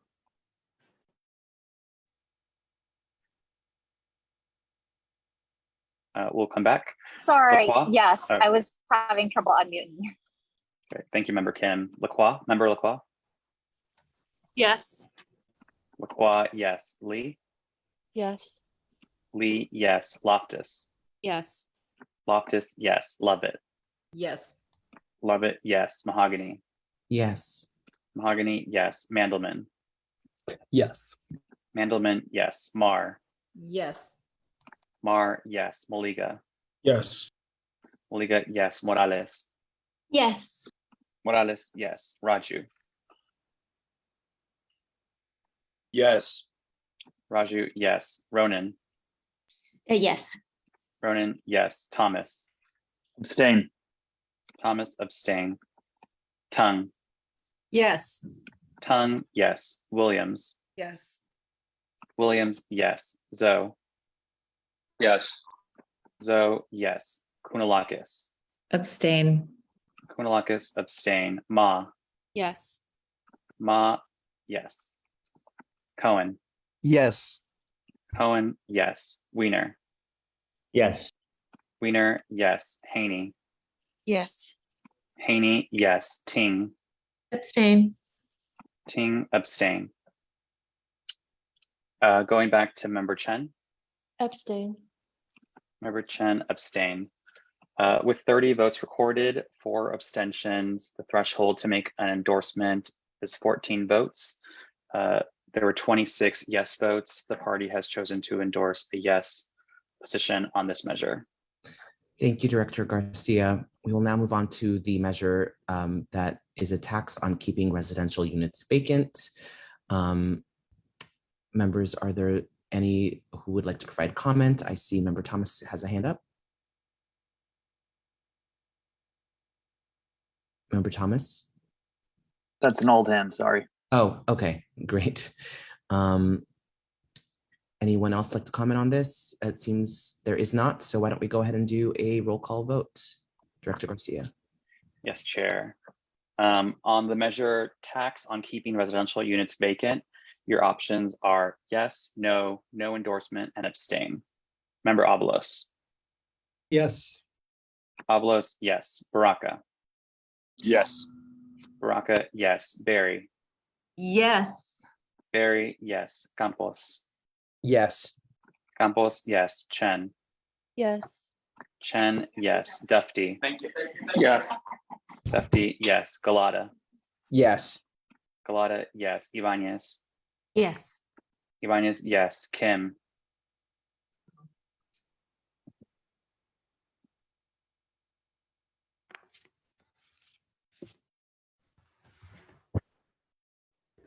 Member Kim. Can we come back to Member Kim? Yes. Member Lacroix. Yes. Lacroix, yes. Lee. Yes. Member Lee, yes. Loftus. Yes. Member Loftus, yes. Lovett. Yes. Lovett, yes. Mahogany. Yes. Mahogany, yes. Mandelman. Yes. Mandelman, yes. Marr.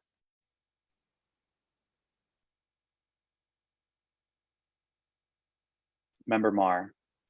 Apologies. Yes. Marr, yes. Moliga. Yes. Moliga, yes. Morales. Yes. Morales, yes. Raju. Yes. Raju, yes. Ronan. Yes. Ronan, yes. Thomas. Yes. Thomas, yes. Tung.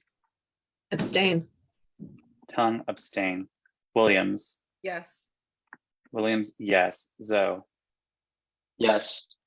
Zoe, yes. Kounalakis. Abstain. Kounalakis, abstain. Ma. Yes.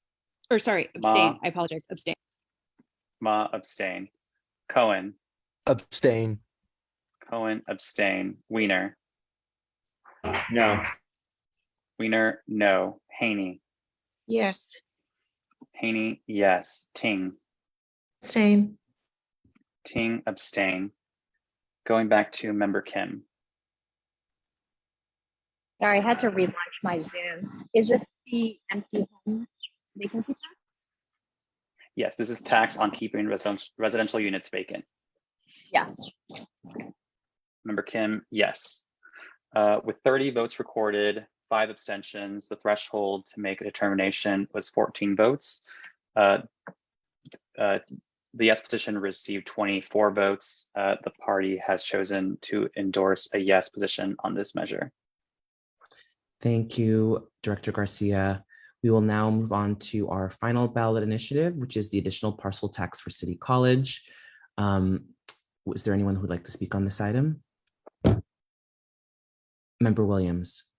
Thank you, Chair Mahogany. I just want to say briefly that our board is in support of this parcel tax, as well as our chancellor, and we're looking forward to continuing to work with our labor partners to see it get passed this November. So thank you. Thank you, Member Williams. Secretary Ibanez. Yeah, I'm asking my colleagues of the DCCC to please vote in favor of this measure. AFT Local 2121, SEIU Local 1021, the Labor Council worked really hard to make sure that this initiative would be put on the ballot because educators deeply care about what happens in at City College. And this is going to bring those resources that are greatly needed to ensure that there will be no more layoffs. So I urge you to please support this measure. Thank you. Thank you, Secretary Ibanez. Member Thomas. I'd like to echo the words of my colleagues and encourage all the members to vote for this. This is really a great story of labor putting in the work over years. When there were issues, when there's funding issues, rather than sort of just yell for money on the sidelines or try to scrape through existing funds, they put in the work to find new revenue in a clear and collaborative way. So this is really a great testament to collaboration among unions. Hats off to SEIU 1021 and AFT 2121. This is a really cool thing to see on the ballot after years of talking and organizing around it. Thank you, Member Thomas. I would also like to comment that I am really thrilled to be able to support this measure. I think that we have seen how the college has struggled with revenue, and we're finally adding some revenue to the equation, because I know it's been really hard on our trustees, our students, and our teachers. So happy to support this. All right, seeing no other hands, why don't we go ahead and go to roll call? Director Garcia. Yes, Chair. On the measure, additional parcel tax for City College, your options are yes, no, no endorsement, and abstain. Member Avalos. Yes. Avalos, yes. Baraka. Yes. Baraka, yes. Barry. Yes. Barry, yes. Campos. Yes. Campos, yes. Chen. Yes. Chen, yes. Dufty. Yes. Dufty, yes. Galata. Yes. Galata, yes. Ibanez. Yes. Ibanez, yes. Kim. No. Kim, no. Lacroix.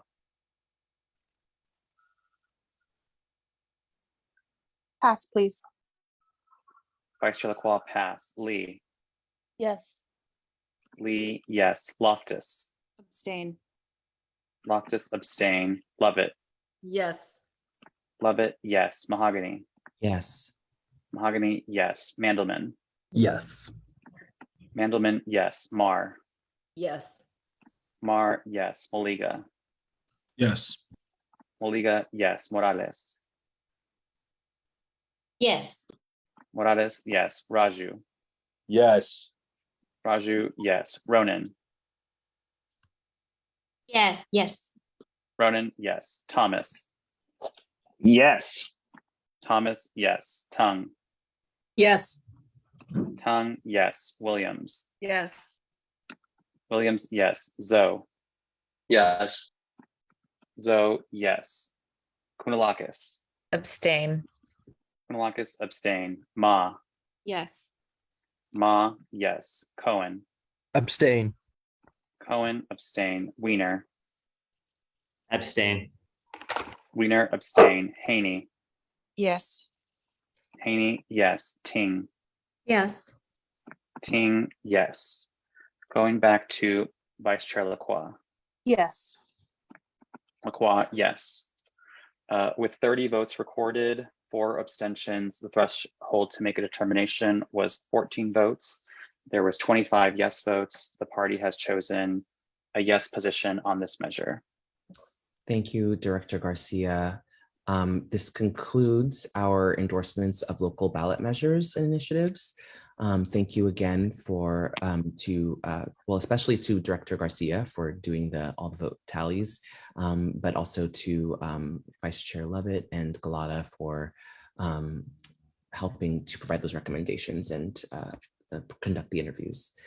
We will now move on to the endorsement of item number 7, which is the endorsement of candidates for local elected office for the November 8th, 2022 election. And for this portion, I will pass this on to our endorsement committee co-chairs, Secretary Ibanez and Member Berry. Thank you, Chair Mahogany. The endorsement committee did a lot of hard work recently, and we would like to thank you, Chair. I would like to thank my co-chair, Ibanez. I would like to give a special thank you to the Executive Director, Moises Garcia, who's really been working hard even today, you see. And I'd also like to thank members Galata and member Lovett for their input as well. And finally, thank intern Skylar Green Lee, who has been assisting us. In transparency, for the sake of transparency rather, I would like to inform you that there's a candidate for Board of Trustees, City College. She called in today, Jill Yee. She called me last week and advised me that her email address was on the website for Department of Elections prior to our interview process. I called the Department of Elections and they could not confirm or deny if the date that she included her her email contact was before we started the process. So to be fair, we sent her a questionnaire. She turned it in. You all have copies of it. We also, the endorsement committee gave her an interview. That recording is sent to you as well. So please, we will include her today for the Board of Trustee vote. Other than that, I want to reiterate that we sent out questionnaires and held interviews on August 6th for BART Board Director, Board of Education, Board of Trustees, the 4-year term and the 2-year term. For those that are curious, we will be doing the endorsement for District Attorney on September 28th. The interview will be September 24th, and we will have their questionnaires available to the body September 16th. Again, I would like to thank intern Skylar Green Lee, who is working diligently on the questionnaire. Other than that, we will begin the process. If the chair has any words, I will pass it back to Chair Mahogany. Other than that, as far as the voting process, we have met with the chair. We have met with member Lee, who normally does the voting, and she has met with the executive director, and there's been a lot of meetings, basically. And also, I would like to say that this process has not been easy, and I actually forgot my other point. So, I wanted to say that Executive Director Moises Garcia will, before he does the tally, explain the choices. And I also wanted to say that the process was ran by the executive body. So this is where we are today. And other than that, if Chair Mahogany has any words, I see members have hands up. And I don't know if they're addressing me or the chair. However, I'll pass it back to Chair Mahogany. Okay, before I go, Member Banez, did you want to say something? I just want to say thank you to my co-chair, who worked very diligent in making sure that we created a process that, it's very challenging, but I also want to say thank you to Executive Director Garcia for assisting us all the way from the very beginning to where we're at today, and for his leadership. I also want to thank all the candidates and who participated in this process as well, and members of the audience who came out today to, voice their support and opinion on different candidates. And so I just want to say thank you so much. Thank you to both co-chairs of the endorsement committee. I don't really have any remarks beyond what I said at the beginning. So are you prepared to go through the endorsements and starting with, or actually, sorry, Vice Chair Braca, you have a hand up as well. Yeah, I do have a question. And this question is to both of the co-chairs of the endorsement committee. What are we to do around former member Gabriela Lopez? She also filed, but I mean, do we have the ability to endorse her even though we haven't heard from her or seen her questionnaire? I did get the opportunity to see her questionnaire and hear her interview the last time she ran, but not this time. So in terms of, I mean, this is just from my, and the co-chairs can answer this better, but per my understanding, there was a decision made that all our candidates would have to go through the process. And so I think we were only considering candidates who have both done the questionnaire and completed interviews for endorsement. And this was something that was, I think clearly communicated to everyone. So unfortunately, I don't think we'll be able to consider her for this position for endorsement. Just in terms of being consistent with how we've run the other races. Understood, Chair, through the chair, but the CCSF member was allowed to reach out and get a questionnaire in and do a side process. Was that same option afforded to Ms. Lopez? Yes, the issue was that that person's had their email, was not reached out to with the rest of the cohort. And even though they had, their email on the website. So there was a mess up on our part in not including them, I think, in the process. And so they were reached out to because it was our error not reaching out to them. So that's what happened there. Proxy for Treasurer Ma. Hi, I'm actually speaking as proxy for Member Loftus. I hate to do this, but I unfortunately voted incorrectly on the vacancy tax. Is there any way we could make a motion to rescind that vote and vote again? So someone from the prevailing side would have to offer that. Correct, as well as a second, I believe. Yes. So is there would anyone like to offer that? So moved. Was that member Thomas? Yes. Okay. Is there a second? The second. Member Lovett.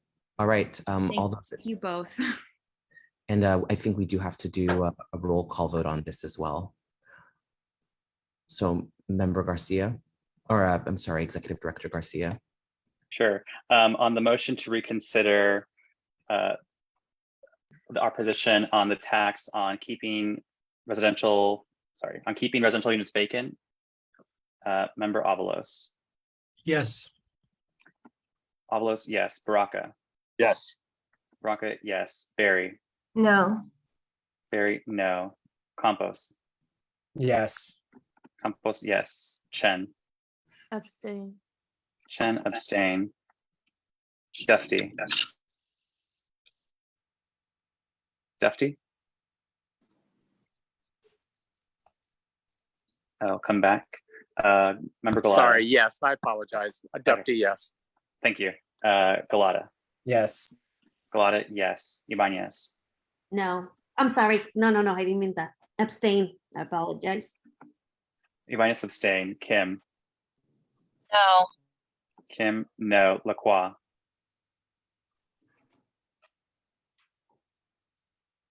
Vice Chair Lacroix. Yes. Lacroix, yes. Lee. Clarification, this is to open back the votes up, right? Correct. Abstain.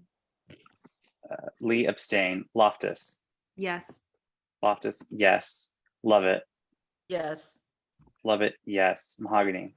Yes. Mahogany, yes. Mandelman. Yes. Mandelman, yes. Mar. Pass. Mar, pass. Maliga. Yes. Maliga, yes. Morales. Yes. Morales, yes. Raju.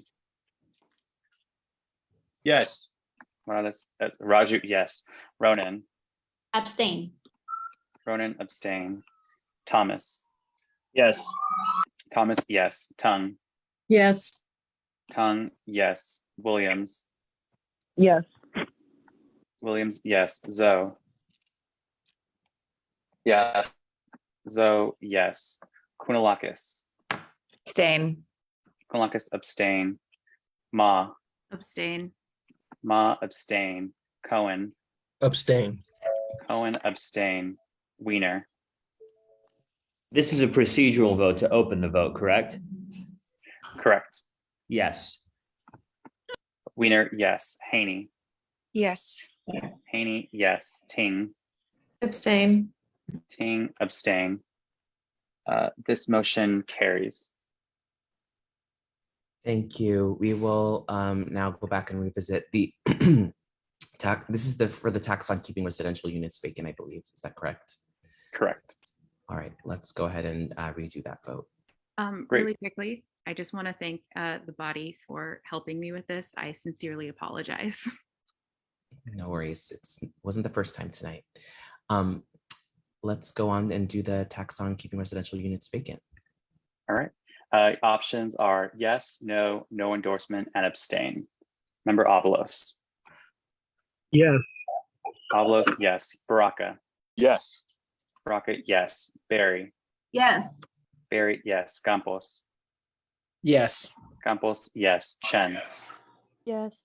Chen, yes. Dufty. Yes. Dufty, yes. Galata. Yes. Galata, yes. Ibanez. Yes. Ibanez, yes. Kim. Yes. Kim, yes. Lacroix. Vice Chair Lacroix. Yes. Thank you. Lacroix, yes. Lee. Yes. Lee, yes. Loftus. No. Loftus, no. Lovett. Yes.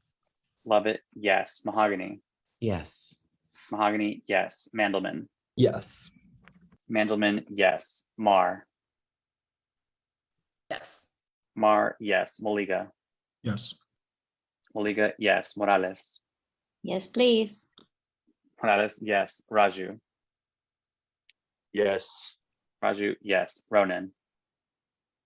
Yes. Ronan, yes. Thomas. Yes. Thomas, yes. Tung. No. Tung, no. Williams. Yes. Williams, yes. Zoe. Yes. Zoe, yes. Kounalakis. Abstain. Kounalakis, abstain. Ma. Abstain, sorry. Ma, abstain. Cohen. Abstain. Cohen, abstain. Weiner. No. Weiner, no. Haney. Yes. Haney, yes. Ting. Abstain. Ting, abstain. There were 30 votes recorded, 4 abstentions. The threshold to make an endorsement was 14 votes. The yes side prevailed with 23 votes. Thank you, Executive Director Garcia. Thank you, members. So let's go back to the endorsement of candidates for local elected office. I believe we got through the questions around who we can vote for. Those are the people who have completed our process. And then I believe we are going to turn it over to Director Garcia to go over how voting will work. And then at that point, Member Ibanez or Barry or co-chairs of the endorsement committee, are you taking over? Or I can run it if not. I think, go ahead, Gloria. No, you go ahead, be remembering buns. Oh, I think we were gonna say or ask that you actually run it, Okay, no problem. unless Gloria, you think otherwise. Okay. Thank you. All right, so Director Garcia, would you please explain the voting process? Sure. Actually, on this the first vote is actually for BART Director District 8. So it's actually just the regular process that the body uses.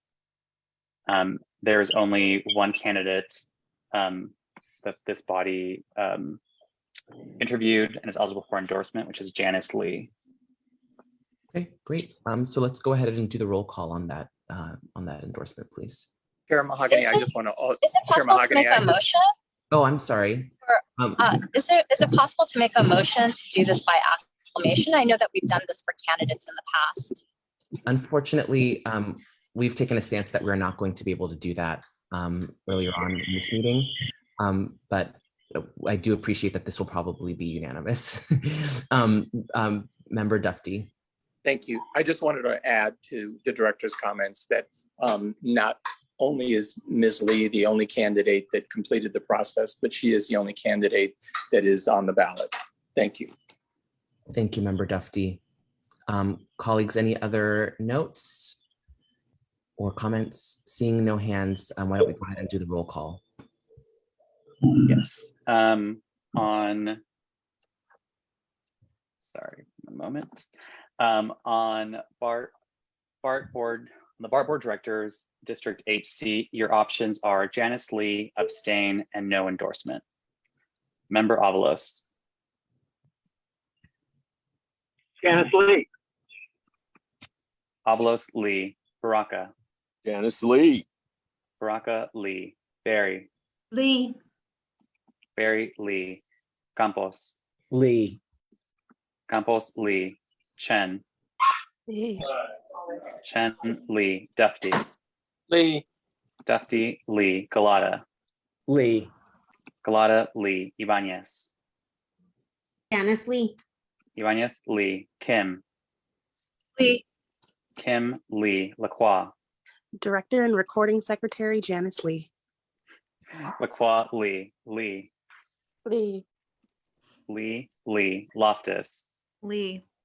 Loftus Lee. Lovett. Janice Lee. Lovett Lee. Mahogany. Lee. Mahogany Lee. Mandelman. The fabulous Janice Lee. Mandelman Lee. Mar. Lee. Mar Lee. Moliga. Lee. Moliga Lee. Morales. Lee. Morales Lee. Raju. Janice Lee.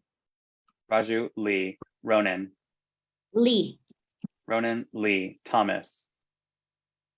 Lee. Thomas Lee. Tung. Lee. Tung Lee. Williams. Lee. Williams Lee. Zoe. Lee. Zoe Lee. Kunalakis. Lee. Kunalakis Lee. Ma. Lee. Ma Lee. Cohen. Janice Lee. Cohen Lee. Wiener. Lee. Wiener Lee. Haney. Abstain. Haney abstain. Ting. Janice Lee. Ting Lee. With 30 votes recorded, 1 abstention. The threshold was 16 votes and Janice Lee received 29. Janice Lee is the endorsed candidate for BART Board Director. BART Board of Directors, District 8. Thank you, Director And Garcia. I think Member Dufty had some comments to share on behalf of Member Lee. Yes. Thank you, Mr. Director. I do want to simply offer that Director Lee is very grateful for the support of her colleagues on the Democratic County Central Committee. She has enjoyed working hard, both as a member of the DCCC and as a BART director for San Francisco. She's achieved many great things, and I know she's incredibly honored and appreciative that her colleagues on DCCC have supported her endorsement. Thank you so much. Thank you, Member Dufty. And congratulations to Recording Secretary Lee. We'll now move on to the San Francisco Board of Education race. I'm wondering if Director Garcia, if you can go over the rules for this. Yes, Chair Mahogany. So we'll be using the same process that was used 2 years ago, in which each member is asked for their let's rewind. There are 3 seats available for the Board of Education, and I'm going to go through and ask each member to give me their 3 choices for those seats. So your options will be the candidates' names. You can also choose no endorsement. If you would like to abstain from voting, you will need to abstain from all 3 seats. At the end At the end, the top 3 vote getters will win the endorsement as long as they pass the 50+1 threshold. And these instructions were also emailed to you yesterday as well to review. Okay, and Vice Chair Baraka, there's a comment or a question from Vice Chair Baraka and then Member Chen. Should I say, I think I want to save my comments until we're actually discussing the item, Chair. Okay. Member Chen? If the top 3 candidates don't get 50+1, do we revote? Yes, that's my understanding. Okay, thank you.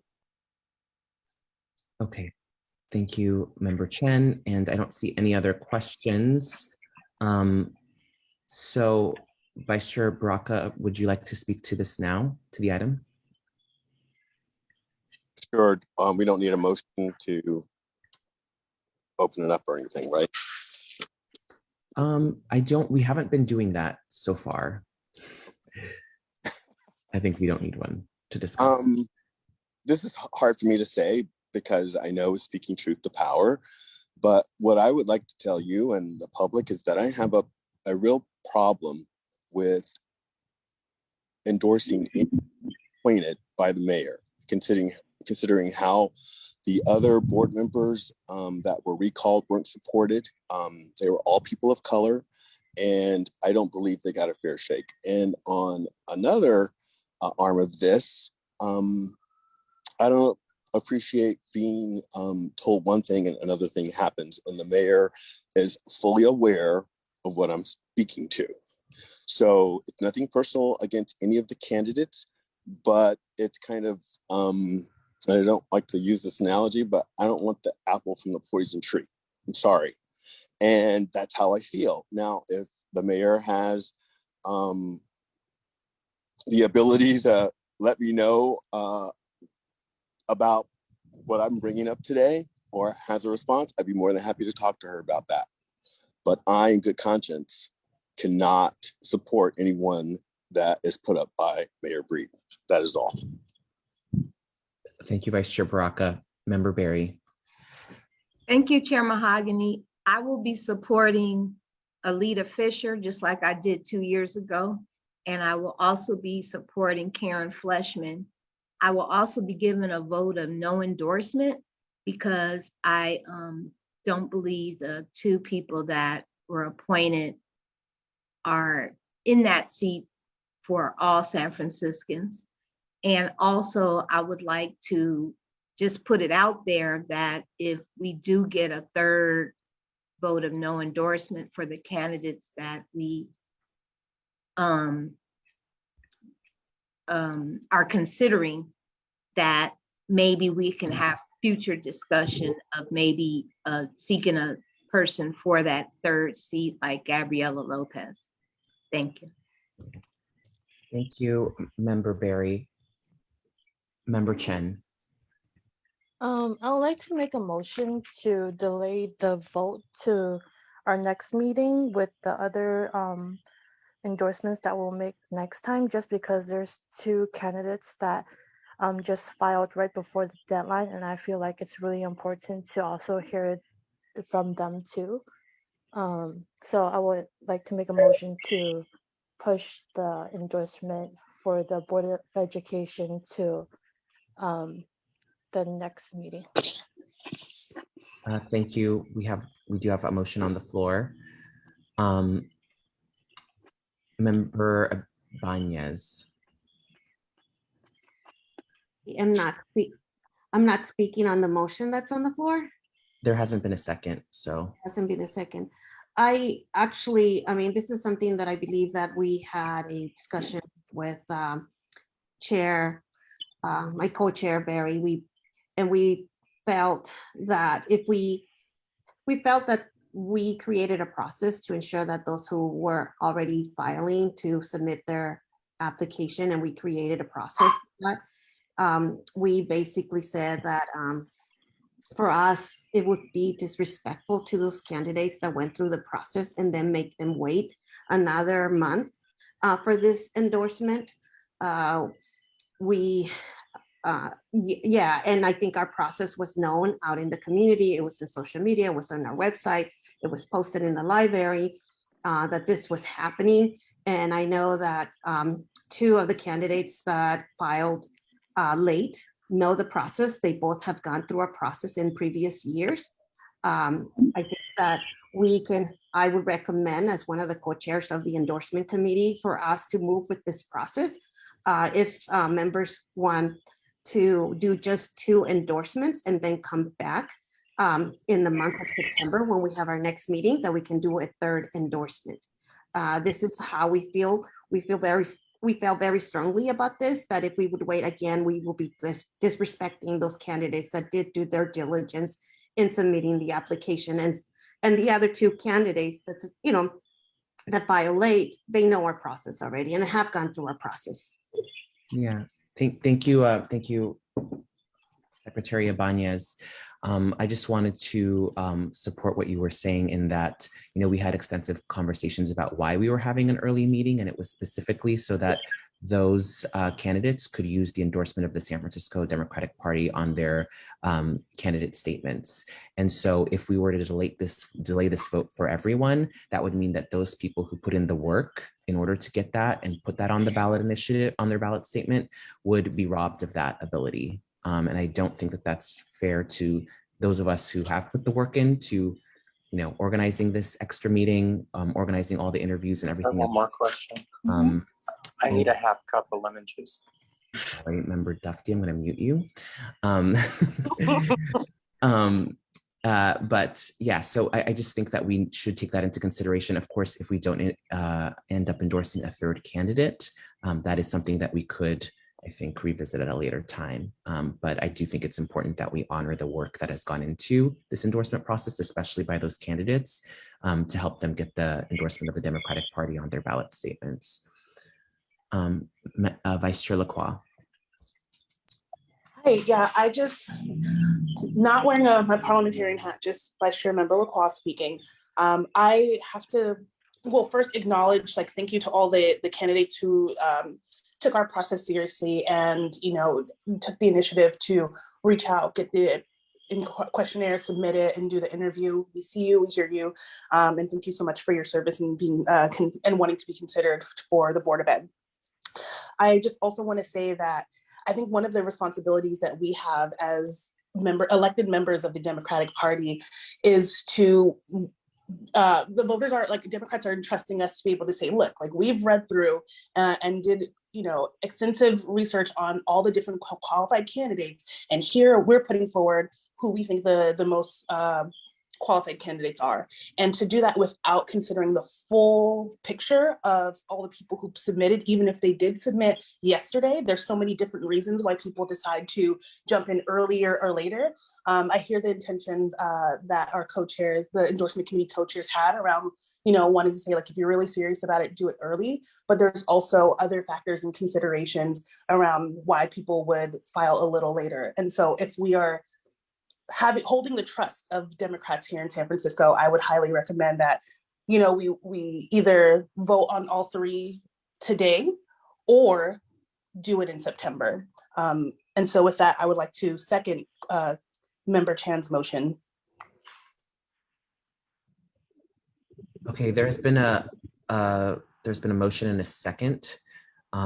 Is there any further discussion on this motion? Member Ibanez. I have a point of, I guess I have a point of question, and this through the chair to Executive Director Garcia.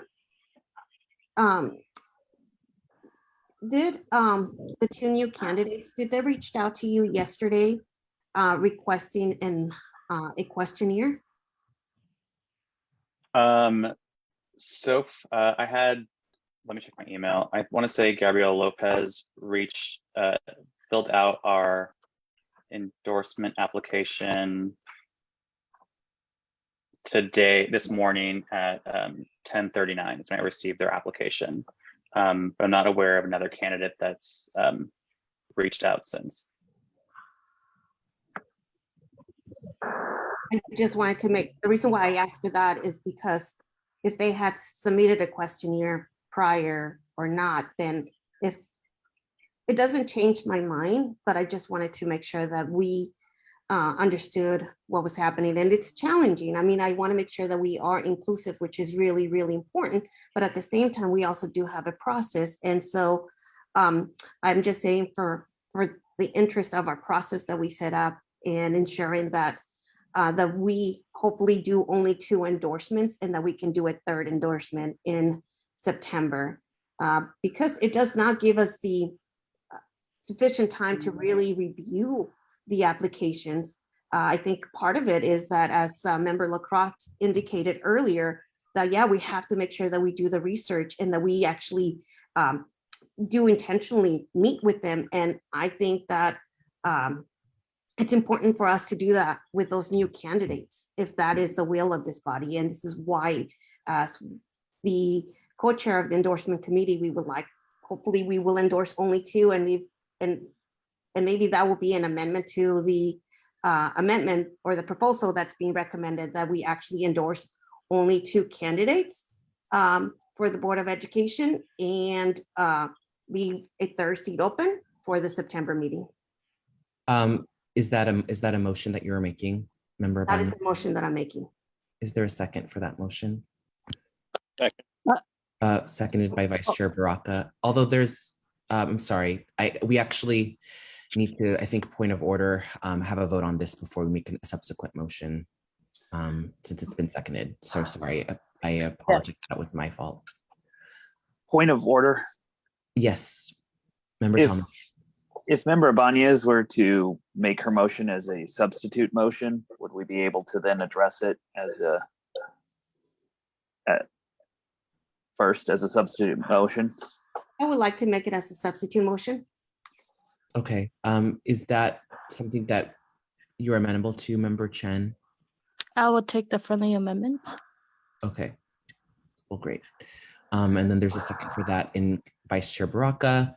So are there any other comments? And again, to clarify, this would mean that we would consider 2 seats for the Board of Education for this meeting, and then there would be, perhaps at the September meeting, we would do our second, along with the DA, the endorsement for the 3rd seat. So I see Member Thomas has a hand up. I just wanted to make note that the UESF has endorsed 2 candidates in this race, Alita Fisher and Lisa Weissman Ward. They have tabled their endorsement proceedings. They'll go into next year. The San Francisco Labor Council has also endorsed those 2 candidates and will be making a decision on the 3rd seat in September as well. Thank you, Member Thomas, for providing us with that background information. Any other commenters? Okay, why don't we go ahead and vote on the motion, which is again to vote on 2 of the seats for Board of Education at this month's meeting and then reserve the 3rd seat for another time. I think we will have to do this by roll call. So Director Garcia, can you please call the roll? Yes, Chair. Can you repeat that motion once again, just for clarity? The motion is to consider only 2 of those seats for the Board of Education at today's meeting and to postpone the vote on the 3rd seat until the next DCCC meeting. And it's been seconded. Member Tung. Sorry, I just have a question for point of clarification. Does that mean that all of the candidates that are not endorsed today would be eligible for that 3rd seat, irrespective of whatever their vote totals would be today? Yes, that is correct. Thank you. Member Barry? Yeah, I just wanted to add, also remember the reason why we did the process today is because the voter guide information is due Monday, this Monday, and there's no way to give public notice in time to do this. However, I will be voting in support of the 3rd seat being moved to September. Thank you. Thank you. All right. So we have, I believe we're doing, are you set up to go, Director Garcia? Yes.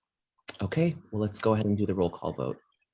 Great. On this motion, Member Avalos. This is a motion to just have 2 seats go forward today? Yes. Correct. 2, yes.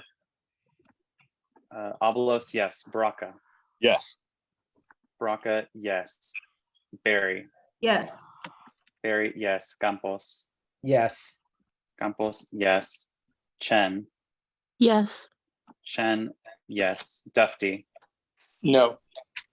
Dufty, no. Galata. Yes. Galata, yes. Ibanez. Yes. Ibanez, yes. Kim. Yes. Oh, Member Vice Chair Galata will become Member Kim's proxy, just so folks are aware. She had to depart. Vice Chair Lacroix. No. Lacroix, no. Secretary Lee. Pass. Secretary Lee, pass. Member Loftus. No. Loftus, no. Vice Chair Levitt. Abstain. Levitt, abstain. Chair Mahogany. Abstain. Mahogany, abstain. Member Mandelman. Abstain. Mandelman, abstain. Member Marr. Abstain. Marr, abstain. Maliga. No. Sorry, those that a no? Yes, that's a no. Great, thank you. Member Maliga, no. Treasurer Morales. No. Morales, no. Member Raju. Yes. Raju, yes. Member Ronan. No. Ronan, no. Member Thomas. Abstain. Thomas, Oh, I'm sorry. abstain. Yes. Sorry. Yes. I misspoke. Thomas, yes. Member Tung. No. Member Tung, no. Member Williams. Abstain. Member Williams, abstain. Member Izzo. Abstain. Member Izzo, abstain. Member Kounalakis. Abstain. Member Kounalakis, abstain. Member Ma. No. Member Ma, no. Member Cohen. Abstain. Member Cohen, abstain. Member Weiner. No. Member Weiner, no. Member Haney. No. Member Haney, no. Member Ting. Abstain. Member Ting, abstain.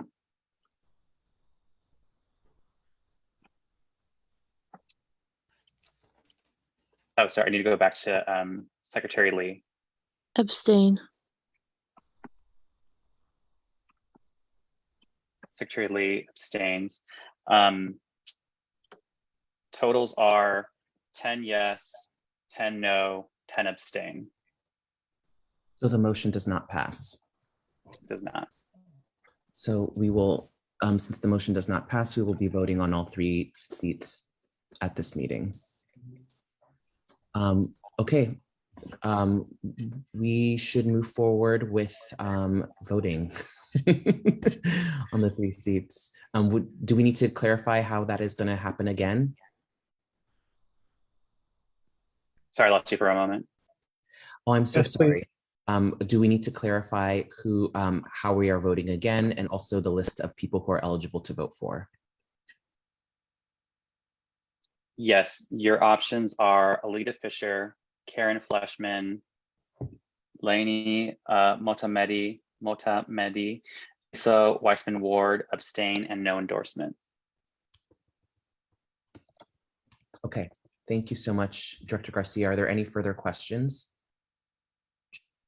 Seeing none, let's go ahead and do the roll call vote on seat 1. Or I'm sorry, are we doing all 3? Sorry, did I mess that up already? Yes, we're doing all 3. So you'd give me 3 names or All right. 3 names or abstain or no endorsement. I'm sorry, but if you abstain, you have to abstain from all 3. So the options are, sorry, apologies, are if you abstain from all 3. And so it's Fisher, Fleshman, Motamedi, Weissman Ward, no endorsement. Okay, why don't we go ahead? Oh, I see a question from Member Chen. Yeah, I'm sorry. I kind of you kind of cut out on that part. Are we able to do 2 names and 1 no endorsement, or if you do no endorsement, it has to be for all 3? For abstention, it's all 3. Okay, thank you for the clarification. Great. I'll begin with Member Avalos. Alita Fisher, Lisa Weissman Ward, Laney Motamedi. All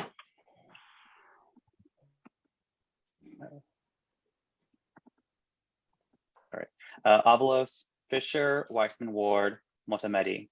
Baraka. Alita Fisher, no endorsement, no endorsement.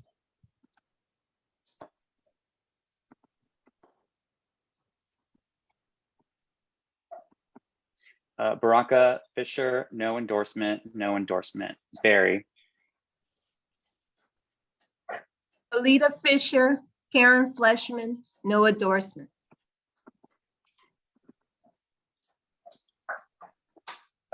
Barry, Fisher, Fleshman, no endorsement. Campos. Alita Fisher, Lisa Weissman Ward, no endorsement. Campos, Fisher, Weissman Ward, no endorsement. Chen. Pass. Chen, pass. Dufty. Alita Fisher, Lisa Weissman Ward, Laney Motamedi. Dufty, Weissman Ward, sorry, my apologies. Dufty, Fisher, Weissman Ward, Motamedi.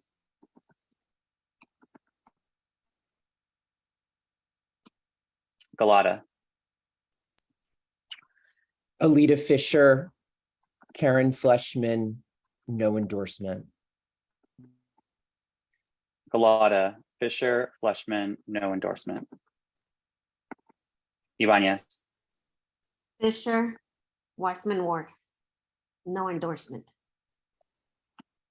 Ibanez, Fisher, Weissman Ward, no endorsement. Kim. Alita Fisher, no endorsement, no endorsement. Kim, Fisher, no endorsement, no endorsement. Lacroix.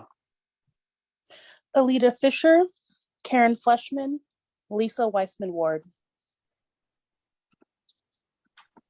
Lacroix, Fisher, Fleshman, Weissman Ward.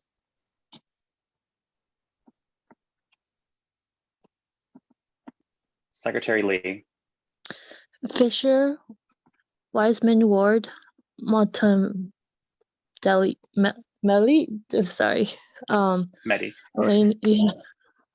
It's been a long day, guys.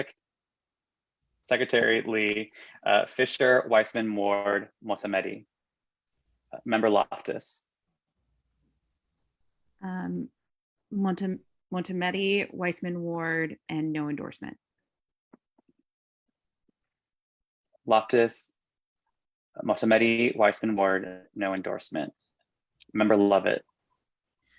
Fisher, Motamedi, that's how I heard her pronounce it, and Weissman Ward. Got it. Fisher, Motamedi, Weissman Ward. Thank you for that correction. Mahogany. Fisher, Weissman Ward, and Motamedi.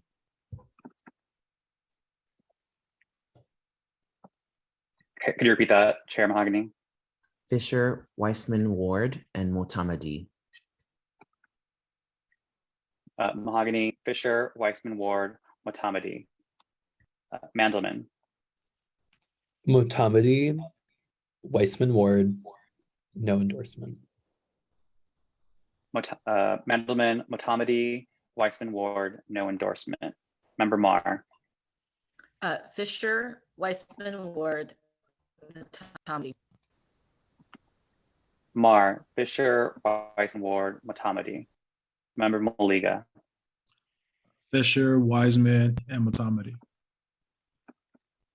Fisher, Weissman Ward, Motamedi. Morales. Fisher, Fleshman, Weissman Ward. Morales, Fisher, Fleshman, Weissman Ward. Member Raju. Fisher, Wiseman Ward, Motamedi. Raju, Fisher, Weissman Ward, Motamedi. Ronan. Member Ronan. Fisher, Wiseman Ward, Motamedi. Member Ronan, Fisher, Weissman Ward, Motamedi. Member Thomas. Fisher, Weissman Ward, Motamedi.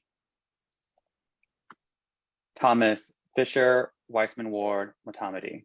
Member Tung.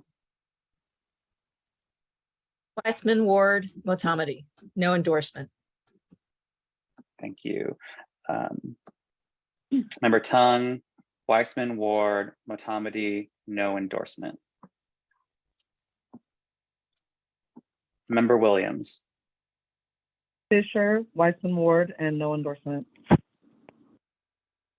Williams, Fisher, Weissman Ward, no endorsement. Member Zoe. Fisher, Wiseman Ward, Motamedi. Member Zoe, Fisher, Weissman Ward, Motamedi. Member Kounalakis. Weissman Ward, no endorsement, no endorsement. Thank you. Member Kounalakis, Weissman Ward, no endorsement, no endorsement. Member Ma. Weissman Ward, Motamedi, and no endorsement. Member Ma, Weissman Ward, Motamedi, no endorsement. Member Cohen.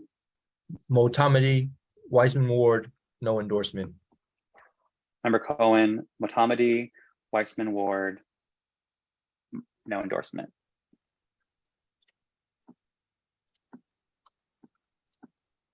Member Weiner. Sue, Weissman Ward, and Motamedi.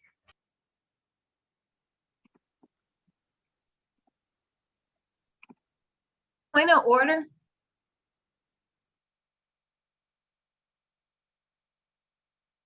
Hello? Chair, there's a point of order. Yes, go ahead, Member Barry. I'm so sorry. Yes, Sue wasn't on the list of candidates. Someone just voted for Sue. Oh, no, yeah. I mean, if she did not go through our endorsement process, did she? Okay, so yeah, she cannot be considered. And to be clear, we did reach out to her, right, and offer her to participate in the process, and she did not. So we cannot consider her for endorsement. That's correct, Chair. Member Weiner, do you want to revise your vote? Yeah, sure. We'll do Motamedi, Weissman Ward, and no endorsement. Great, thank you. Member Weiner, Weissman Ward, Motamedi, no endorsement. Member Haney. Weissman Ward, Motamedi, Fisher. Member Haney, Weissman Ward, Motamedi, Fisher. Can I revise my vote? Yes, go for it. Yeah, I'll abstain from my third vote. So instead of a no endorsement, abstain. So Sue, I'm sorry, Motamedi, Weissman Ward, abstain. I'm sorry. Point of order. You cannot do that. If you're going to, for the rules for voting, you either have to abstain on all three, or you have to do what you did previously, which is do the last one, no endorsement. I'll pass. I'll come back. Okay, we'll come back to Member Weiner. Member Ting. Fisher, Weissman Ward, and Motamedi. Member Ting, Fisher, Weissman Ward, Motamedi. We'll go back to Member Chen. Fisher, Wiseman Ward, no endorsement. Member Chen, Fisher, Weissman Ward, no endorsement. Going back to Member Weiner. I'll stick to the original, Motamedi, Weissman Ward, no endorsement. Okay. Thank you.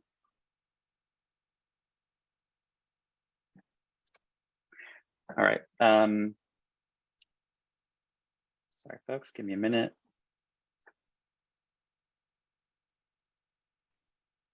So there were 30 votes recorded. To meet the threshold for an endorsement would be 16 votes. And let's see, Weissman Ward received 26 votes. Fisher received 23. Motamedi received 19, and no endorsement received 18. So we have our 3 endorsed candidates. Correct. Fisher, Motamedi, and Weissman Ward. All right. Thank you, Director Garcia, for doing that, and colleagues for your patience as we went through this process. I think it went relatively smoothly. And we have to do it one more time. So here we go. Congratulations to our SF Board of Ed endorsed candidates. And we are now moving on to the San Francisco City College Board of Trustees races. Same process. If you want to abstain, you will have to abstain for all 3. Otherwise, list all 3 of your, actually, Director Garcia, because I believe there are 4 seats that are up. Is that correct? Yeah, so we would, there are 4 seats, 3 are for 4-year terms, and 1 is for a 2-year term. We'll be voting first on the 2-year term, and then on the 3 seats for a 4-year term. Okay, perfect. But same rules apply, I believe, for the 2-year term might be a little more straightforward. I think it'll be a regular process. And then for the 3 seats, again, if you need to abstain, you have to abstain on all 3. Otherwise, it's your picks and no endorsement. Member Williams. Thank you so much, Chair Mahogany. Are you able to hear me? I'm on the phone. Yes. Okay, great. So thank you. I also want to thank the Issues and Endorsement Committees, Chair Barry and Levitt. I know colleagues, you spent a tremendous amount of time and energy listening to the different perspectives on City College from the candidates who are seeking a seat on the board and also from our labor partners. I spent last Saturday listening to all the candidates and asking them key questions about their understanding of the role and what they feel they could do differently than the current board with consideration for the challenging circumstances of the college. I respectfully did not hear solutions that were reality-based or different than what the current board has been fighting for over numerous years. We know that San Franciscans want a fiscally stable college to stop the revolving door of administrative leadership and to provide offerings that provide our students a better life. I support, for the 4-year seat, I support Bridget Davila, Thea Selby, and John Rizzo, and I support Morel Green for the 2-year seat. City College needs stability and courageous leadership that operates with integrity for the whole of the institution. I've worked with Thea, John, and Bridget for 6 years, and I have watched them fight for our college on every front. I have watched them make hard, unpopular decisions on behalf of the entire institution and embody what it means to be a progressive trustee. They have not made these decisions lightly.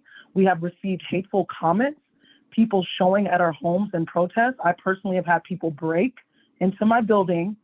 They have been thoughtful, heartfelt stewards of the promise of opportunity for all of our students that depend on City College to be here for the future. I was on the front lines during the accreditation crisis, and I know that flipping the board at this time is not the answer. I have worked with labor and support labor. I also respect that public institutions have limited funds. We see the same challenges with our school district. The college has to be able to meet critical obligations for the college to function. There is misinformation being spread about the trustees, what we stand for, and what is happening at the college. Flipping the board during a time when we are seeking renewal of our accreditation will lead us right back down the road to a state takeover, which we have been fighting for years to avoid. We will go back to deficit spending and break the public's trust to provide responsible, independent leadership working on behalf of everyone who benefits on City College. We have Free City. We have an almost $1 billion bond. We have a permanent chancellor that took 2 years to find and who all constituent groups, including our labor partners, overwhelmingly approved. We have real longstanding, extremely difficult issues that we are working hard to address. We need your support. There has been a major drop in enrollment, more than the college has ever seen. These are unprecedented times. We don't have the funding base we had in the past. There is agreement that there is a lack of funding at the college. If there was an agreement on that, there would not be a labor-supported city college revenue measure on the ballot this November. I urge you colleagues to consider the weight of your endorsement today and what that means for the future of the college. Thank you so much. Thank you, Member Williams, both for your words and all of your work on the board. Mr. Heb. Just a very quick point of information. We're going to be voting on the 2-year term first, and then we're going to do a top 3 selection for the 4-year term, just to confirm. That's right. Cool, got it. Thank you so much. And thank you, Member Williams, for that speech. Thank you, Mr. Heb. Member Berry.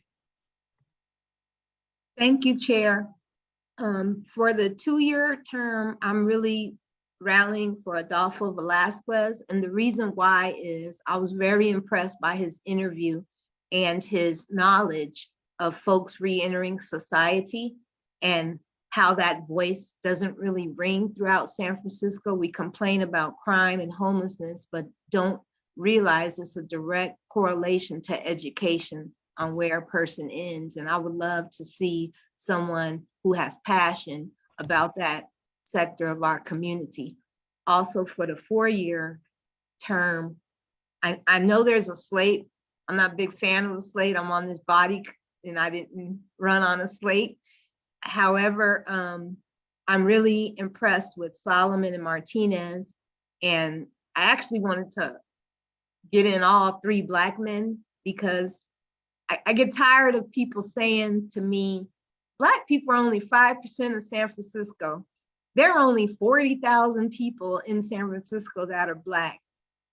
However, we represent all the other numbers in sometimes triple the amount when it comes to homelessness, mass incarceration, education disparity. So I really think a Black male needs to be on that board that can address the personal life, intellectual property he holds, and also get more people enrolled in the community that aren't normally even talked to. Thank you. Thank you, Member Berry. Vice Chair Baraka. I just wanted to say briefly that this is a really difficult decision for me. As a laborer myself, I want to make sure that I listen to my fellow laborers when they come to me with concerns, but I also have had personal relationships with Davila and Selbina, although I don't agree all the time with both of those folks. I believe they have done their due diligence in their obligations to City College. And I hear what their fellow colleague, Member Williams, said, and I take that to heart as well. So this is a difficult decision, but I think that the only thing that I will add is that what Gloria said is very true. And I associate myself with some of what she said around Black representation everywhere except the jails, or disparate treatment, or no fairness in hiring, all of those bad things. So I'm going to be torn in this vote, but I just wanted folks to know where I was coming from in my decisions. Thank you. Thank you, Vice Chair Baraka. Member Ibanez. Thank you so much. I'm here to let you know that the Labor Council has endorsed the strong slate, has endorsed the group of that are running together, Anita Martinez, Susan Solomon, and Vic Chang. And my union has done the same. I will be supporting them. I also truly believe that in a time when there is a crisis, and City College has been a crisis, that we really need to see the leadership to really be able to work the challenges, not with one group or one stakeholder, but to really listen to the stakeholders that are really on the ground and doing the work. And we've seen what has happened. There's been some divisiveness. There has been And also the body, the Board of Trustees have the responsibility to set the tone and the climate of what kind of college you're going to be having. The recent layoffs that happen are very, number one, very anti-union, but the message that they send, not just to the faculty and to the staff, but to the students themselves. Yes, the enrollment is low, because if I'm a student and I see that there are cuts being done and that there's been layoffs, I know what that means if I want to be able to get my education. That means my classes are going to be delayed. Therefore, I'm going to be looking at other community colleges where that is not happening. And what I've seen is that I respect some of the leaders that are the Board of Trustees that are doing some of the work and that they have made some hard decisions. But at the same time, I have not seen that the intentionality of bringing the different stakeholders to the table and really listening to them and working out the challenges. And I know it's not easy, but you have to do that. And I know that there's quite a few elected officials who are members of this board. They understand how important that is to be able to bring the stakeholders, listen to them and work with them in the differences. And so I'm urging my colleagues to support the 3 labor-backed candidates, Anita Martinez, Susan Solomon, and Big Cheng. These are, they do have experience, not only to deal with issues of labor, but they understand the importance of creating equity, of they're bringing the resources and working together with for City College. So I urge your support. Thank you. Thank you, Member Ibanez. Member Thomas. I just had a quick question. Is this the comment period before we're voting on the 2-year seat, or is this the comment period before we vote on the 4-year terms? Technically on the agenda, they are together, but we will be voting on the 2-year term first and then followed by the 3 seats. But it is one agenda item. Okay, I'll just speak on them both. Well, I'll speak primarily on the 4-year terms. I want to echo the comments that Member Ibanez made.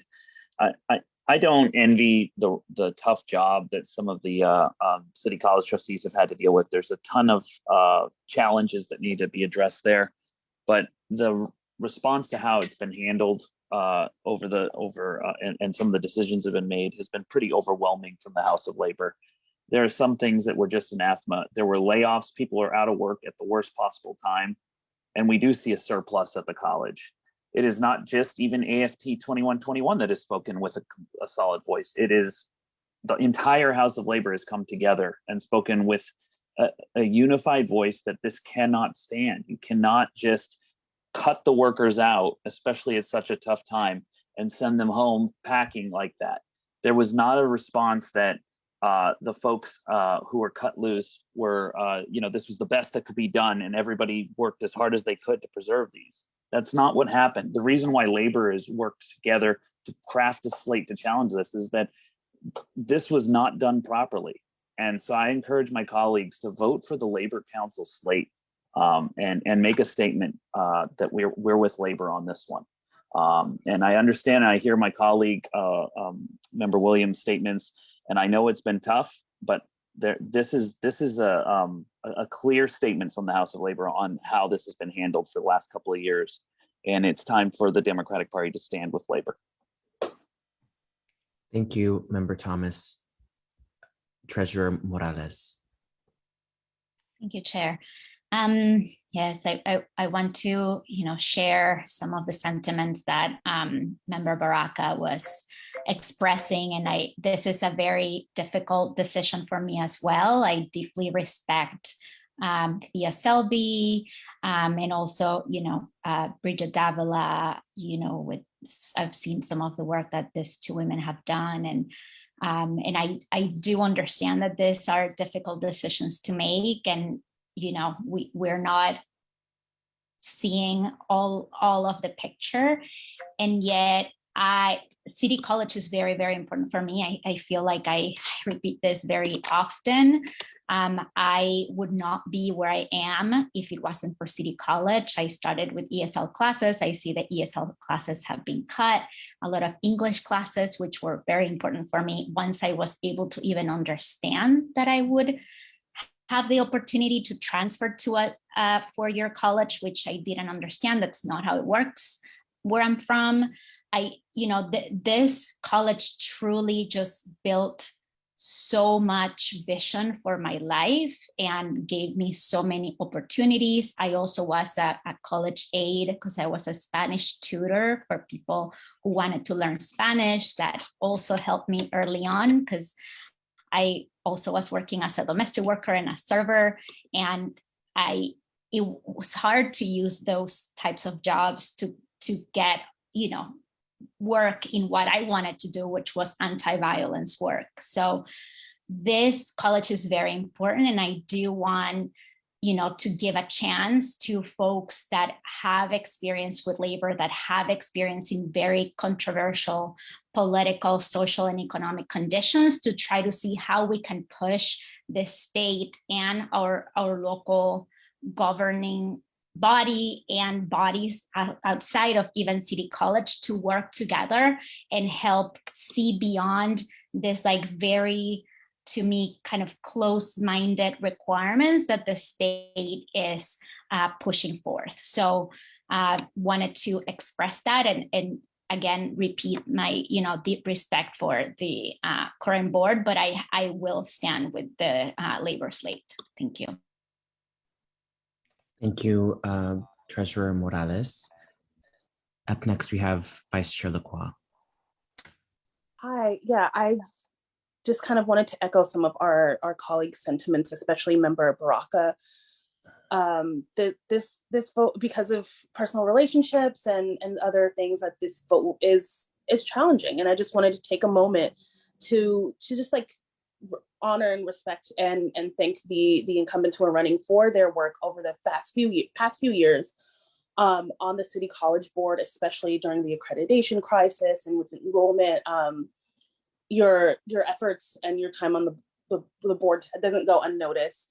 And I also just want to, however all the different votes shake out, I also want to just take some time to acknowledge the leadership from William Walker as a student trustee and throughout the years of being a youth organizer and stuff. I feel like he's also a candidate who should be considered, and I just wanted to take this moment, publicly to say that, I appreciate and see all the work that he's done around City College. So, thank you, William. Thank you, Vice Chair Lacroix. Vice Chair Levitt. Thank you, Chair Mahogany. So I worked at City College from 2004 until 2020, except for one semester there. And throughout this all, I understand how hard the accreditation crisis has been on the entire community and well beyond City College. The trustees who have served during that time had to make very difficult decisions. This factor of state takeover was very real because there was a special trustee with extraordinary powers, one person who ran the show and disempowered the trustees. So I understand the fear. I understand how enrollment has really suffered this whole time, and that problem hasn't gone away.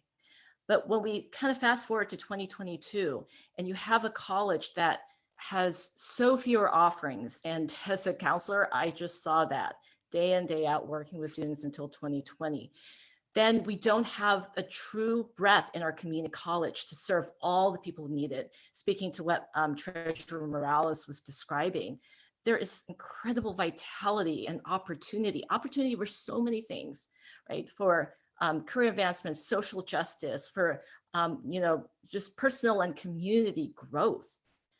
And so what choices could have been made? I am hearing that the layoffs, and those were deeper layoffs than just a couple dozen people on the faculty side and on the staff side. That saved about $10 million, and for a budget that's just sort of less than 200 million. Oh yes, it could have helped, but was there a different way that could have been handled? And again, I really respect all the work that the trustees have been doing, because they have been trying to push for statewide changes on the Student Success Fund. They've advanced incredible initiatives. They understand the value of student support and counseling. But we have to have folks who understand the connection between enrollment and full program support and the faculty and the staff who are providing that day in, day out. Those are not disconnected in the budget. The budget is a living document because there are people who are moving the work. So for that reason, I am supporting the educator the slate of Anita Martinez and Vic Chung and Susan Smith. Thank you, Vice Chair Lovett. Member Chen. This has been a very, please excuse my daughter in the background. This has been a very, very difficult decision for me, especially since a lot of members mentioned this already. There's a lot of people that we personally know that we really admire them. So this has been a very, very difficult decision. I spoke with the candidates who've contacted me specifically on this, and it has been very difficult to decide something like this. A little background about myself. I went to City College. I didn't do great there, but it helped me find my way at another city college where I was able to transfer to a UC. I know a lot of immigrant a lot of immigrants use City College for all the different programs they're in. Even if they're not accredited, the ESL classes are super important and super useful for them. My aunts and my mom, they all went to City College for these courses. When I was a little kid, my dad was a student, and I was able to go to the childcare center there that they had. So I'm thinking about this as San Francisco as a whole, and I hope that no one takes this vote personally. Thank you. Thank you, Member Chen. Vice Chair Lovett, did you have another comment? Okay, that was from before. Just quickly, I will say that, I too have, lots of family who have gone through City College. And actually just this yesterday, I was at a youth event where there were so many youth who were planning on attending City College, going to City College. And I just want to say, I think, again, it is serious that it is going through a crisis. And I do believe that the trustees have tried their best to meet the challenge. That being said, I do think that there is room for change, and I do think that there is room for new voices to be heard. So I also am going to be supporting the labor slate, but I do respect the work that has been done and the hard decisions that have been made by our current and previous City College members. So with that, why don't we go ahead and get into this vote. Director Garcia, are you ready to take the roll? And this is again for the first, just for the 2-year seat first, and then we will move on to the 3 candidates. Correct. Yes, thank you, Chair Mahogany. I'm going to throw them in the chat as well, the options, just so folks have it at their hand. So for the City College trustee 2-year term, your options are Morel Green, Daniel Landry, Adolfo Velasquez, abstain, and no endorsement. We'll start with Member Avalos.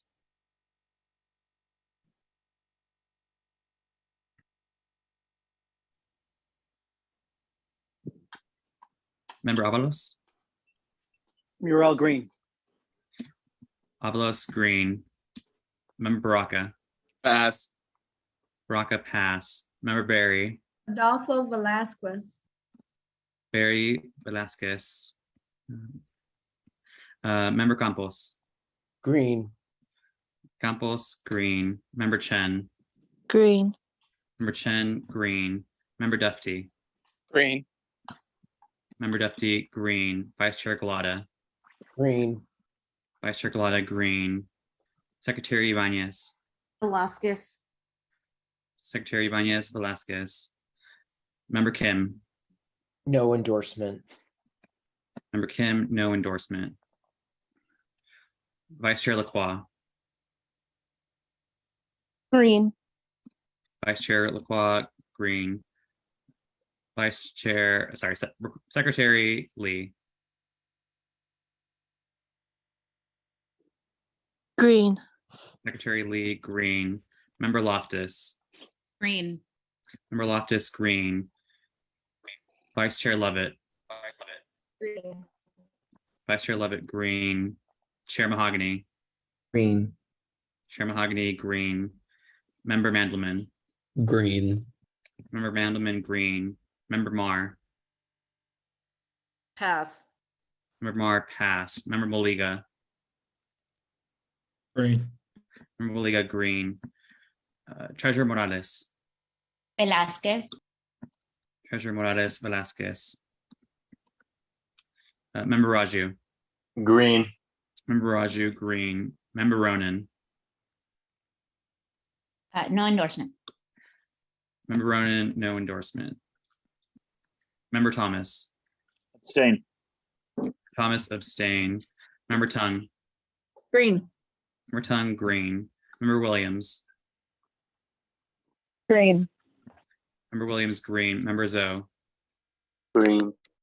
Member Zoe, green. Member Kounalakis. Green. Member Kounalakis, green. Member Ma. Green. Member Ma, green. Member Cohen. Green. Member Cohen, green. Member Weiner.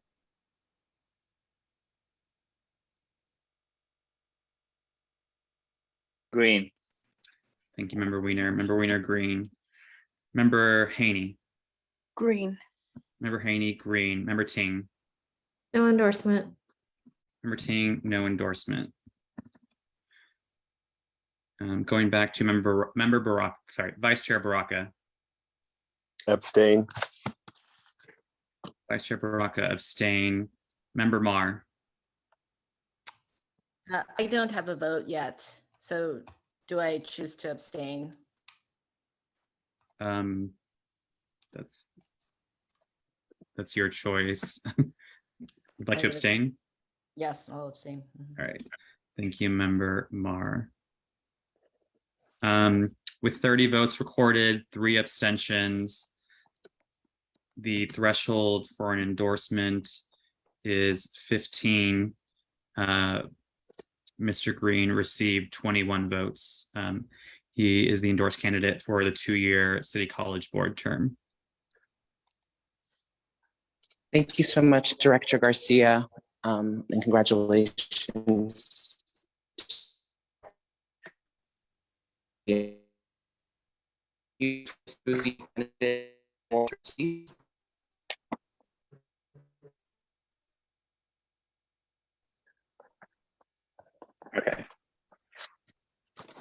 One moment.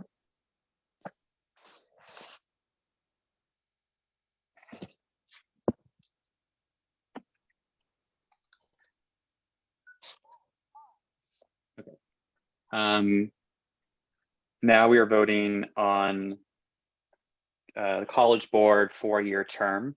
Your options, which are also on the chat, are Vic Chung, Bridget Davila, Anita Martinez, John Rizzo, Thea Selby, Susan Solomon, William Walker, Jill Yee, no endorsement. If you choose to abstain, you'd have to abstain from all 3 seats. We'll start with Member Avalos. Vic Chung, Anita Martinez, Susan Solomon. Member Avalos, Chung, Martinez, Solomon. Member Vice Chair Baraka. Pass. Baraka, pass. Member Barry. Pass. Barry, pass. Member Campos. Davila, Selby, Solomon. Member Campos, Davila, Selby, Solomon. Member Chen. Chung, Solomon, Martinez.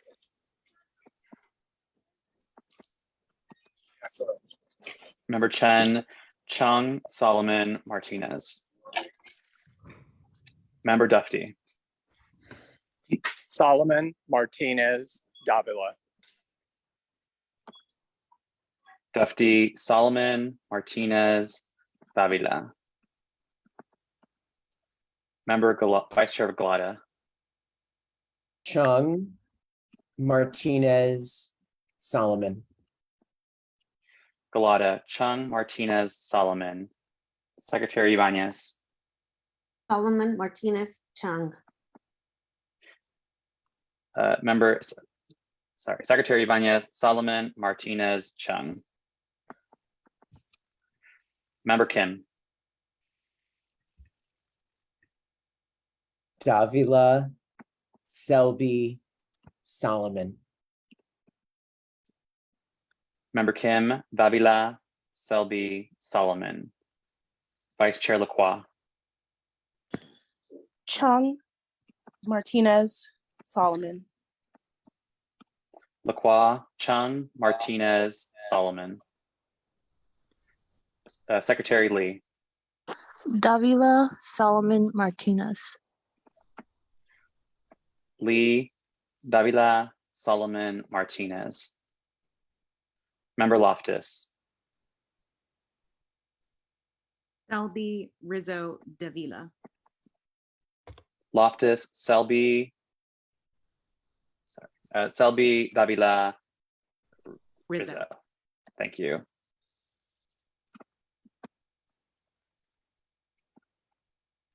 Great. Vice Chair Levitt. Martinez, Solomon, Chung.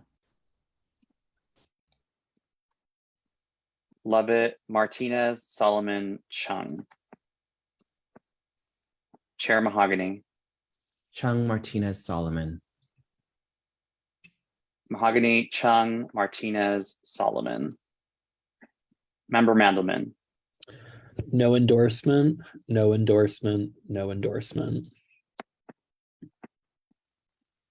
Member Mandelman, no endorsement, no endorsement, no endorsement. Member Marr.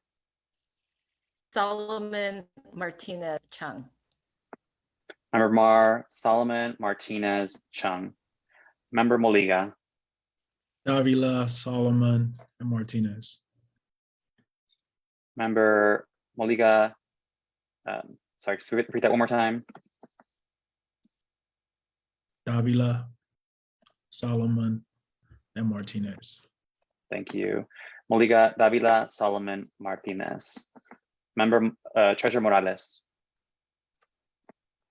Chung, Martinez, Solomon. Morales, Chung, Martinez, Solomon. Member Raju. Davila, Martinez, Solomon. Member Raju, Davila, Martinez, Solomon. Member Ronan. Martinez, Solomon, Selby. Ronan, Martinez, Solomon, Selby. Member Thomas. Chung, Martinez, Solomon. Member Thomas, Chung, Martinez, Solomon. Member Tung. Selby, Davila, Rizzo. Tung, Selby, Davila, Rizzo. Member Williams. Davila, Selby, Rizzo. Member Williams, Davila, Selby, Rizzo. Member Zoe. Solomon, Chung, Davila.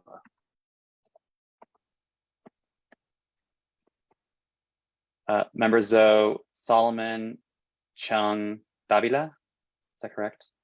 Yes, that's correct. Thank you. Member Kounalakis. Selby, no endorsement, no endorsement. Thank you. Member Ma.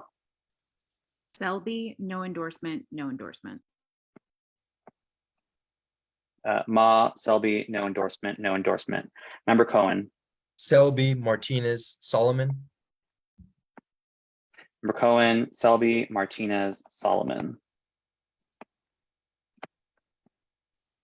Member Weiner. Davila, Rizzo, Selby. Member Wiener, Davila, sorry, one more time. Selby, Rizzo, correct? That's right. Thank you, Member Wiener. Thank you. Member Haney, Davila, Selby, Solomon. Member Haney, Davila, Selby, Solomon. Correct. Member Ting, Rizzo, Davila, and Selby.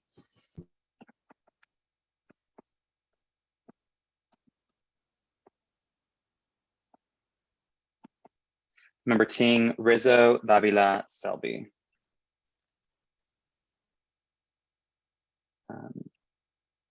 Now we'll go back to Vice Chair Baraka.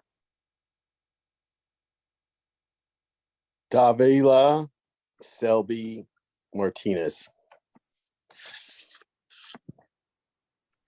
Member Barry, Solomon, Martinez, Chung.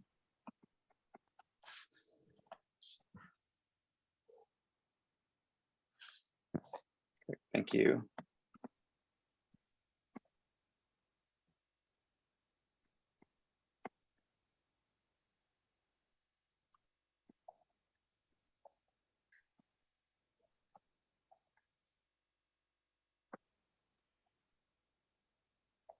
Okay. So with 30 votes,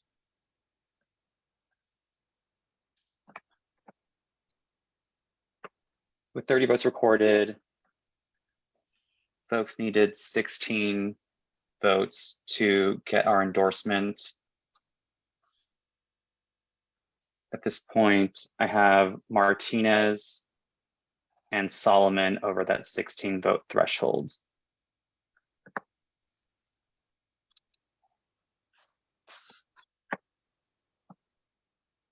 So at this point, we could go one more round. We do have two candidates. If people want, maybe we could try giving one candidate. Yes, our voting process says that if there is no candidate that reaches the threshold, then the lowest person will get removed, and then we will count which is the remaining candidates left. Okay. Thank you for clarifying, Vice Chair Lacroix. So who is being removed, Director Garcia? It is Anita Martinez and Susan Solomon. And then who's the lowest? Oh, sorry. Yeah, apologies. Lowest vote were Rizzo with 5 votes. Okay, so that name is being removed from contention. And Can we get the, I'm sorry, Chair. Go ahead. Okay, and so if that name is being removed from contention, then we have, can you post the remaining 4 in the chat so people know who they can name? And I think we all are able to name one person. Yes, one moment. Sorry, point of, I don't know, information, clarification, not sure which one. We had 2 candidates that didn't get any votes. Are they automatically just removed? Just curious. Oh, yes. Sorry, there were folks with less votes. Yes, Walker received no votes and Yee received no votes. Oh, I see. So actually, those 2 would be removed and Rizzo would, then I would assume stay, since they tied for the lowest votes. Well, didn't they have no votes? So since they had no votes, they would be out, and then Rizzo would be the person that we're looking at to remove, or no?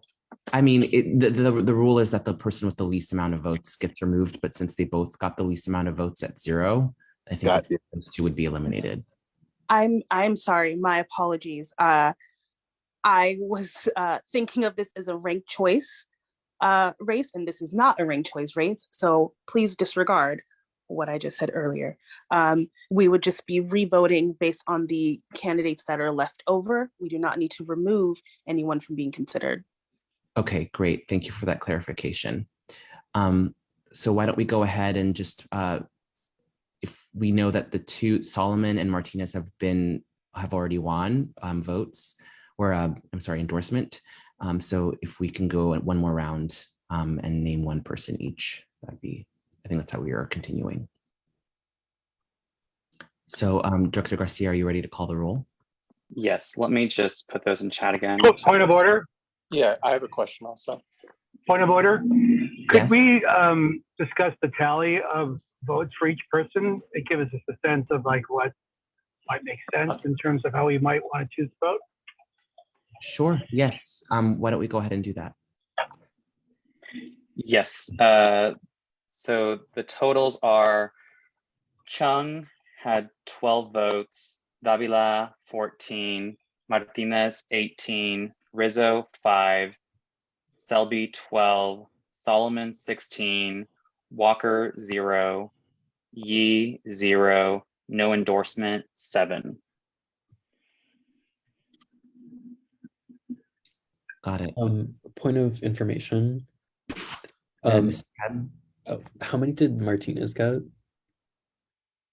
Martinez got 18. Cool, thank you. Sorry, I have Fia at 13. But it's What was that? No, just saying that I have Fia as receiving 13 votes, not 12. And how many does Solomon receive? I have her as 18.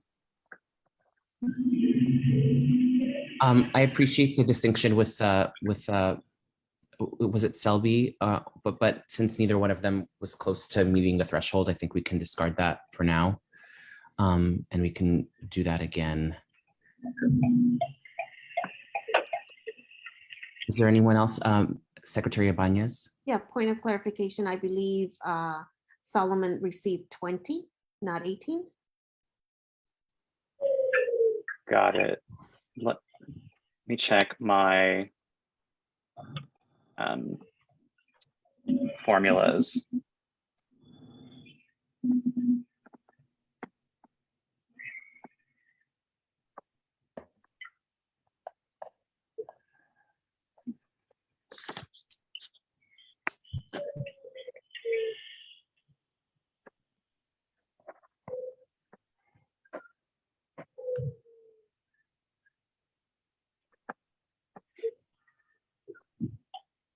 Yeah, I'm actually counting 21 for Solomon.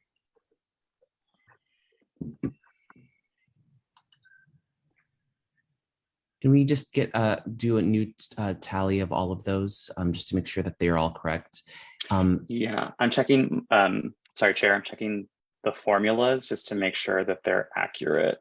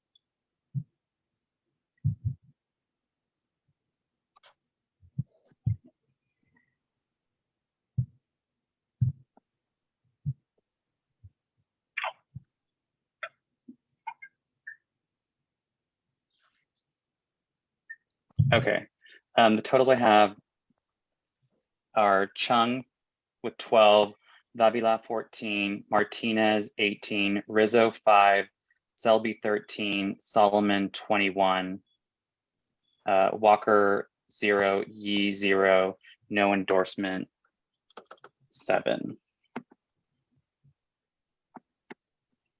That seems to be in line with what people have been counting in the chat. So great, I'm glad that we figured that out.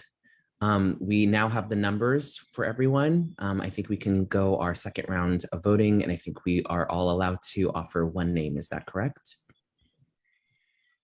Yes.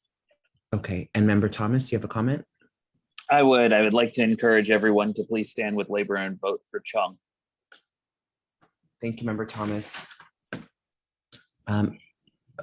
Let's go to Mr. Hebb, and then we'll go to Secretary Ibanez, and then Member Williams.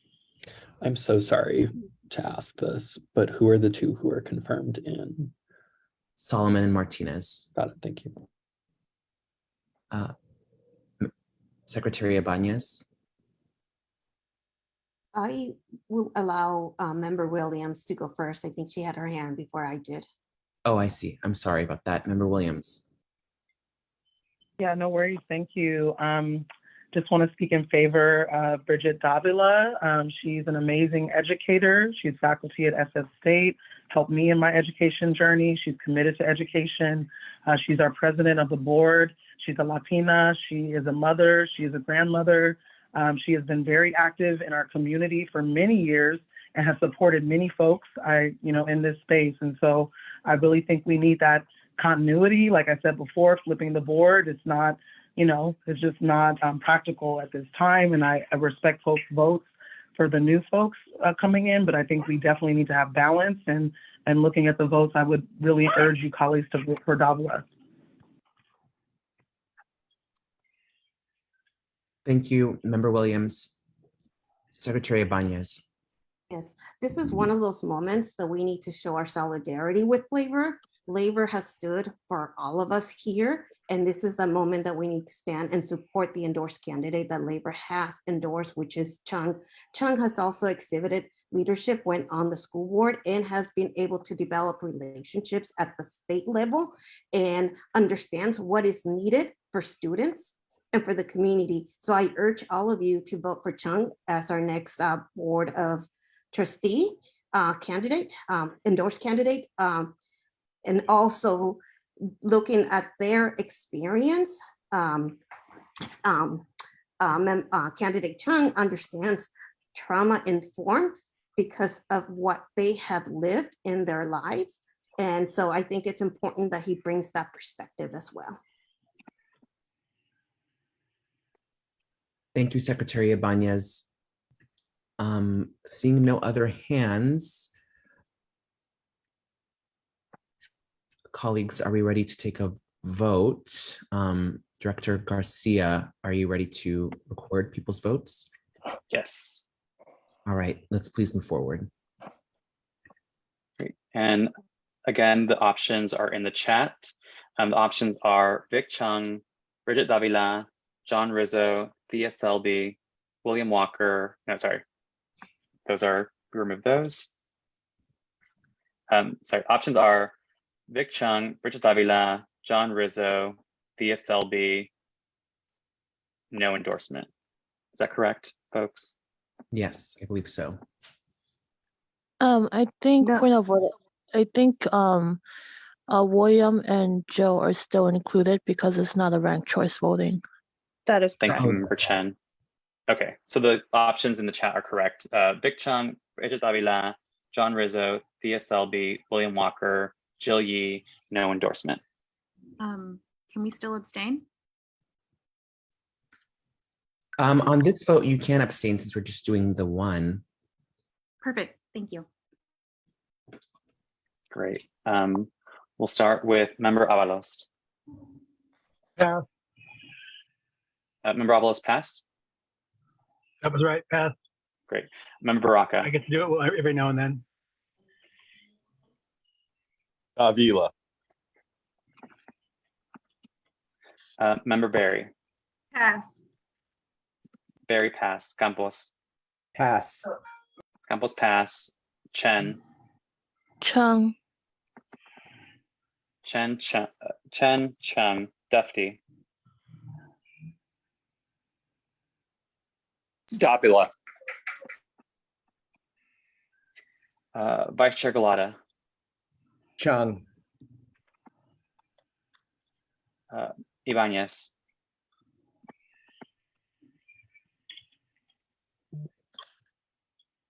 Secretary Ibanez, Chung, Secretary Ibanez, Chung. Vice Chair Lacroix,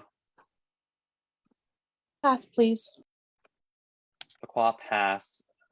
Secretary Lee,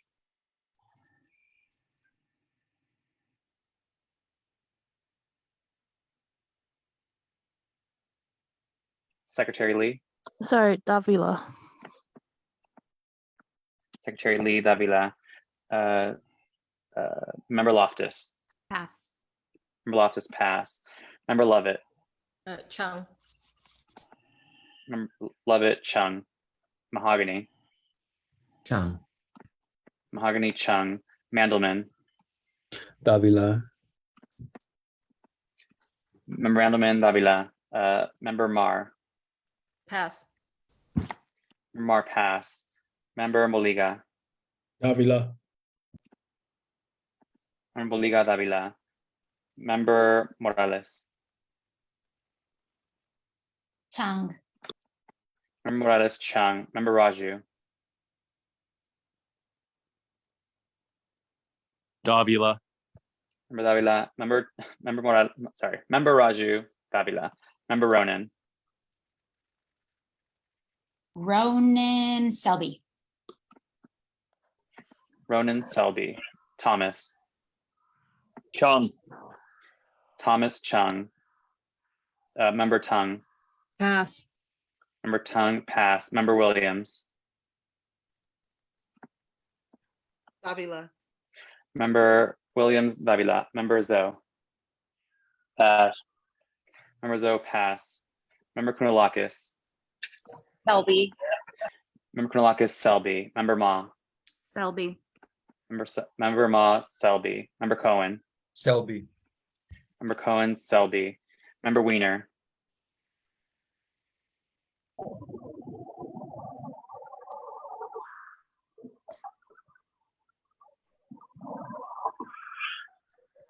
Member Weiner, Selby.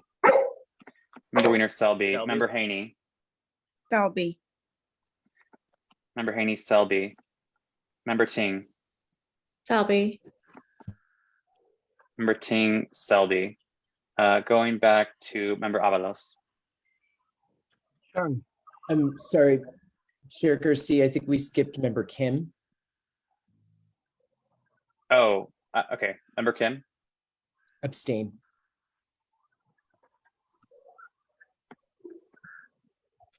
thank you.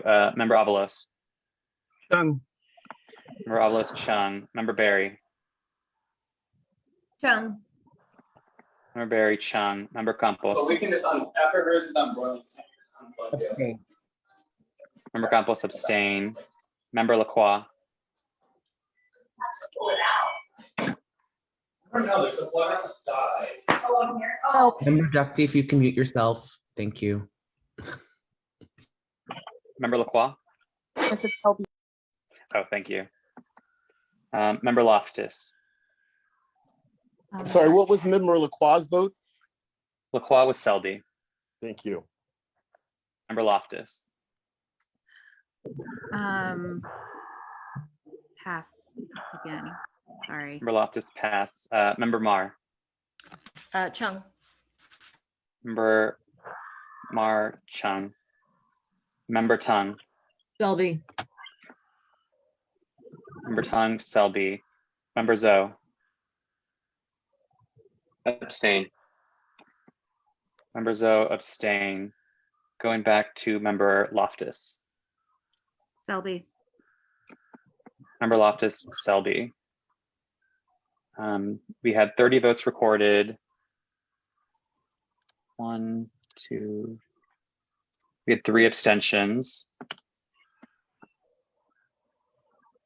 To get an endorsement required 15 votes. Just let me count up things here.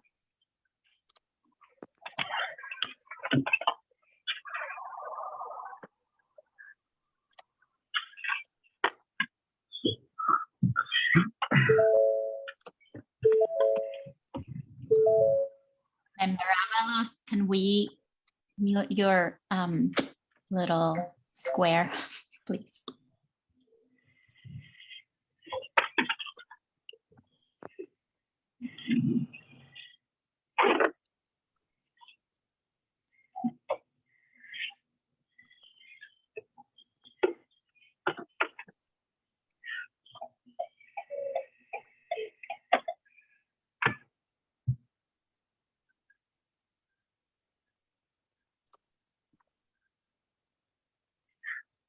Okay. Nobody met that 15 vote threshold. Chung came in with 10 votes, Davila 7, Selby 10, and 3 abstentions. Okay. We can go another round. I would just say that it's really 2 candidates who have the most votes here. Do folks feel like it's okay to narrow the playing field to help us make a decision? Because otherwise we just keep going in subsequent rounds, unfortunately, with this process. If we have more than one to drop, so let's start with Avalos, and I wasn't sure who that other voice was. Yeah, I'm sorry, I'm driving. I'm sorry, I can't raise my hand, so I spoke. But if I think we should just follow the rules. If there's more than one person to drop, at least vote getters, I think we should go through that process. If not, I'm fine to vote on, if it's only 2 left, for dropping 1, then that will be fine with me. All right, thank you, Member Avalos, and I wasn't sure who that other voice was. Sorry, Chair Mahogany, that was Member Tung. Okay, Member Tung, yes, I'm sorry. So, I think that it's pretty clear that we're narrowing down to 1 of 2 candidates, and to drop the third, I think because there are only 3 candidates that got votes in that last round, I think to drop the third would be in the interest of efficiency and also consistent with our bylaws. I agree. Member Thomas and then Member Lovett. My comment was if it was in keeping with the bylaws, we either need to drop all but 2 of the names or come to the agreement that we're not going to get any further, because I understand it's not ranked choice, so we don't have that. But if this body can find it agreeable and it comports with our bylaws, we either need to drop all but 2 names, or we need to come to the conclusion that we're not going to have an endorsement on this. Thank you, Member Thomas. I would suggest, unless we find bylaw language immediately otherwise, that we do move forward with that process. And if not, then we will just have no endorsement on the 3rd seat, and we can clarify that in the coming days. Member Barry. In this round we just voted on, we said not to drop any because of it not being a ranked choice election. So if now we're changing that we are going to drop some, that would be in contradiction to what we just decided. Right. Well, we are not required to drop as we do with ranked choice voting, but we are wondering if it would make it simpler for people. Well, here, why don't we do this? Let's not remove anyone from the count, but we know who the top 2 are. And, I think we can ask our colleagues to be mindful of the fact that those are our top 2. So either vote those 2 or no endorsement so that we can be done with this process, not continue to do multiple rounds of voting on 1 seat. So with that, our top 2 were Chung and was it Selby? Selby, yes. Chung, 10 votes, Davila 7, abstain 3, Selby 10. Okay, so Selby and Chung are our top 2 at this point. If you would like to vote for one of those or no endorsement, that would probably get us through this process faster. So let's do another round. Okay. Member Avalos. Davila. Member Avalos, Davila. Member Baraka. Pass. Baraka, pass. Barry. Barry, Chung. Campos. Pass. Campos, pass. Chen. Selby.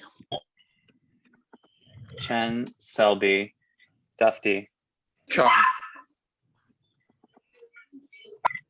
Dufty, Chung, Galata,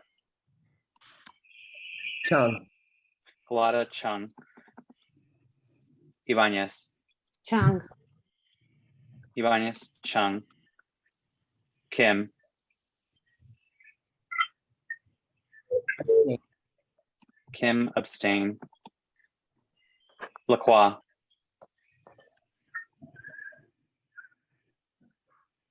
Pass, please. Lacroix, pass, Lee, Pass. Lee, pass, Loftus, Pass.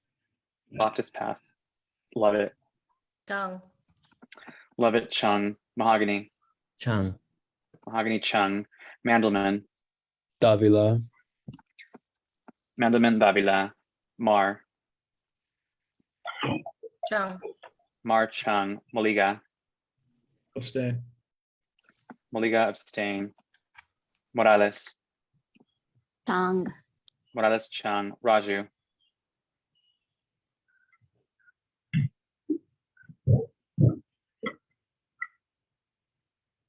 Member Raju,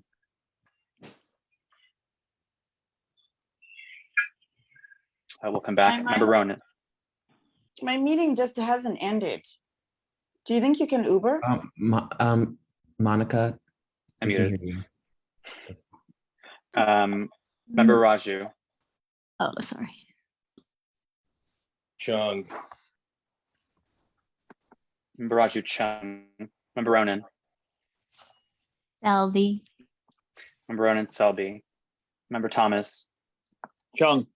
Member Thomas, Chung, Member Tung, Pass. Member Tung, passed, Member Williams, Pass. Member Williams, passed, Member Zoe, Chung.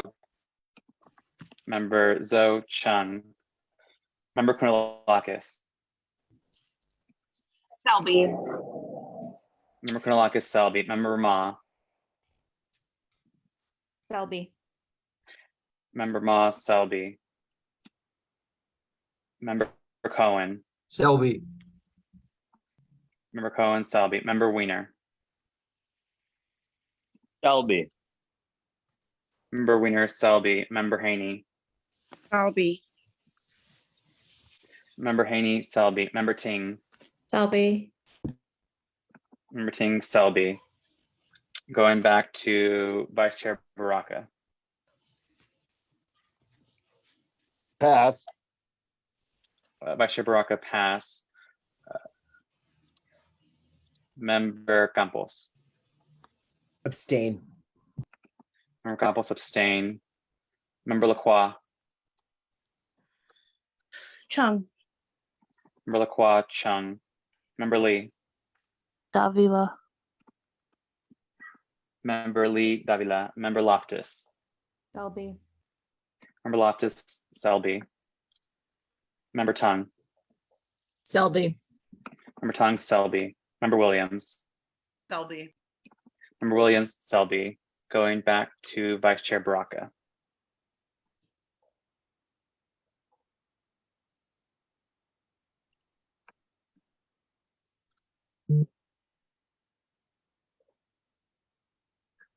Vice Chair Baraka. Sorry about that. Selby. Vice Chair Baraka, Selby. Great. One moment to tally up things.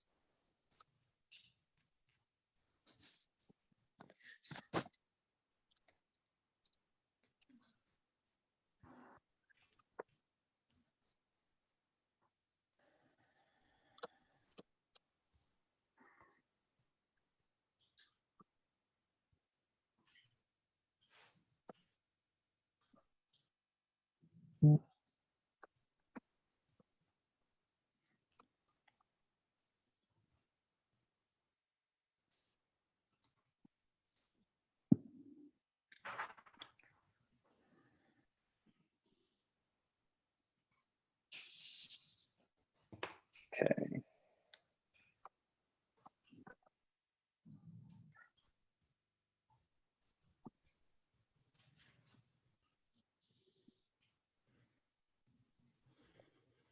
Again, nobody, actually, sorry, let me double check this again.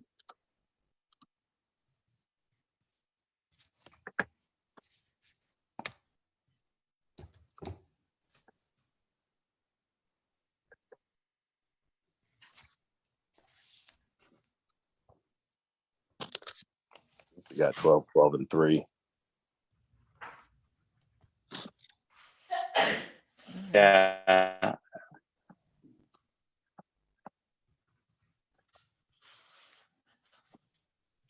Director Garcia? Yes, one moment, apologies. Doing this a little faster.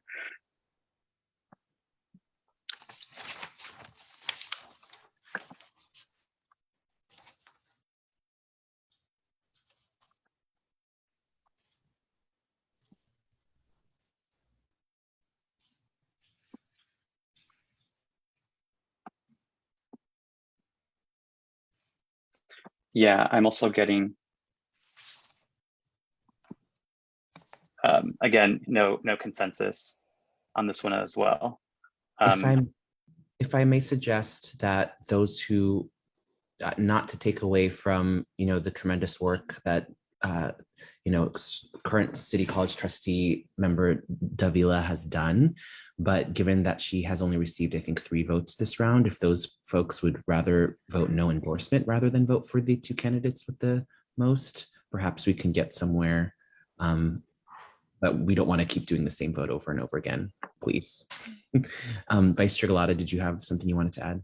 Yeah, sorry, just point of information. Can you repeat the vote count, the tallies, ED Garcia? Yes. Sorry, one moment. Just making sure my formulas are correct. So I'm getting 3 Davila, 12 Selby, 12 Chung, 3 abstain.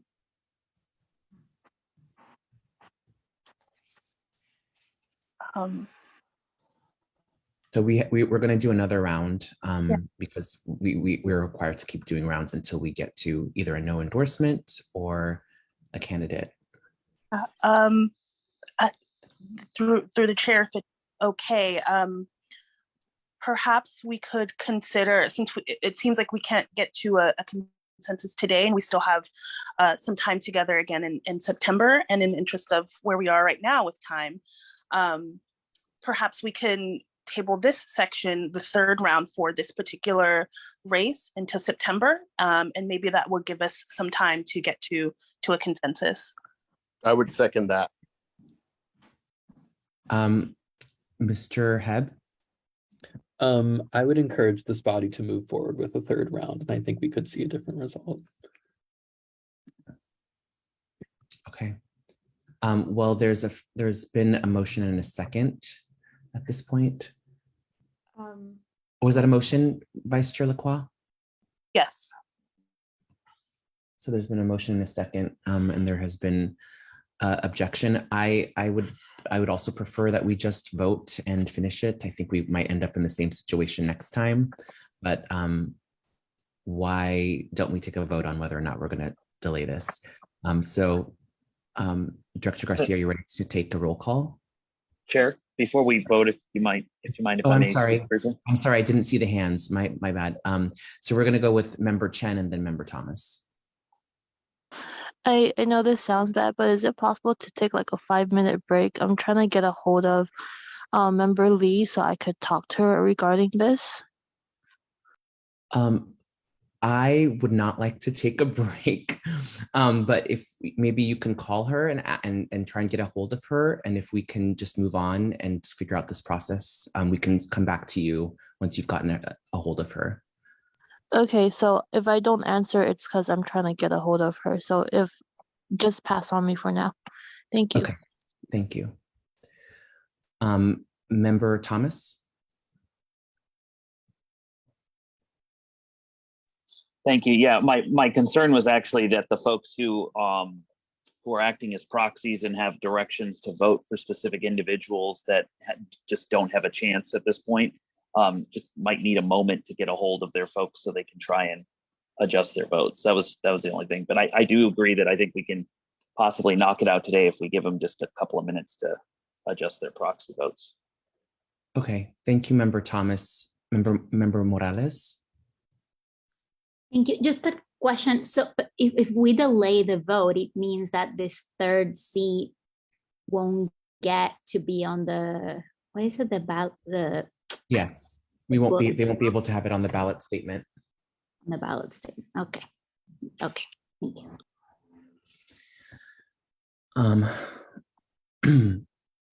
Okay, Member Thomas, is that a new hand or an old hand? Sorry, old hand. I'm getting tired. Vice Chair Galata.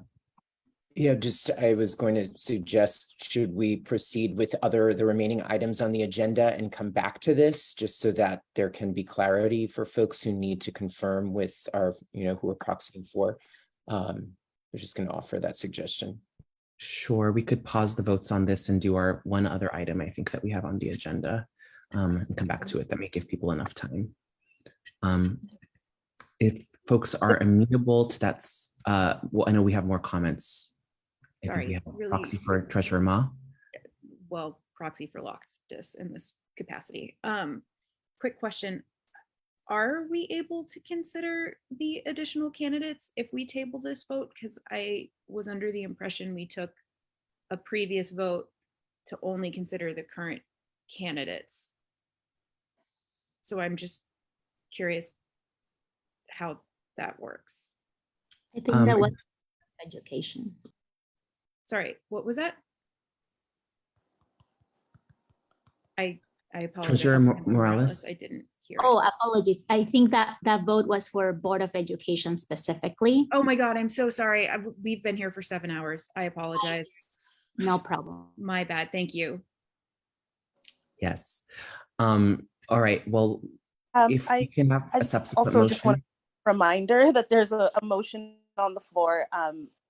And I think it could save us, if we take a little time now, it could save us more time in the long run, just to at least figure out whether or not we want to vote on tabling this until next. So there was a motion put forward by Vice Chair Lacroix to table this vote until the next meeting. And then there was a second for that. There has been discussion about potentially tabling it until after the next item to see if that gives folks enough time to hear back from proxies. Is that a subsequent motion that you'd like to make, Vice Chair Galata? I'm okay with proceeding with Vice Chair Lacroix's motion. Okay, so we have a motion and a second. To clarify, and then... I got cut out for a little bit, but to clarify, my motion was to table it until our next meeting, not for later on in this agenda. Correct. That was the original motion that you made. And then Secretary Ibanez, did you have your hand up? Yes, I actually had a question, and maybe it's a clarification again through the chair to Executive Director Garcia. My question is the deadline for candidates to submit for the ballot booklet. I think you have to submit it on the same day, on which I believe the deadline was on Friday, but I may be wrong, because I think when you're submitting your paperwork as a candidate, you also have to submit who's supporting you. The 22nd, I believe, is the date that those statements are due by. The challenge is that we could not submit a 10-day notice from today for a meeting that would actually happen before then, because it's already the 13th. So so anyone we endorse after today will not be able to include it on their ballot statements. Thank you. Yeah. Chair Mahogany, I do appreciate everyone being able to ask questions. I think that's a very important part of this dialogue, but I'd also like to call the question. Okay, yes. So can we have a roll call vote on whether or not to delay this vote to our next meeting? So affirmative would be to delay it to the next meeting. A no would be to vote on it today. Director Garcia, are you ready? Yes, just to clarify, it's for a third seat, not the whole process. For the third Correct. seat, that's right. Great. Okay. On the motion, Member Avalos? No. Avalos, no. Baraka? Yes. Baraka, yes. Barry? Abstain. Barry, abstain. Campos? Abstain. Campos, abstain. Chen? Abstain. Chen, abstain. Dufty? No. Dufty, no. Galata? Yes. Galata, yes. Ibanez? Yes. Ibanez, yes. Kim? Yes. Kim, yes. Lacroix? Yes. Qua, yes. Lee? Secretary Lee? That's you, Member Oh, Chen. sorry. We'll come back. Loftus? Oh, sorry. I apologize. No. Loftus, no. Lovett? No. Lovett, no. Mahogany? No. Mahogany, no. Mandelman? No. Mandelman, no. Mar? No. Mar, no. Maliga? No. Maliga, no. Morales? No. Morales, no. Raju? Yes. Raju, yes. Ronan? No. Ronan, no. Thomas? No. Thomas, no. Tongue? No. Tongue, no. Williams? No. Williams, no. Zoe? No. Zoe, no. Kunalakis? No. Kunalakis, no. Ma? No. Ma, no. Cohen? No. Cohen, no. Wiener? No. Wiener, no. Haney? Abstain. Haney, abstain. Ting? No. Ting, no. Going back to Secretary Lee. Abstain. Lee, abstain. There were 5 abstentions.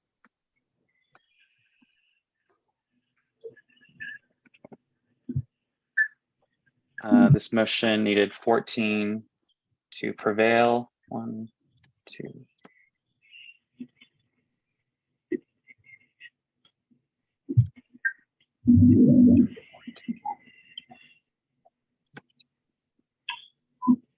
There were 19 no votes. The motion fails. Okay, so at this point, would we like to have a motion to consider the next item and come back to this? Or should we just do one more round of voting? I see member or Mr. Hebb and Motion then to vote? Member Thomas. Motion to table agenda item 7 and move forward with 8, 9, and 10 temporarily. Okay, is there a second? And then kind of reconnected. Second.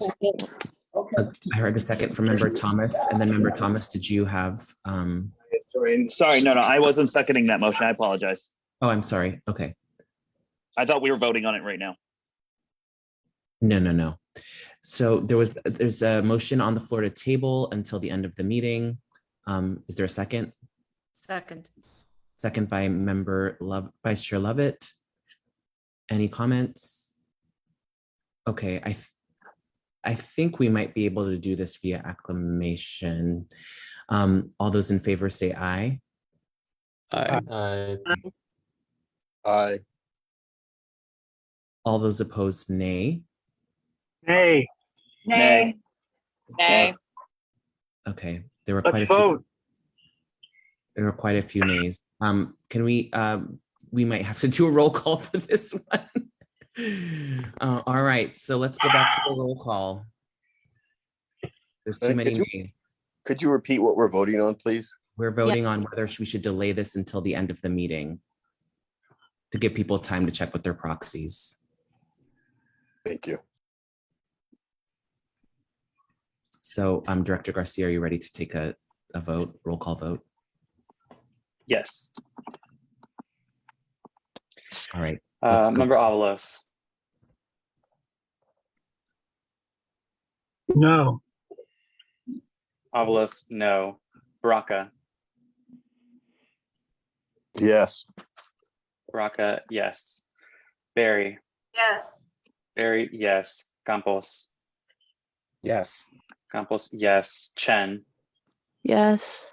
Chen, yes. Dufty,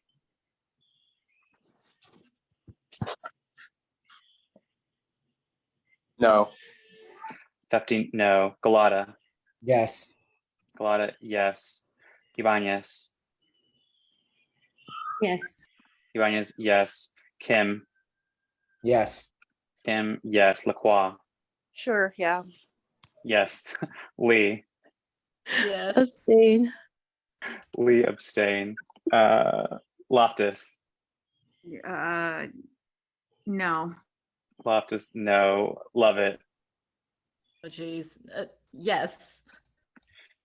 Loftus, sorry, Lovett, yes. Mahogany, Yes. Mahogany, yes. Mandelman, Yes. Mandelman, yes. Mar, Yes. yes. Maliga, No. Maliga, no. Morales, Abstain. Morales abstain. Raju, Abstain. Raju abstain. Ronan, Abstain. Ronan abstain. Thomas, No. Thomas, no. Tongue, Yeah. Tongue, yes. Williams, Yes. Williams, yes. Zoe, Yes. Zoe, yes. Konalakis, No, God, please, no. Konalakis, no. Ma, No, please, let's just finish this. Ma, no. Cohen, No. Cohen, no. Wiener, No. Wiener, no. Haney, Abstain. Haney abstain. Ting, No. Ting, no.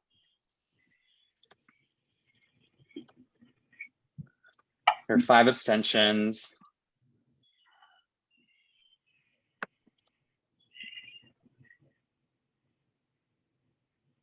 This requires 14 votes to 14 votes to prevail.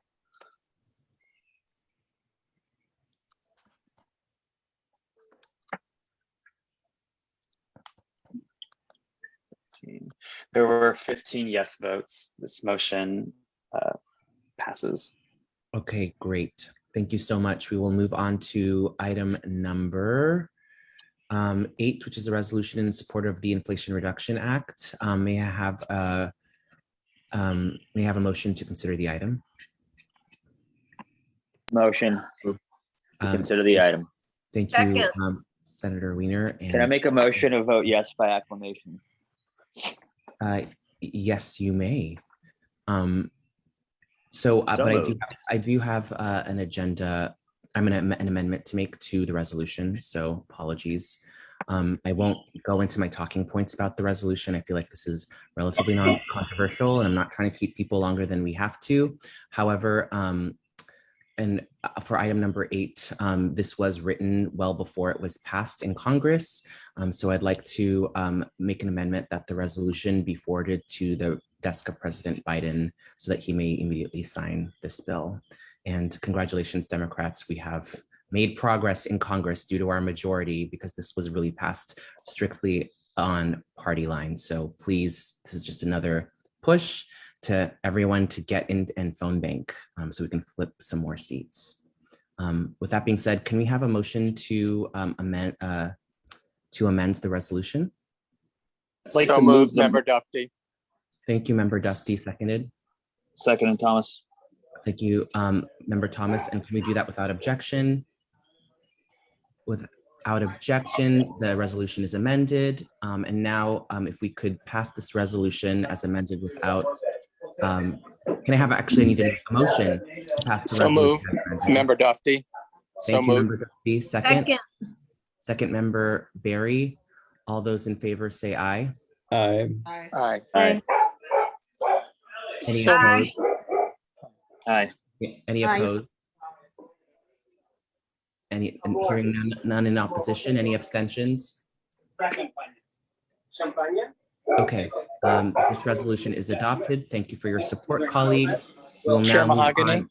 Uh-huh, yes. Chair Mahogany, I apologize, but I mean, we're making exceptions to try and allow people to get their proxies lined up. And I just want to ask, like, my guy, it's his birthday. I've cooked for 20 people and finished up while I've been here, but I'm ready to go. So does that mean that we could at least give those of us that have to step off, that someone, will text us and advise us to get back on this call versus just kind of hanging out? Sure, we have one more item and then we're going to go back to that vote. So are people ready to vote? Because I would deeply appreciate it if we could, have that vote.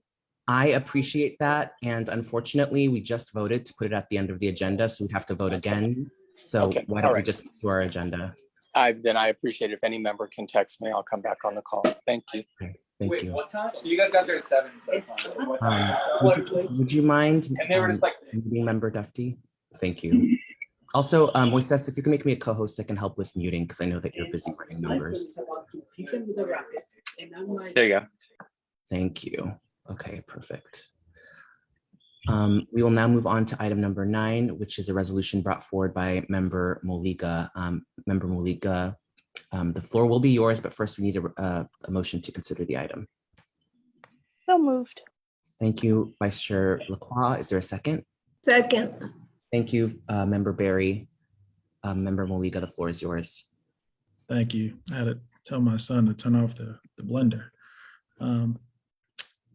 As you all heard earlier before, if you joined the meeting earlier on, and I thank you all. Thank you, Chair Mahogany. Thank you, members. I know everyone's tired. I'm tired too. I need to take my fiance. I hope we can wrap this up. But there is a mini war happening right now on the southeast side of San Francisco. Brother Supervisor Shaman is out there doing his best, and the unfortunate part of it is just not enough. And so also, unfortunately, the people, the individuals who have been, part of this gun violence that's occurring out there have been Psalm 1 kids, right? And so I got a call this morning. Another kid was killed 2 days ago, last week. 2 Psalm 1 kids were killed, right? 2 of them are family members. Last year, 2 of my family members were killed, both, youth, right?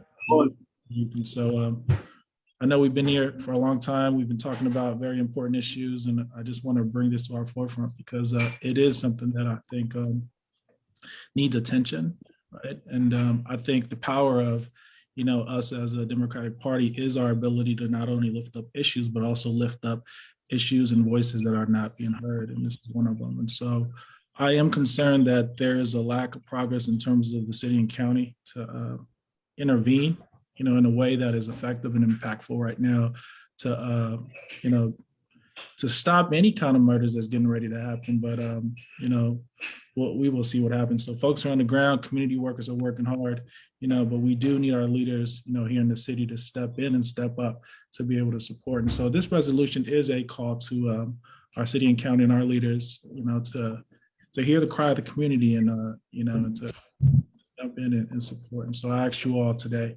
and for your support. So thank you, Chair Mahogany, and thank you to the members. Thank you for bringing this forward and for your leadership on this item. And I know many of us have requested to be added as co-sponsors in the chat. Colleagues, would anyone else like to make any comments on this item? Seeing none, again, thank you for your leadership. If we can do this by acclamation, all those in favor say aye. Aye. Aye. Any opposed, nay. And any abstentions? Hearing no abstentions, congratulations, the resolution is passed unanimously. We will now, Mr. Hebb, did you have your hand raised? Oh, no. Okay. We do have new business next, but I'm assuming that there is not any new business and we can go back to our Is there any new business that we need to discuss? Seeing no hands, we will now go back to the City College vote for the seat number 3. Again, hopefully the only ones that people vote for are either, I believe it's Selby, and who's the other one? Chung, or no endorsement, so that we can hopefully end after this next vote. So with that, I'll turn it over to Director Garcia. Yes, Chair. Member Avalos. Chung. Avalos Chung. Baraka. Pass. Baraka pass. Barry. Chung. Barry Chung. Campos. Abstain. Campos abstain. Member Chen. Pass. Chen pass. Dufty. Member Tong. I was Chen for Member Dufty. Oh, it's Chung. I'm sorry. Thank you. Galata. Chung. Galata Chung. Ibanez. Chung. Ibanez Chung. Kim. Pass. Kim pass. Lacroix. Chung. Lacroix Chung. Lee.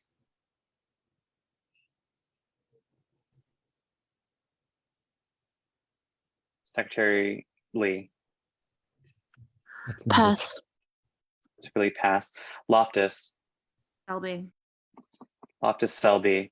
Lovett. Chung. Lovett Chung. Mahogany. Chung. Mahogany Chung. Mandelman. Selby. Mandelman Selby. Mar. Chung. Mar Chung. Moliga. Abstain. Moliga abstain. Morales. Chung. Morales Chung. Raju. Chung. Raju Chung. Ronan. Selby. Ronan Selby. Thomas. Chung. Thomas Chung. Tung.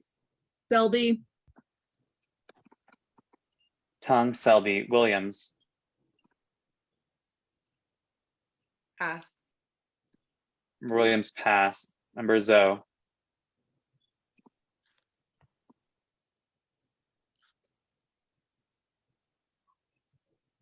Member Zoe has a proxy, I believe. Sorry, this proxy was talking into mute. Chung by proxy. Zoe Chung. Kunalakis. Selby. Kunalakis Selby. Ma. Selby. Ma Selby. Cohen. Selby. Conan Selby. Wiener. Selby. Wiener Selby. Haney. Selby. Haney Selby. Ting. Selby. Ting Selby. Going back to Member Chen.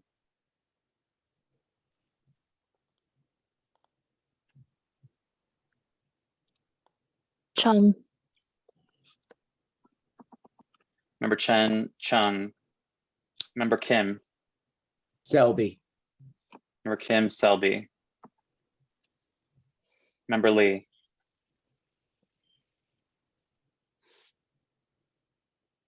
Can I still pass? Yes. Member Williams. Selby.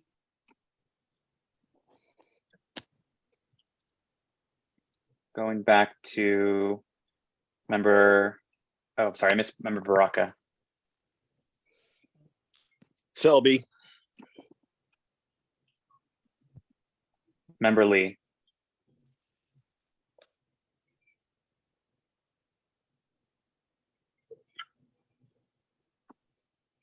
I'm so sorry. I still can't get a hold of her.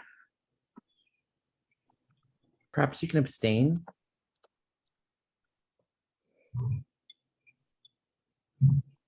I'm not sure.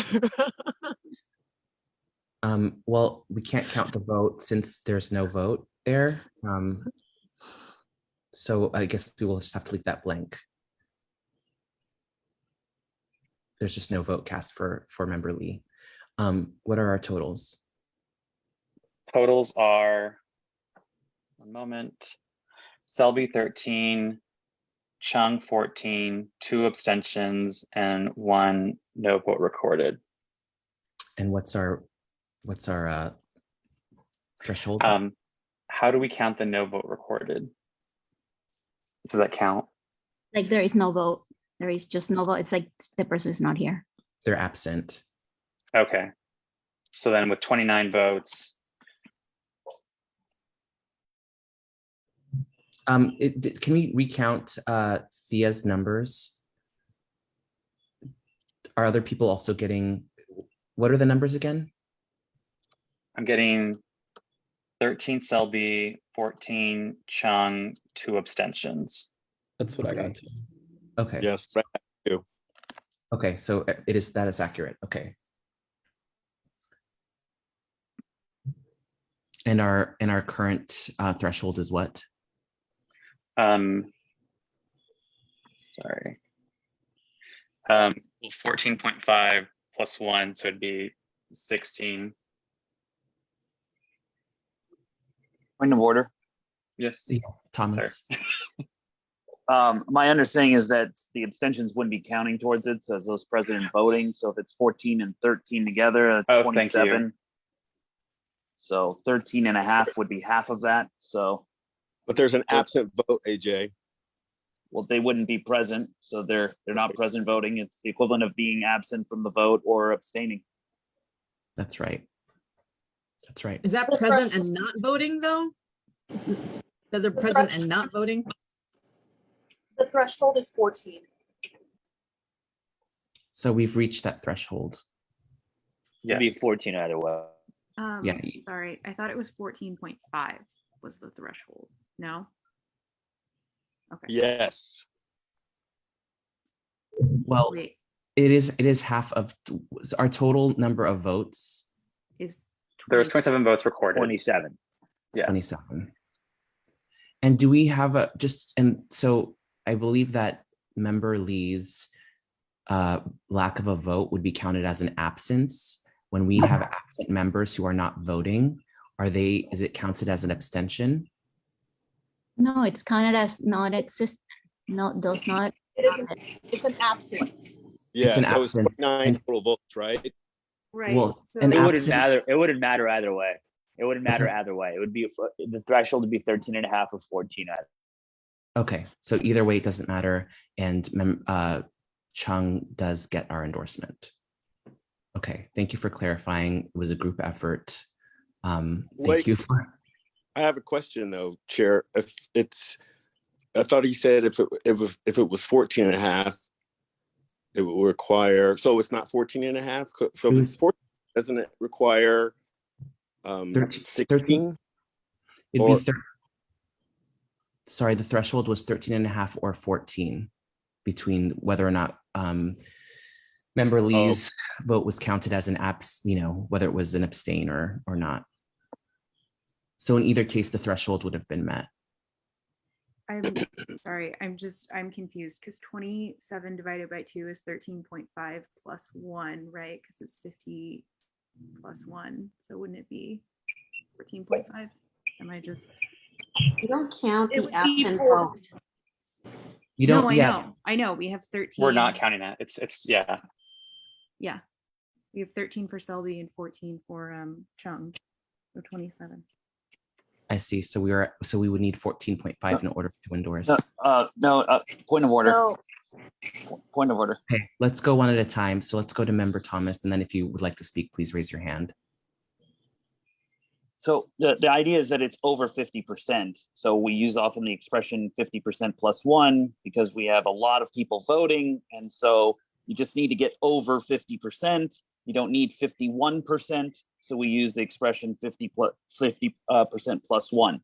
In this case, 50% is 13.5. You just need to get over 13.5, but we're all one human here.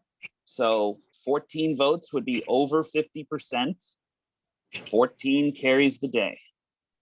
Okay. You don't need to get a certain over, you don't have to get one full vote over that. It's a colloquialism to make it clear that you don't need 51% of the vote. I just like to say, though, that that's not how we counted the vote earlier for the measure having to do with the splitting of DPW. That was 10. We had 10 no's and 13 yeses. So it was and the threshold, I believe, was 12 or something like that. I like to go back to that because that's not how I remember. I remember it being and a half, and instead of going over that, we went a full number over that. So if we're going to use that kind of math, sorry, no, I'm just saying. Well, let's you know what? Let's not talk over each other. So, right. Vice Chair Lacroix, let's let Vice Chair Baraka finish, and then we can respond. If I remember correctly, we went when we did the revote for that measure earlier.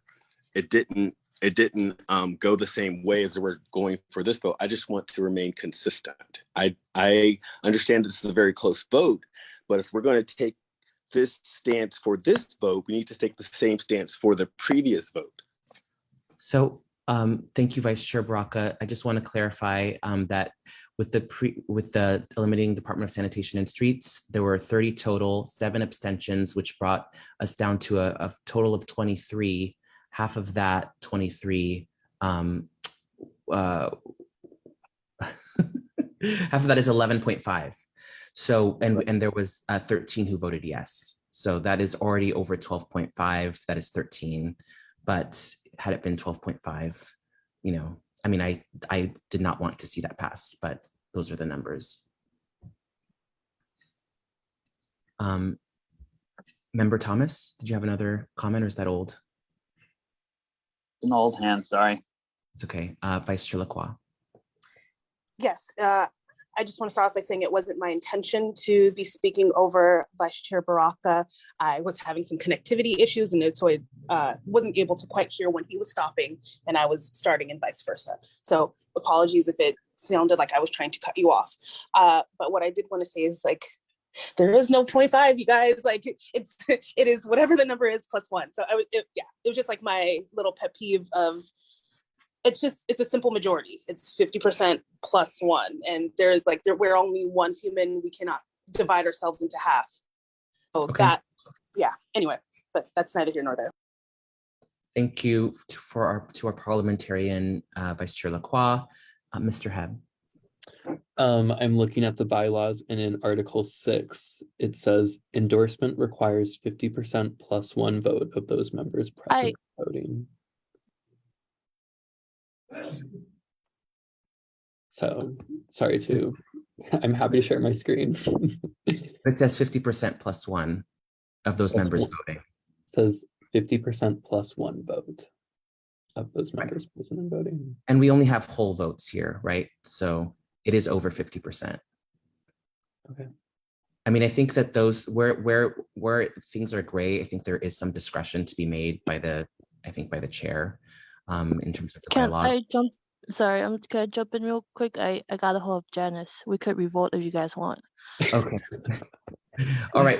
How would you, well, since we haven't really finalized this vote yet, because we haven't come to an agreement on what it actually constitutes, I think you can tell us what her vote is and we can weigh it in. So what's her vote? Point of order. Point of order. Who's it? Member Thomas. Member Thomas? Sorry. Yep. Point of order. We conducted our vote. We concluded the vote.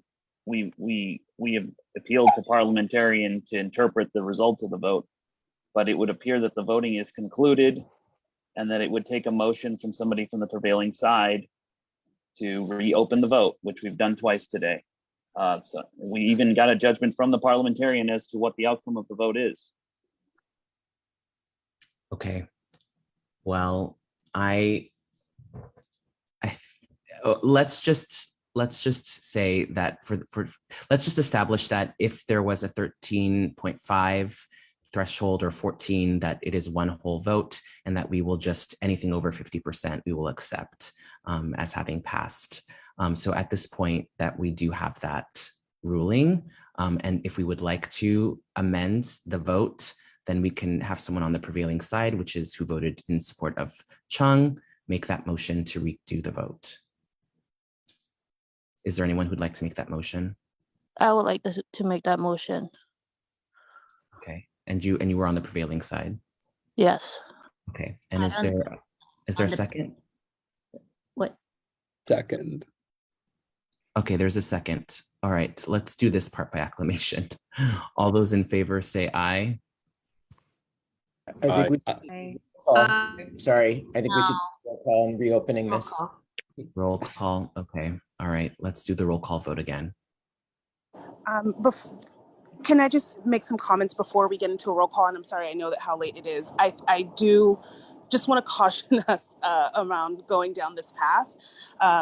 It especially was brought to my attention too that 14 out of 27 votes is over 50. It's 51.8%. So that is over 50%. You know, again, I'll call to it's the call of the chair, but I just want to make sure that that we're doing things in a way that we can all feel comfortable and make sense to both ourselves and people watching moving forward. So. Thank you, Vice Chair Lacroix. Yes, we did establish that. However, there was a motion made to reconsider the vote because Member Lee received new information, or Member Chen received information from Member Lee. So this is not about struggling over the percentages. It's about No. I'm just saying as myself, I am still saying I will be voting no to reopen because I don't think that we should. That is what I'm saying. Okay. Thank you, Vice Chair Lacroix. Point of information or clarification. And we see, I do have, can you hold on to that thought, because we have Member Avalos whose hand is raised and is waving at us. And then we'll go in order to Thomas and then Ibanez. Thank you. I really feel like we run the risk of just deteriorating this program, this vote to be almost illegal. We've actually had an entire vote. We interpreted the vote, and that gives everyone a chance to see how everyone voted.